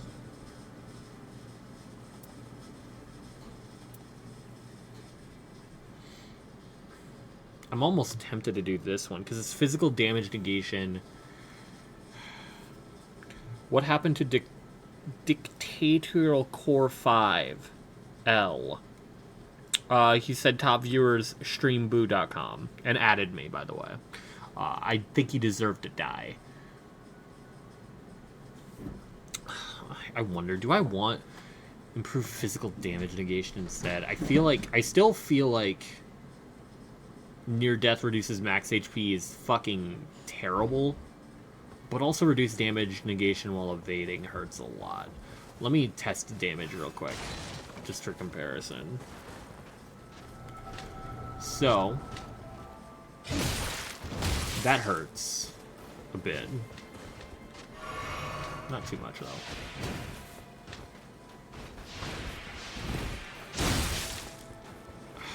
The reduced damage negation after evading didn't seem too impactful. How big is the difference when I throw on the...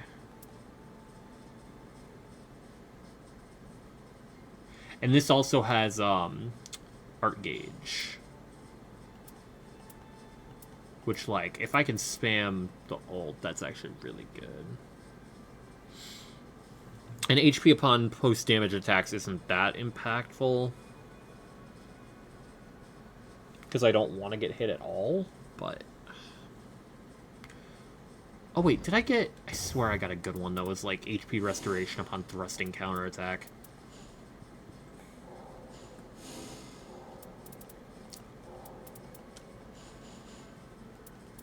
Am I just misremembering?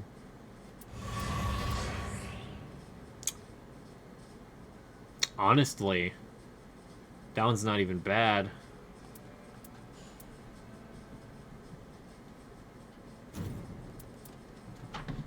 That is bad.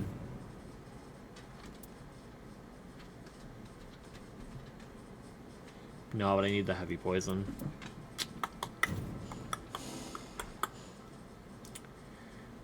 Can I favorite this?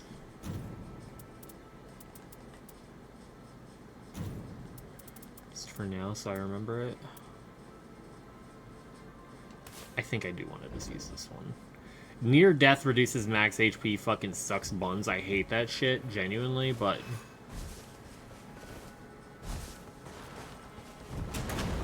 I'm gonna kill the birds.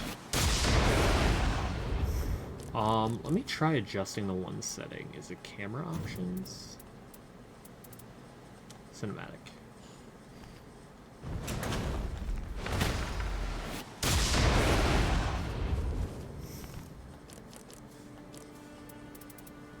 Is that what I'm looking for?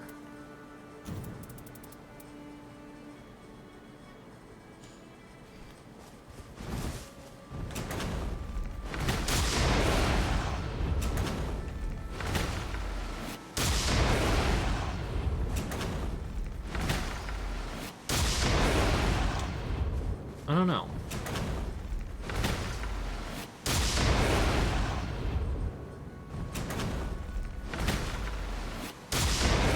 Okay, yeah, much better.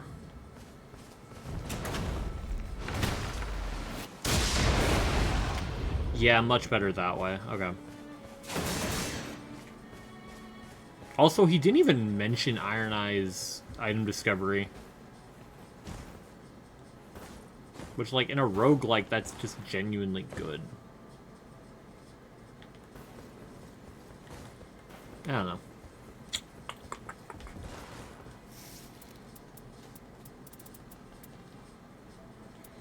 I just think these two are victims of RNG really badly. She got giga buffed by removing RNG. Mobility is everything. Damage amp on, like, unreasonable cooldowns / no cooldown in the case of Mark, since that shit doesn't expire unless you fucking shit damage on them, is broken. Raider's genuinely very good. Undertaker's genuinely very good. Executor's genuinely very good. Scholar's like the craziest fucking character in the game. James, should I do a run? I don't really want to, but I also kind of want to. It's calling to me like the Green Goblin mask.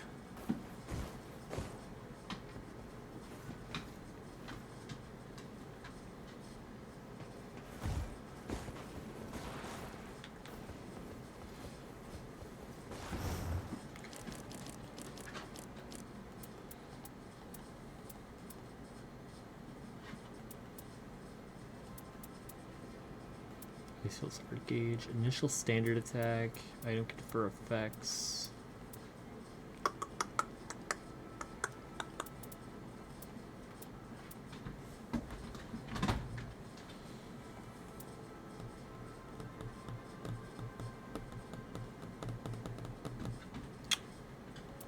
Honestly, I don't really like this relic, looking at it now.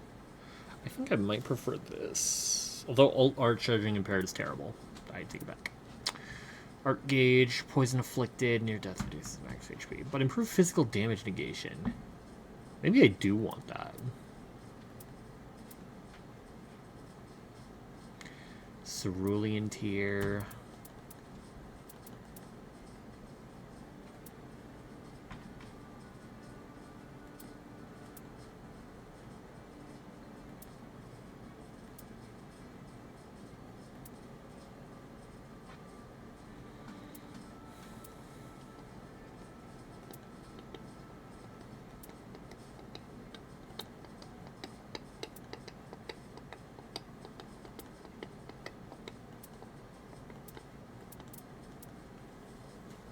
Yeah, let's do this one. Taking damage inflicts sleep buildup kind of sucks, but I think you Q1. Okay, who should I play? Because I'm thinking between Iron Eye, Wilder, and Scholar, because I've been rage baited enough, but I could be convinced to Raider. Honestly, I could be convinced to anything. Scholar, Barret. Scholar, Scholarly. Putting numbers on a board called a denominator. Wait, no, that's not how the bar goes. Hold on. So yeah, this is support Scholar with still a single balancer. Kind of wish I could do red balancer instead, because that one's just better, but I guess this does still let me... Could even use spells with this, because the continuous FP recovery. Putting ops below the floor, that's a denominator. E equals MC squared, you didn't notice that?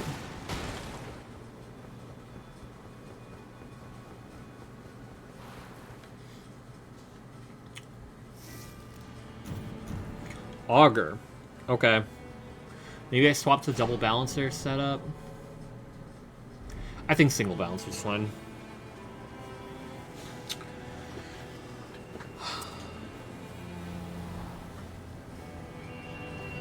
I feel like Iron Eye might not be super good for this if it's Everdark. Because then he can't mark at all. This might actually be a bad matchup for him, but... Everdark isn't exactly difficult, so I don't think it matters. Roshad Loker, how do you really look at Discord? Alright, let me glance over. I don't know what I'm looking for. It's peak. It is peak.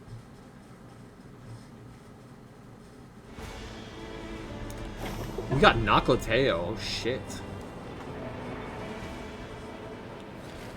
Fuck yeah. Okay. Only 4 frames, too.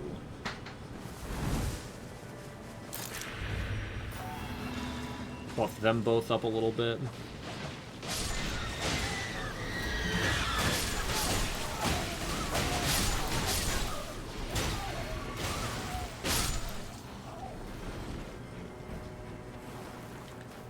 Damn, nothing good.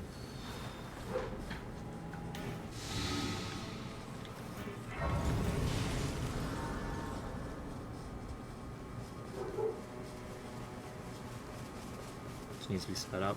Ah, shit, Iron Eyes.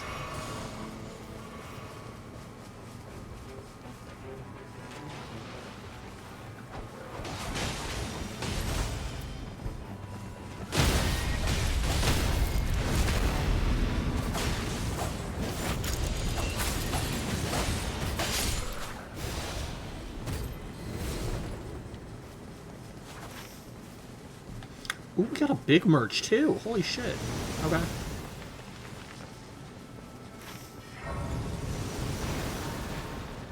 What are they doing? I'm gonna ult down here real quick.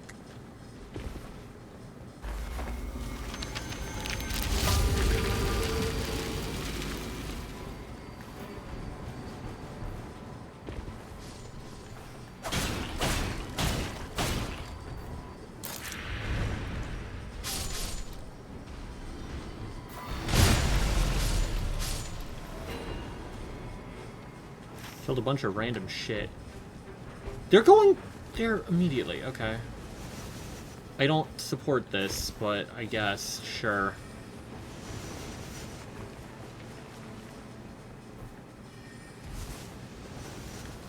Check if there's anything good in the shop. Before I book it over there to meet with them. I genuinely thought they were just going here. Jump attacks. Skill attack power. Take invisible damage. Okay, shit. That was so stupid. We're fighting Augur.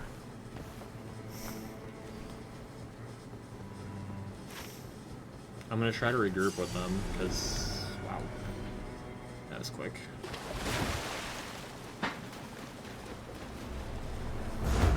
I just don't love doing this night 1.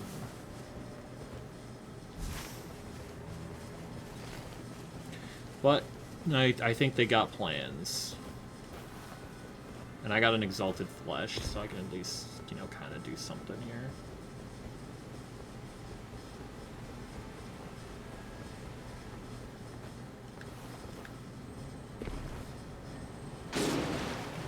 Alright.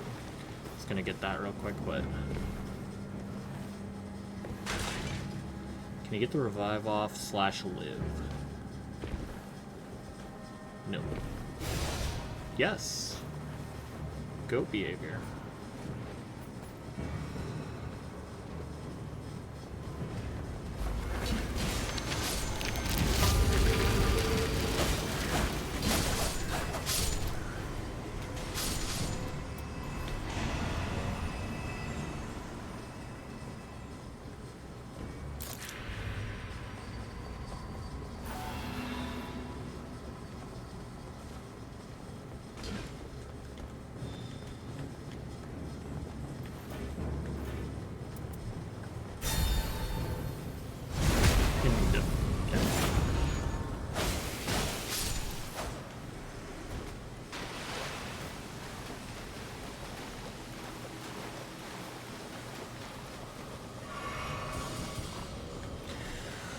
Level 5.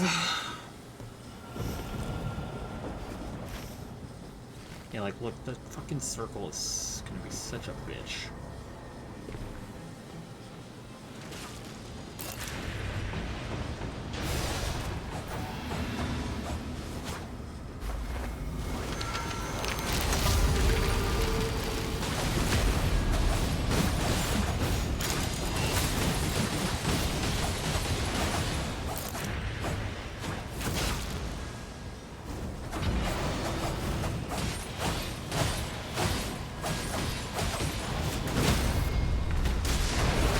Damn, he got his ult right back. That's crazy.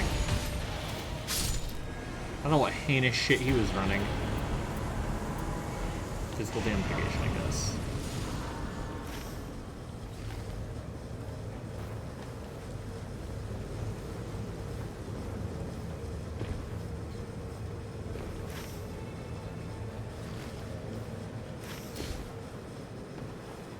Okay. I can agree to that. I don't necessarily know if that's faster. It's probably smarter to go about it that way, but it's too late for me to take that path.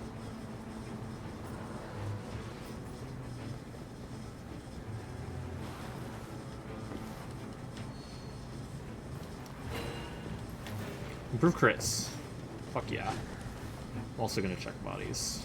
Scale up cost, yep.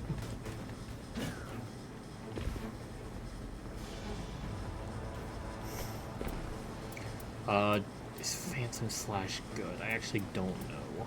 I just have great passes right now. It kind of sucks. Almost goobed really bad.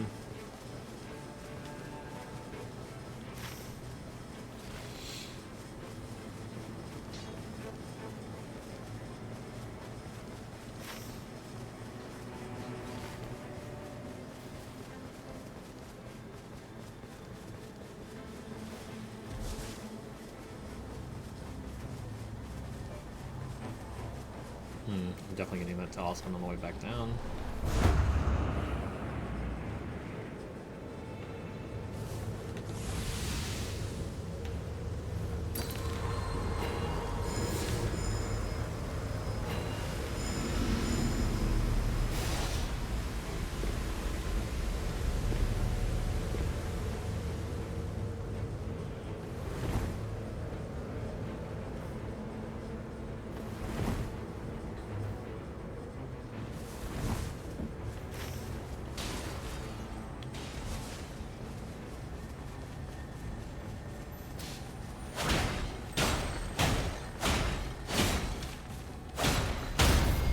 I'm not taking stamina right now. Ooh, that's really good. That's a huge drop.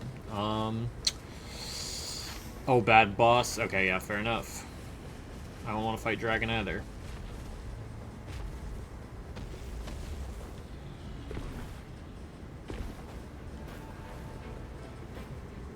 Hold up, wait, this is huge for me.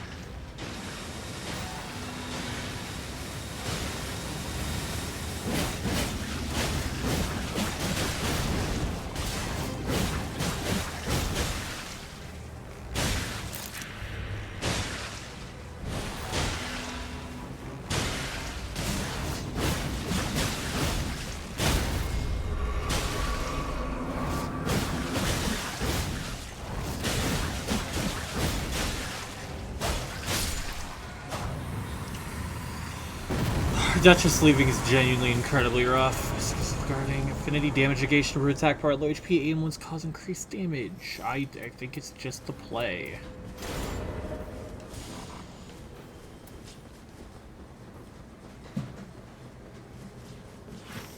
I don't know about our damage right now, guys.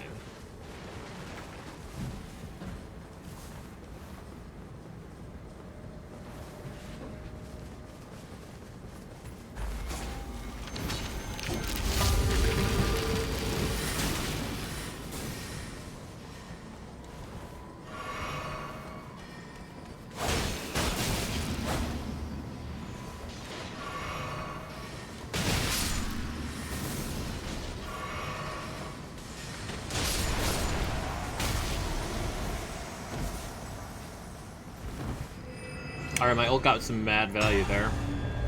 Maximum HP spellcasting speed. Yeah, sure.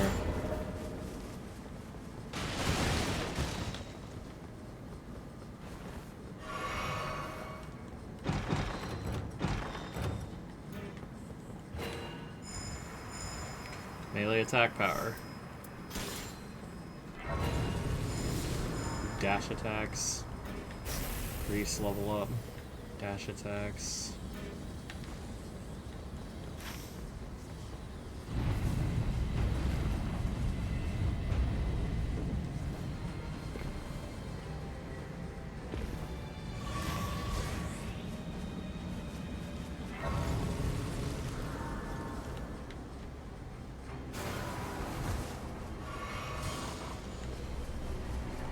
I feel like it has to be the case that this Iron IQ'd with Duchess, so I feel like the Duchess is coming back. Peter! I caved!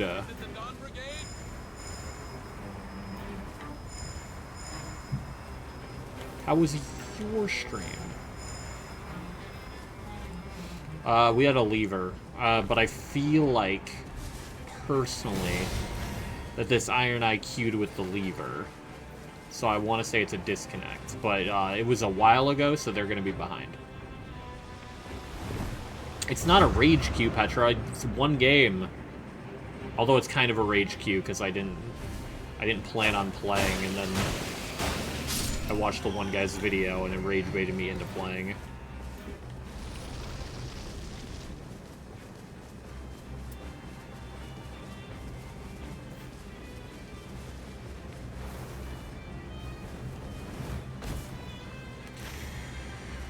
We could definitely fucking kill this church.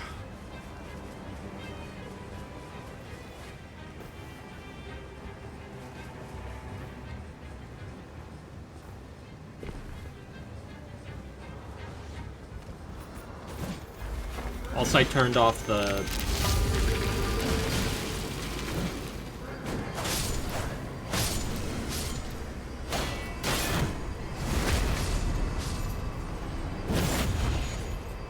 Decent damage for the boss. How good is that Loretta? Rolling attack, successive attacks negate damage. Not bad.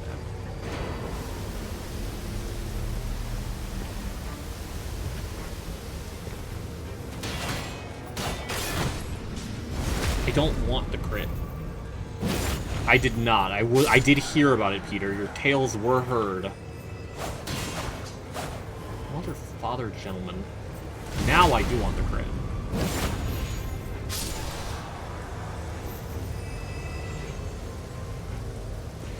It's also Augur. So, which sucks because I did take a Dragon Crest. And then immediately find out, oh wait, it's a boss where that does not matter. And I just let myself Scarlet Rot. Why am I troll? Improved crits.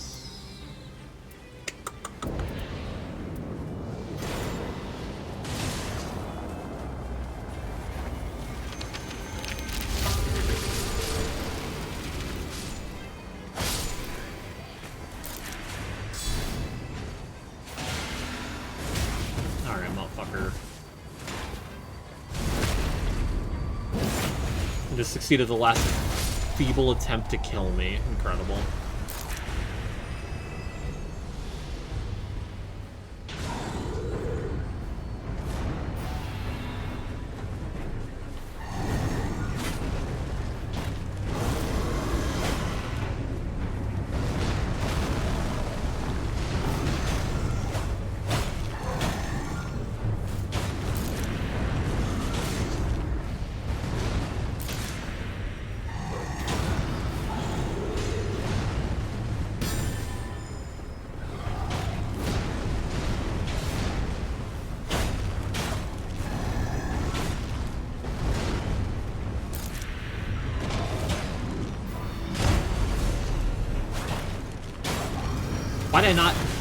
Why did I lose HP on that? That sucks. Oh, that's so bad.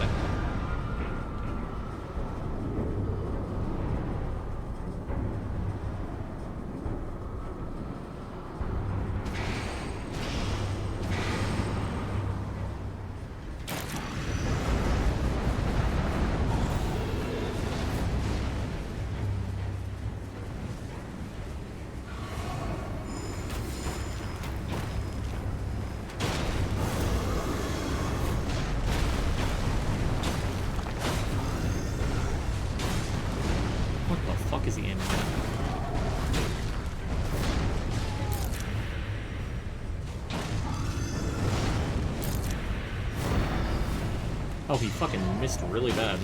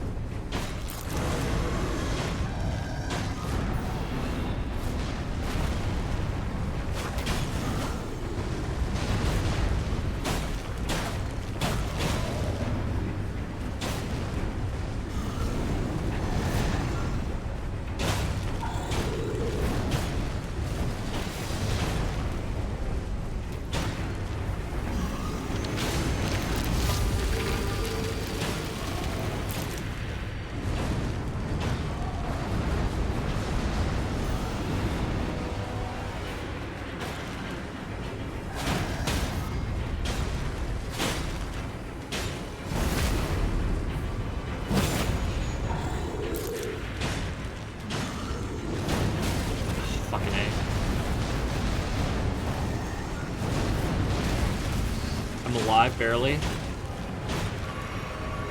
But that's my first Flaskies? Damn.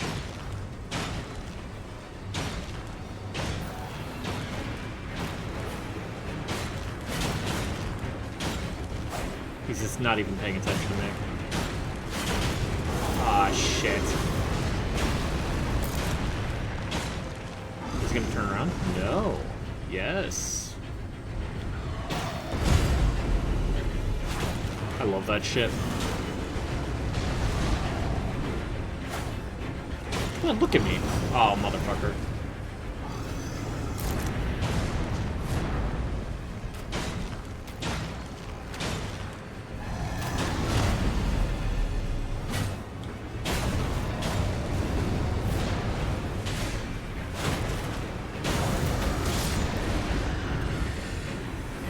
I'm really hoping our Duchess comes back. Bloodlust, I guess, on crits. Like, fuck, man. I played a support character. Or I played into a support build. I should have gone double Bal.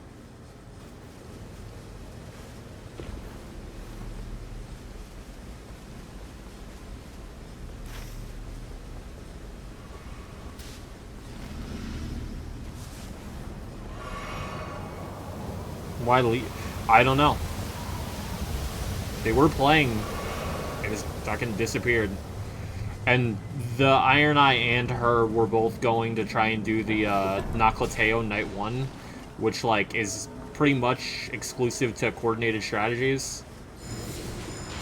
Which makes me think that they were queued together.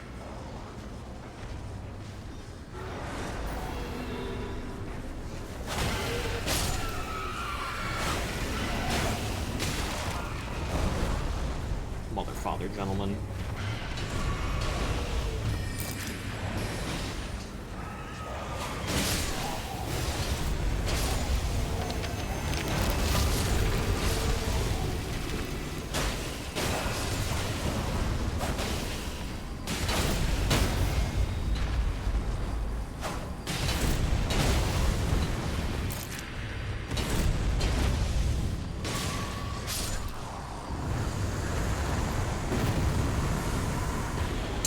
Rivers of Blood.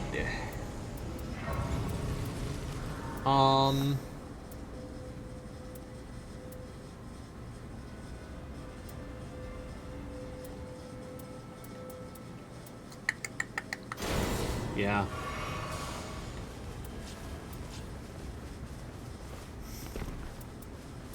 Actually, I can get rid of this. Wait, no, affinity damage negation is really good. I'm on crack if I get rid of it.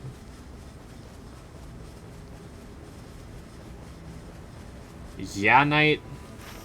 Yeah, man. I agree. I agree. We do this. And then we can go there. Yeah. I like the way you think. I didn't grab the church. Fuck. I literally did not pay nearly enough attention to the church. That sucks.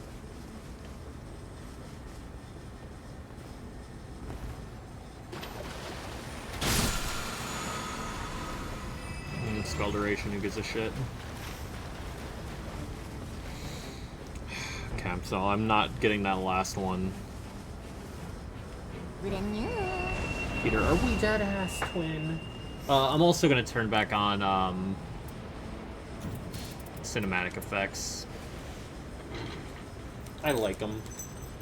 If I were playing Iron Eye, it was you, Peter. It was you, gang. Be so FR.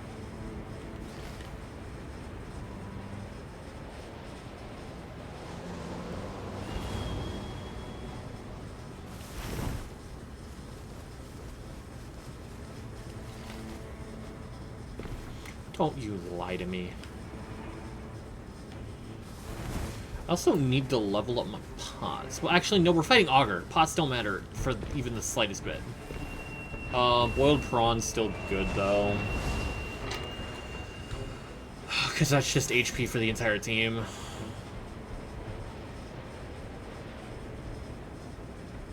I guess because we cleared out...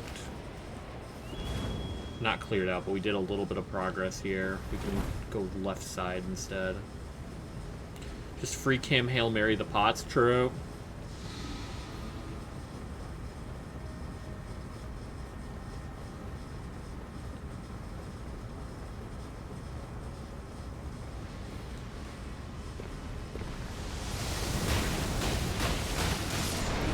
Really bad.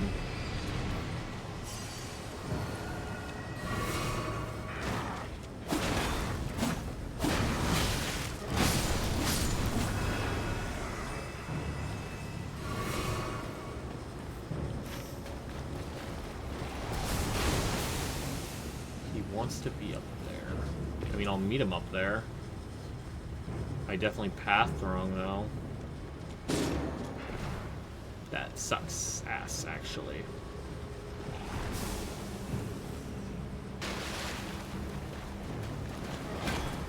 What the fuck, game? Alright. Game just trolling me now.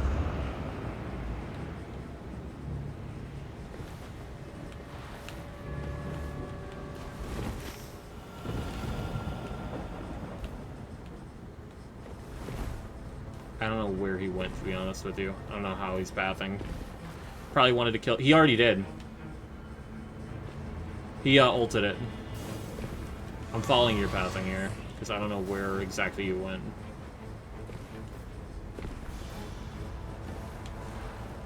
Yeah, what's the move? Where did you go? Like, I'm trusting you with my life here. Because I don't know what your pathing was. I want to help you with whatever fucking murked you.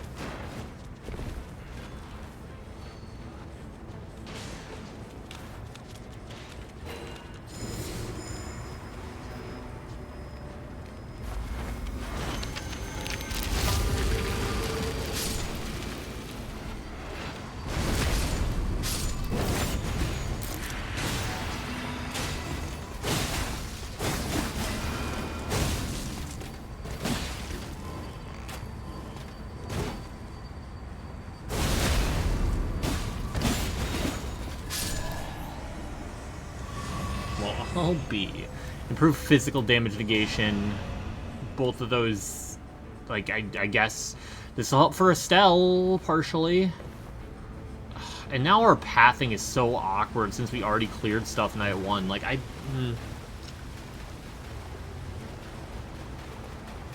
are we even going?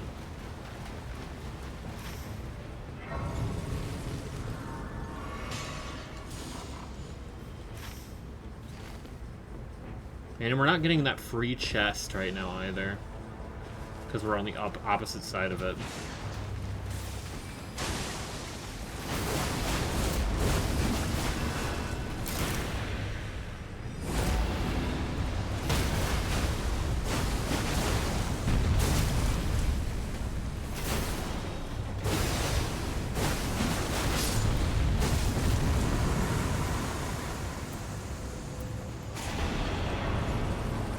No good passes. Okay, all that good. Not really.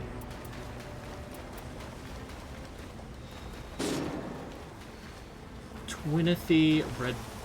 Nope.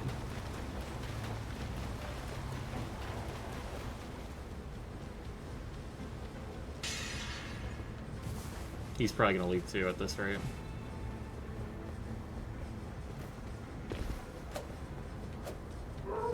Can I bait a couple more of them into a nearby position?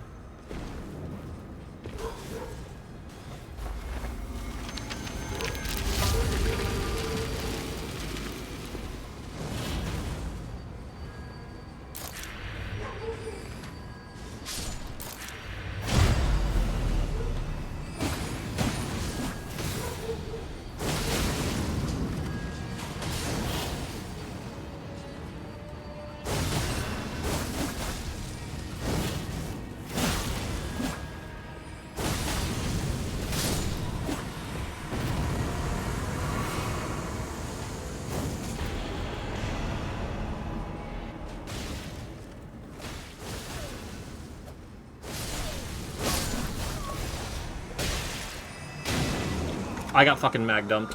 What? He just kept running. He didn't even check Site of Grace? Okay. He went to that Site of Grace. He might not even make it.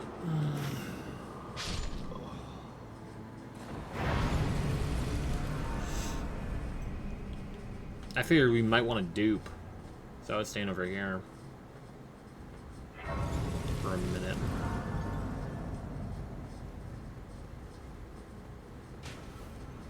Please tell me my runes. Okay. That's good. Melee attack power. What's the downside? Reduce damage negation. Affinity damage negation, actually. Stealthy.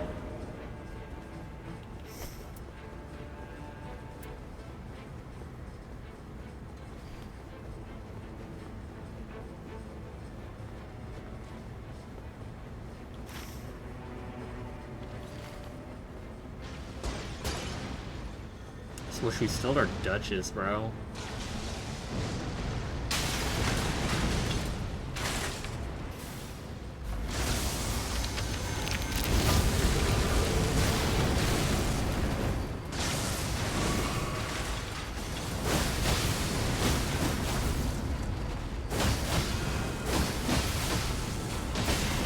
Okay.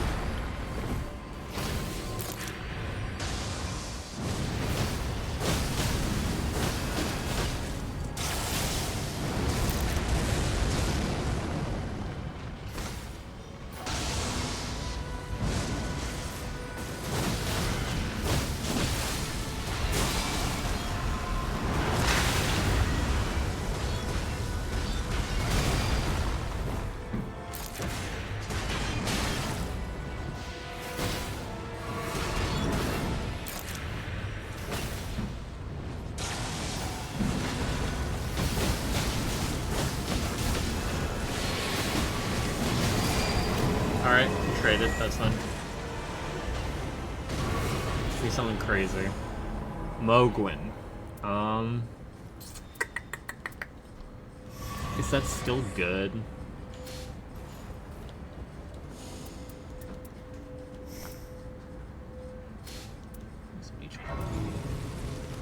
Rolling attacks. We're not gonna get successive attacks damage negation. Like, no, that's not happening.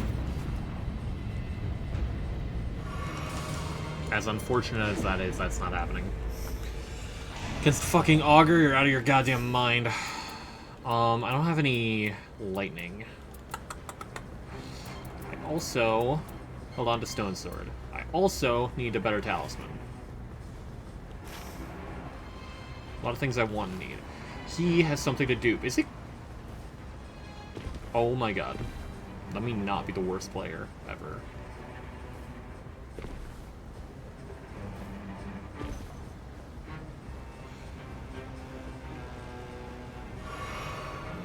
At least my ult helped clear this out a little bit. Alright.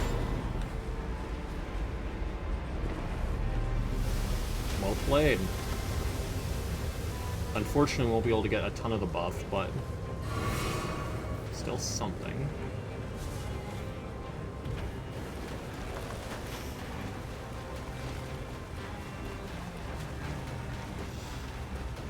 Plus, if we can just kill a couple goobers right here.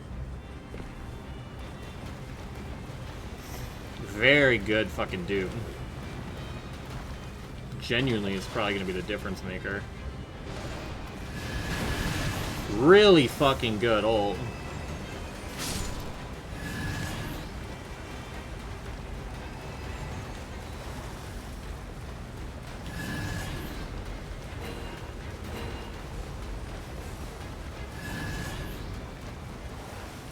Defeating enemies.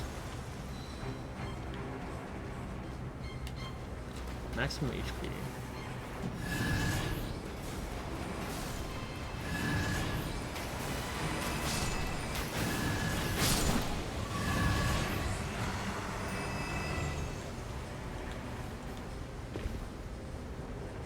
No enemies over here. Alright. How many stacks of only 11? Doesn't it only stack up to 50 now?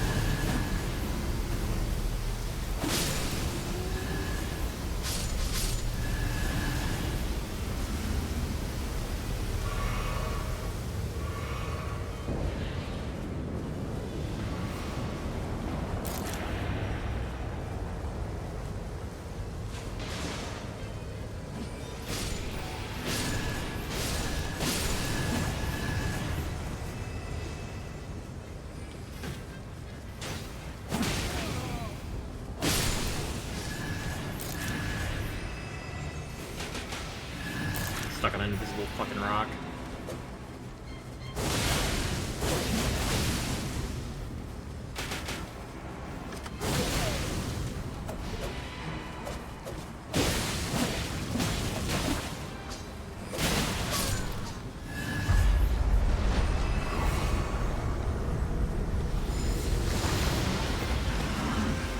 This ult's actually fucking incredible here, isn't it?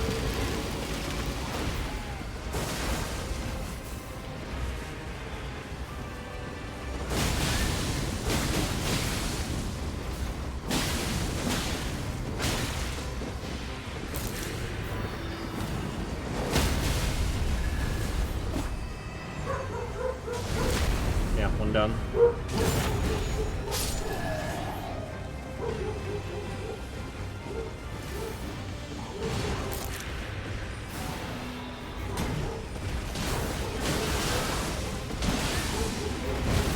That sucks. Alright, that's worse.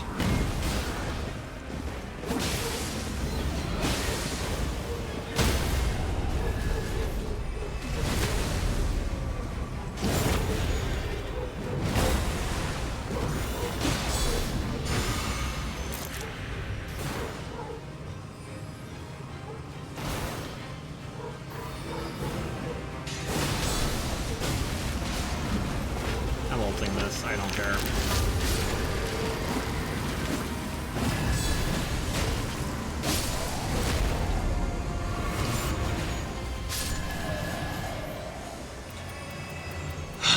Affinity attack. Like, I didn't get any affinity damage negation.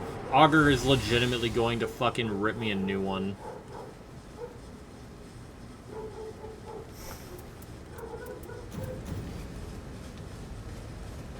No enemies nearby. Cheats out a killer too.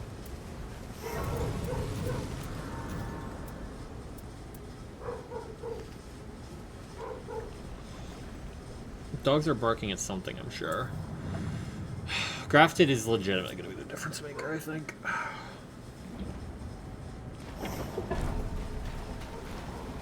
Even though it's only 36 stacks.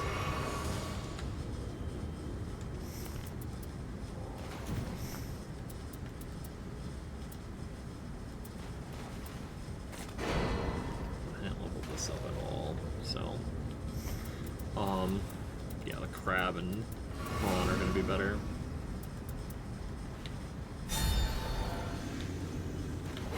Although not as good as me just buying another one of these actually.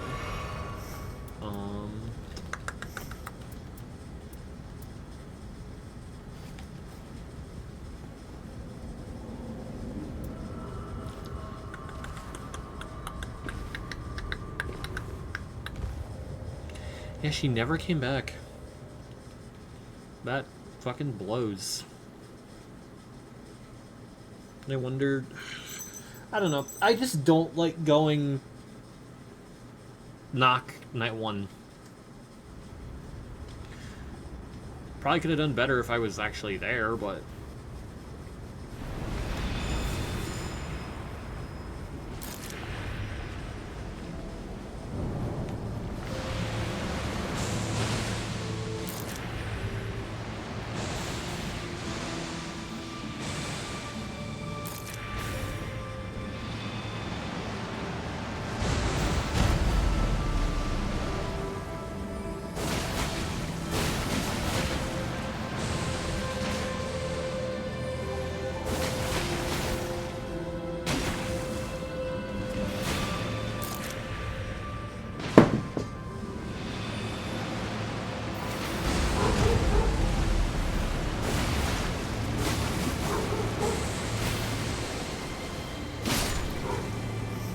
Everdark. I guess I get rid of this.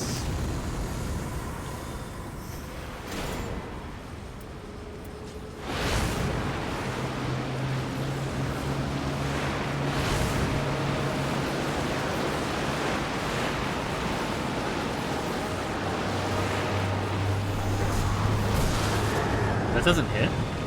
Oh god, the damage is not impressive.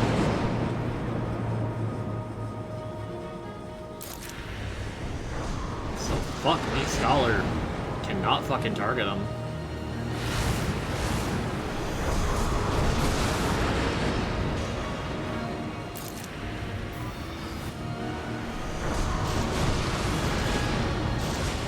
God damn it. Okay, 2.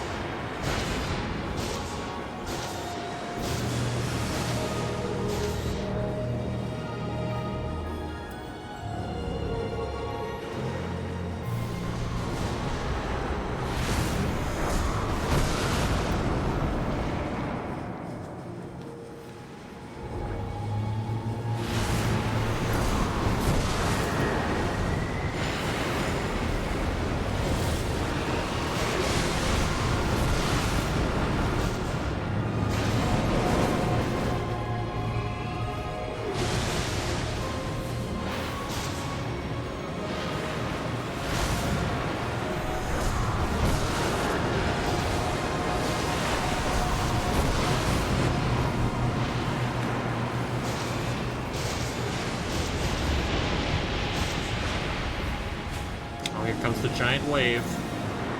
Is it time to something dog shit? Yes and no? Okay.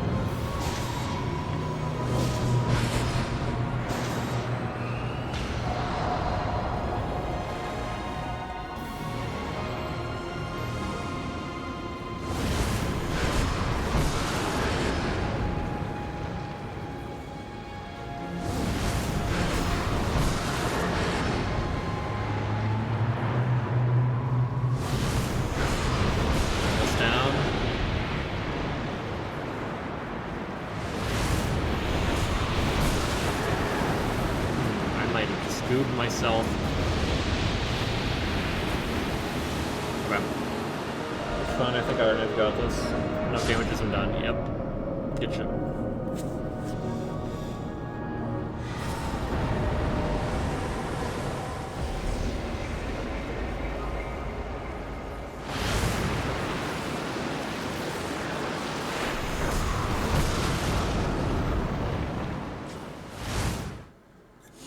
Okay. I'm on a win streak, bro. I don't even think that was an excessively good run by any fucking means. I think it just augurs easy. But yeah, she left at level 6, man. That's actually a really fucking good perk. A really good set of perks. The near death reduces our gauge. As long as you're using ult, I'd say it doesn't matter at all.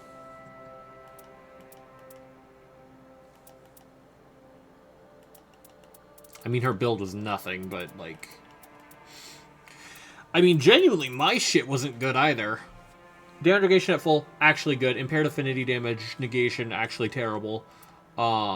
Maximum HP, genuinely really good, because that means the 30% max HP on the, on boiled crab and prawn goes crazy. Affinity damage negation 13% completely makes up for that and more. Attack power at low HP, who cares? Ailments cause increased damage really bad. Who gives a shit about passives? It's grafted, it's just a stat stick. Literally. Melee attack power, thrusting counterattack, well, pretty good. Until I took up Rivers, in which case I probably should have gotten rid of this. Although 15% melee attack power. And then improved physical damage negation, genuinely fucking huge for the majority of the run. But no, I think damage negation at full HP, really good. Damage negation at full HP. Stamina recovery. Attack power at full HP. Iron Eye had a much more generic build. Smart, honestly. With two non-affecting talismans. All we could have hoped for would be Warrior Jar Shard, and yeah, that's not happening. Ooh. Grease build, potentially. No. No. Continuous HP loss, kill me in real life. Taking damage causes blood loss buildup. A little scary. But this could be a good Recluse one, because any improved physical damage negation, that stacks up really nicely. Scholar, pushing him more towards a dex focus. Classic HP, it's fine. Incants, Katana, Holy Negation. We won, Petra. It was Everdark Augur. Like, they crumbled. The run did not feel good. I just genuinely don't think I enjoy anything but 3-player, but we won. Some at 4,900. I'm genuinely making progress toward depth 5, in spite of the fact that I went on that fucking horrific loss streak after getting to depth 4 for the first time. In a weird situation, when the cat catches a mouse, I try to get it from them and let it outside, away from the house, because the cat never kills it, just plays with it. But the dog outside has started also hunting animals. I see. That's not so good. I should definitely just go to bed. But I almost want to play another... No. No.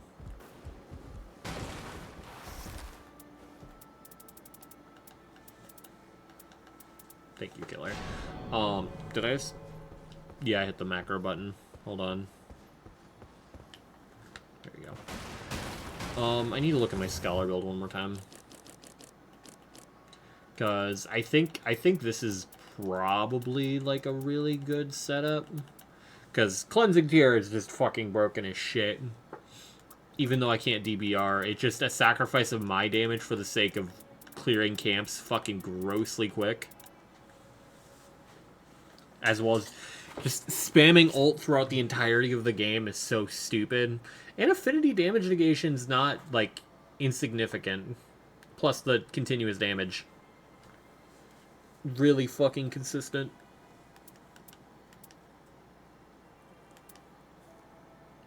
This one's really good. I honestly have no idea how important the prevent slowing of character skill progress is, but it seems fine. Makes it more likely for me to be able to, like, huh, and then I see them coming at me, wait a minute, and then just, like, as soon as I dodge a laggy attack, I can actually get the thing off. But character skill cooldown reduction is fucking gross, and allies targeted by it is really nice. If I get the little perfect thread relic, then I'll stop using as a remembrance relic, but until then I really like being able to just delete small camps. Not even just small camps, like fucking, churches, or great churches. Really fucking good. Encampments, like, it has good enough range where you can use it almost fucking any point of interest and get value. Like, its range is honestly kind of gross. But also, I genuinely don't think you'll get a better relic. Because, like, 2 of these effects, I'd argue, are priceless for getting a better version of this relic. And then approved affinity damage negation is just good. Like, it's not incredible. Like, I guess Night Invader... damage upon killing a Night Invader or Everjail. But at that point, we're getting to, like, cheated relic status. Like, and then single balancer is just so that my damage isn't completely nothing. If I find one with damage instead, if what I'm saying, that's true.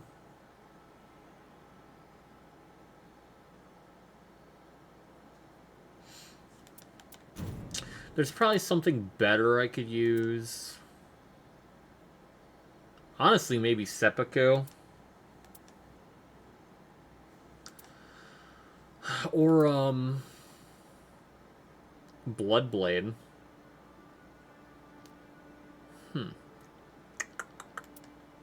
Could do Bloodblade. Another defeating enemies.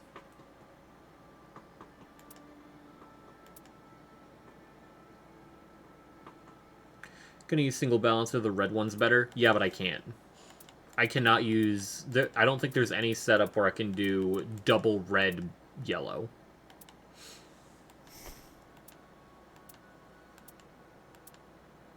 Well, would you look at that?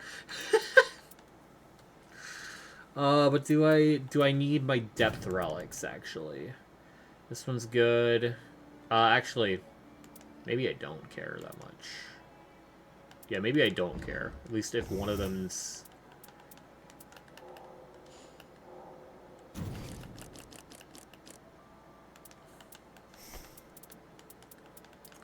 So let's see, double red, yellow. Where is... there...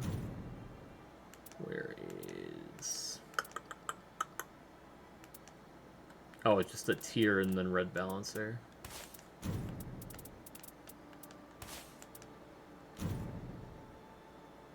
Okay. And then let's see, what was my setup beforehand? Wait, this the first one's also that. Maybe I'm just brain damaged. Might as well use the one that can potentially let you take no damage, yeah.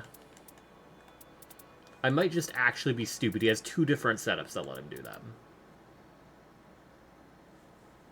And I literally have one doing exactly that already.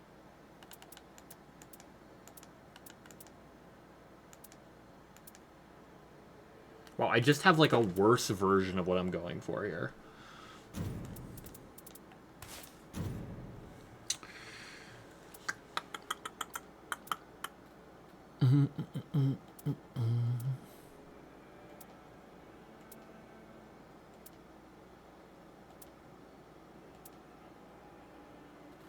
Enemies art gauge, but art charge impaired kind of sucks.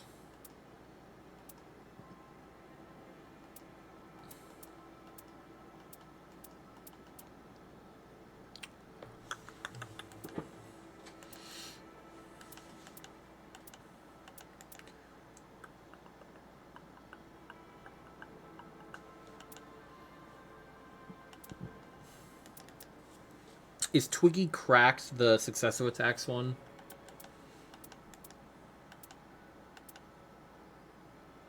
Because that one might honestly not be very bad at all. If that's the case.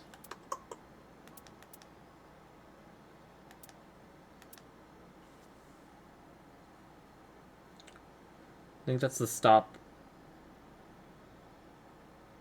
rune loss one. I might want that. When you drink it, does it last forever until you die?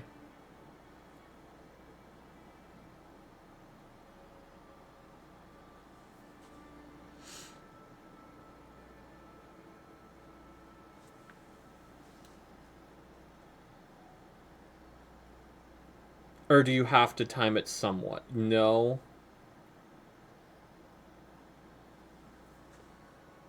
None of them do. How long does it last?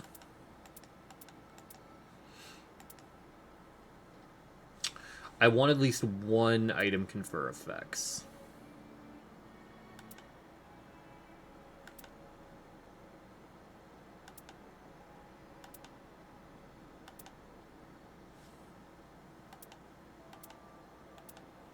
Three minutes? Okay. So... do have to time it, but it is pretty generous. Petra mentioned, but at what cost?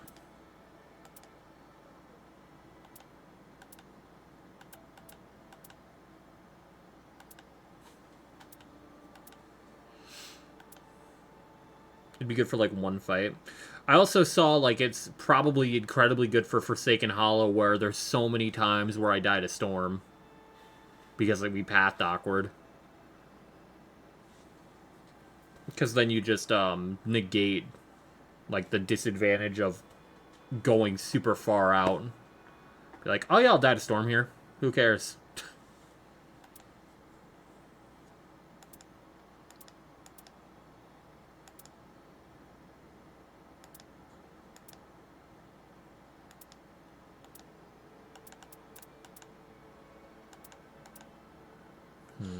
Not a ton I super love here. I don't like this one.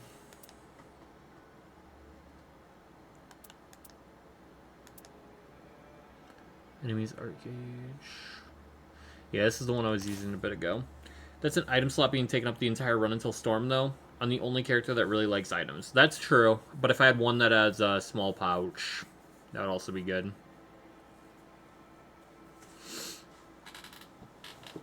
I also already do a bad job maintaining items for important moments, to be fair. Alright, let's see. What relics was I using here? Art gauge. That one kind of blows, actually. Fuck, I'm back on Wilder shit.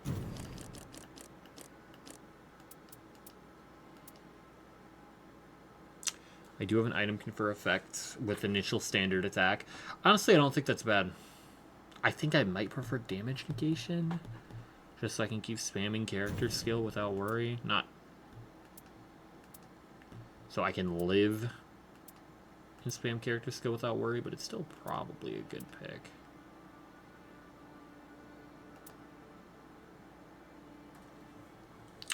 Well, this one ain't bad either.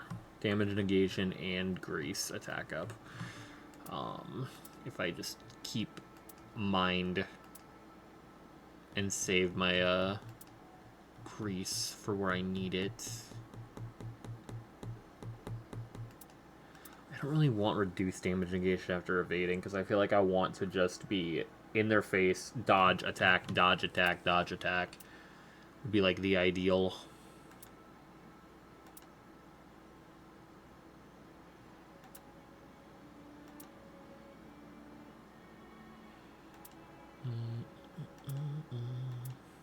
I think I'll... Let me actually search for item confer effects.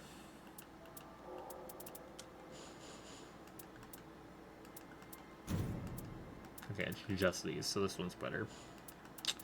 Unless... Opaline Bubble Tier. Deathblight actually bypasses it because of a weird interaction with dying, but then Deathblight kicking in immediately, so you technically died a second time. Like, if Deathblight triggers normally, or are you saying, like, if you get hit and the initial attack kills you, but it also triggers Deathblight? Are you saying that second one or the first one?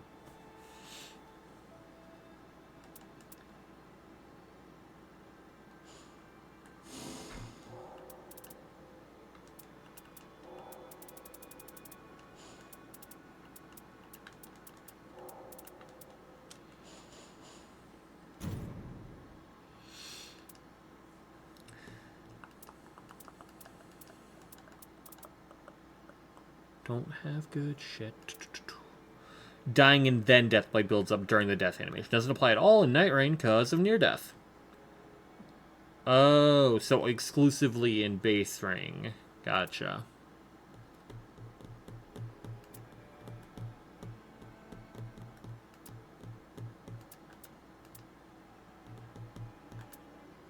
I have several with, like, the first two effects. So I guess that's my go-to. FP restoration upon thrusting versus... Okay, yeah, I think I know where I'm going with this one. So I guess that's my Scholar build. What's my Wilder build looking like right now? Wait, this is the Everjail setup, this one. It's all fire attack. Oops, all fire attack.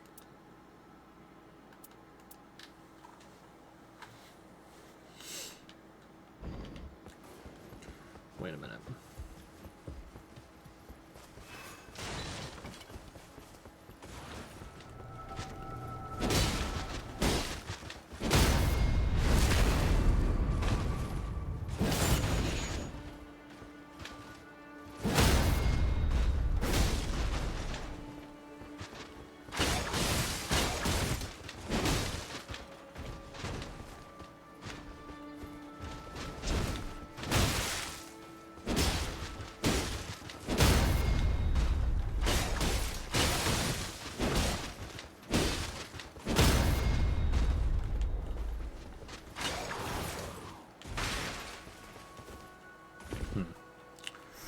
Stamina recovery upon landing attacks is super crazy.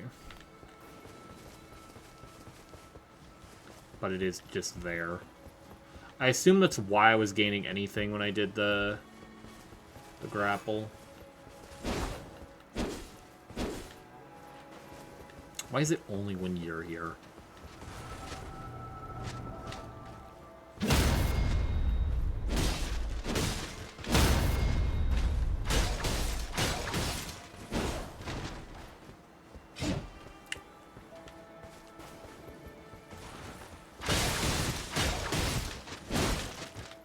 The bleed proc is kind of nice, but I don't know how good Iron Eye Wilder's Arcane is at all. So it's really only helpful for the little munchkin bitches. Oh, this is a pretty solid relic. So I think I'm probably okay with what I got.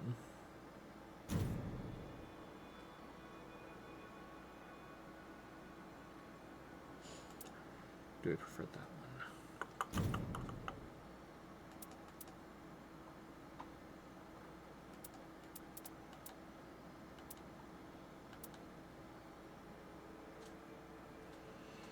That one's not bad, but I'd lose out on the blood loss, which I could swap here.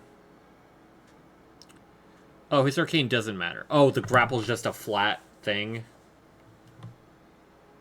of bleed buildup, regardless of Arcane. That's weird. Fire attack 4 versus, you know, this.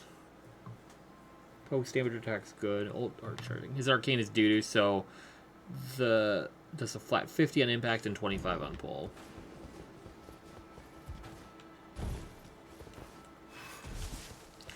How much? Well, I guess it doesn't matter.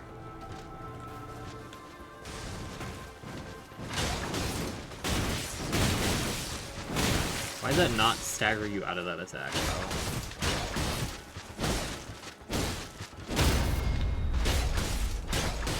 Can I Deathblight proc here?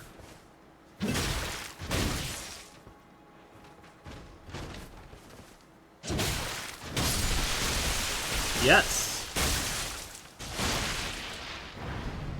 I can. Also, cool as shit.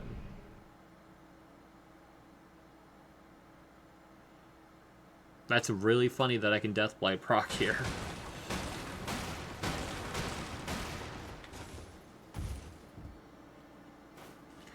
Fully neutral to a status makes it take around 270 build up. Killer, do you know? Cause let's see here. Okay, what?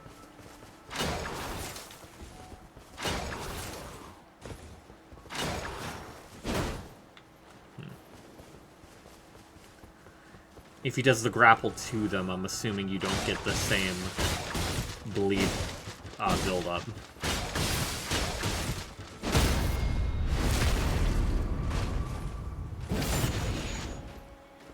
You do. Interesting. Okay. That's really good, actually.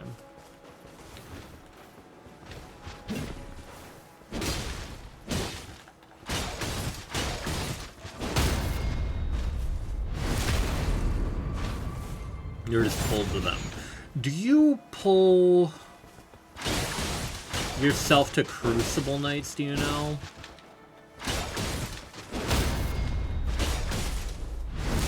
Like, I'm trying to think... You do? Okay. I'm trying to think what enemies you do this to, even if, like... Even if you don't necessarily do what you're doing here.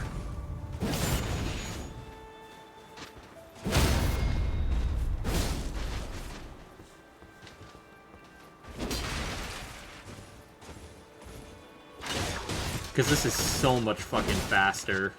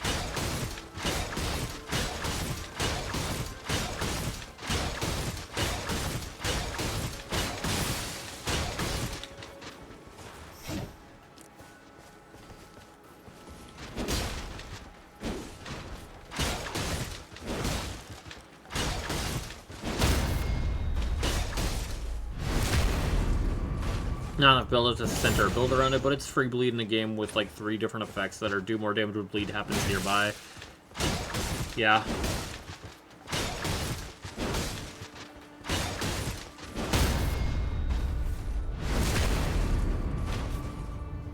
Plus it's a bleed combo with whoever else in your team might be doing bleed.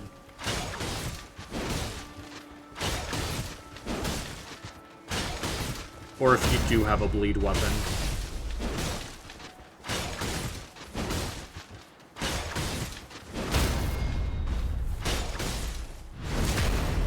Alright.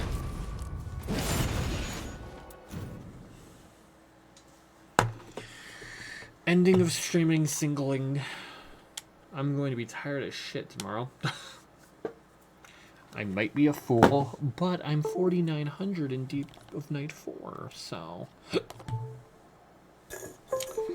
I'd call that worth it.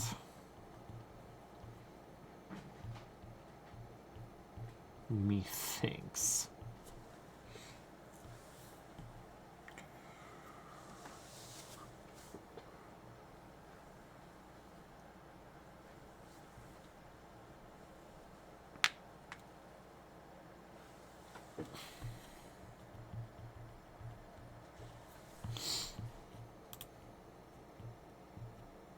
Please, Task Manager, save me from Night Rain, please.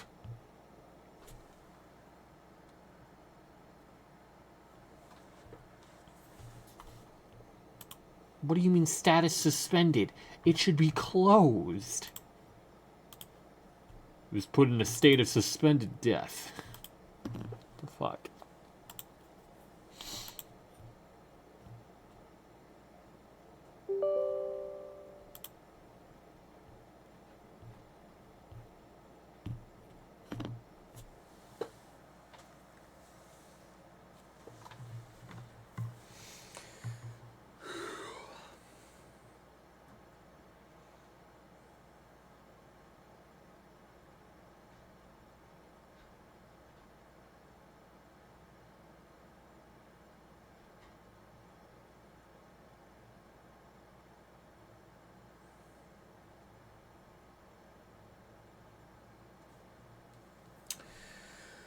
Alright, tomorrow, am I working till 7? I think I'm working till like 7. I guess stream won't be exactly late. Kind of started just as late today, so whatever. Probably mostly just dailies. Maybe I'll finally play more Silksong. Probably gonna depend on where my head is at. I'm tired, I might just play more Night Rain, because for whatever reason that's so much easier for me to do than Silksong on a tired brain.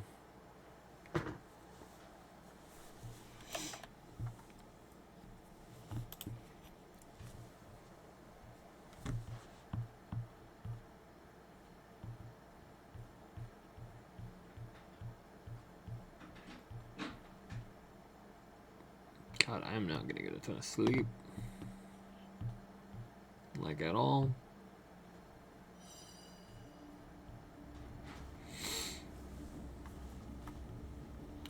I might be stupid.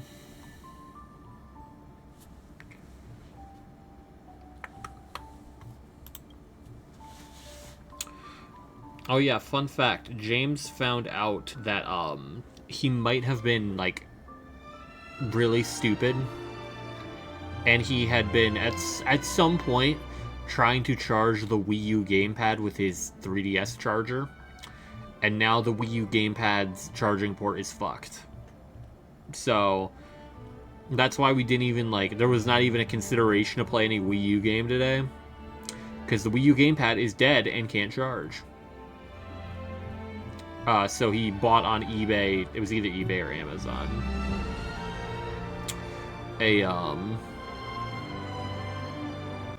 like the first party charging dock that comes with your Wii U, because he couldn't find his. So hopefully it can charge again.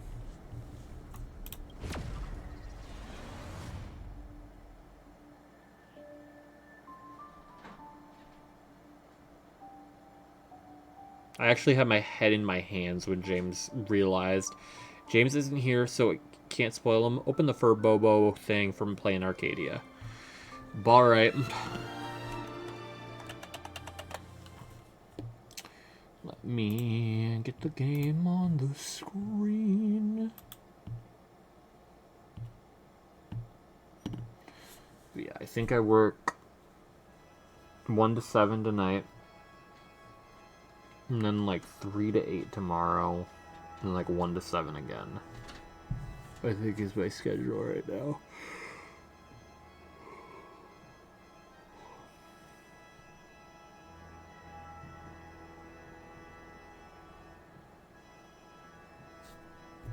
I'm gonna feel really shitty when I see the fucking supply pass pop up on screen, aren't I? Yup, here it comes.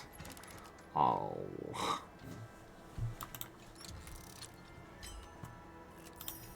No. Alright, I think I have to go to Plain Arcadia for it.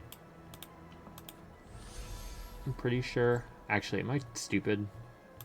Probably. I'll go here. Plain Arcadia is actually good side quests. I really need to do side quests, don't I?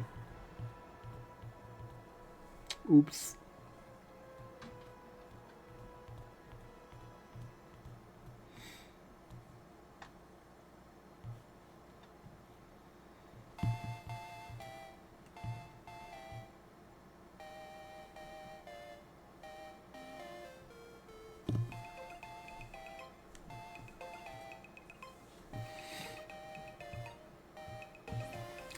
You used to have to go to the planet. You don't anymore starting with 4.0. Oh.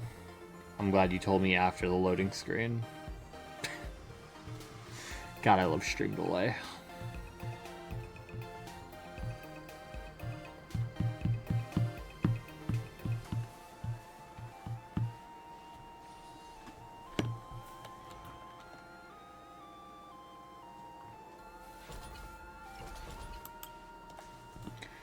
Because it's... Wait. Oh, it's on the phone screen. Whenever it wants to show up. TurboCon. Yeah, okay, I see him.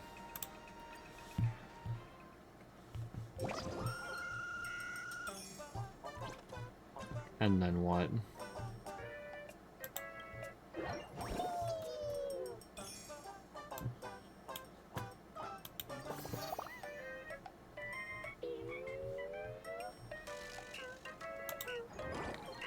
Web portal.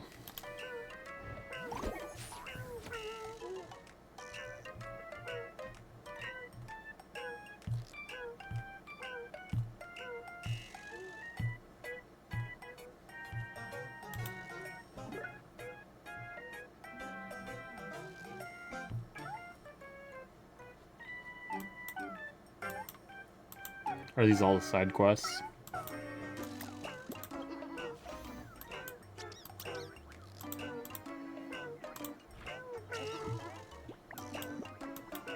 Because I know this is related to the Cosmicon side thing.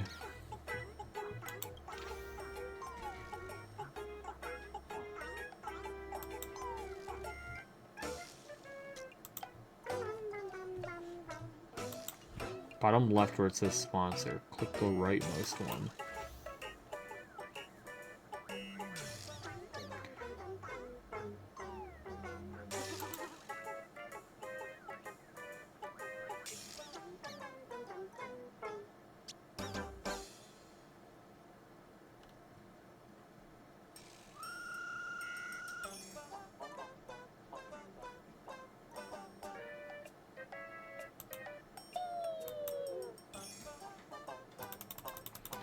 Why doesn't it work? No. Congrats! Looking across the blue is now a cartoon! Yeah, this is the one they had in the live stream. Conductor still couldn't hold on. How long are we going to be depressed? We can't go back to the past! March! The conductor can still be saved! Yeah, still not voice. Our trailblazing is just getting started.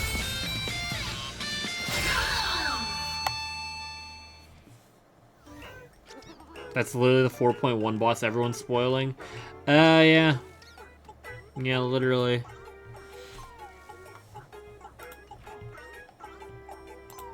I'm not gonna say anything about the boss, but I don't know how I feel about it.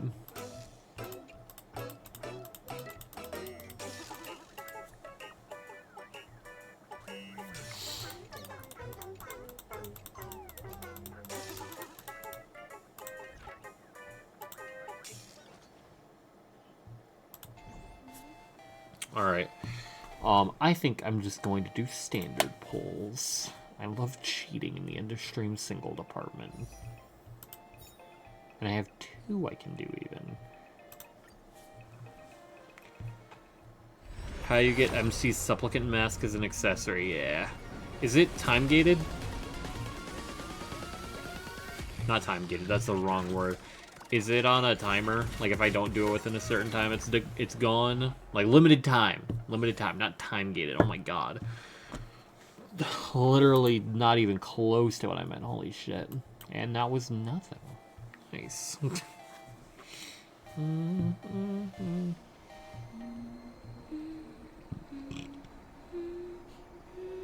It's just a ladder like Clocky Statue? Hell yeah. That means James can get it, even though he won't be playing this for another 3 months. Yes. Yes. I'm also still sold on the fact that the one currency is 110% just where is it in here? It's not this one. It's this one? Yeah, it's this one. I'm still 100% sold on this being EMC material.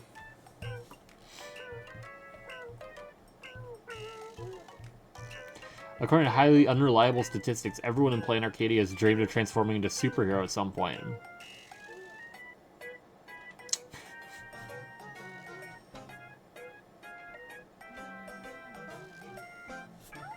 Sooner or later will become your one-of-a-kind help. Yeah, it's just like, the writing is on the walls with this.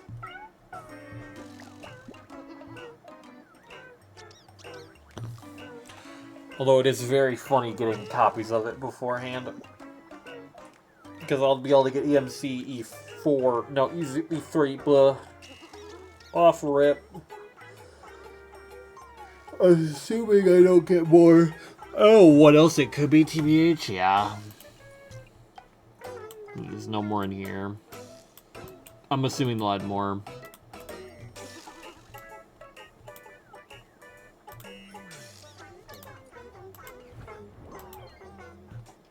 Alright. I'm gonna go betting, buying.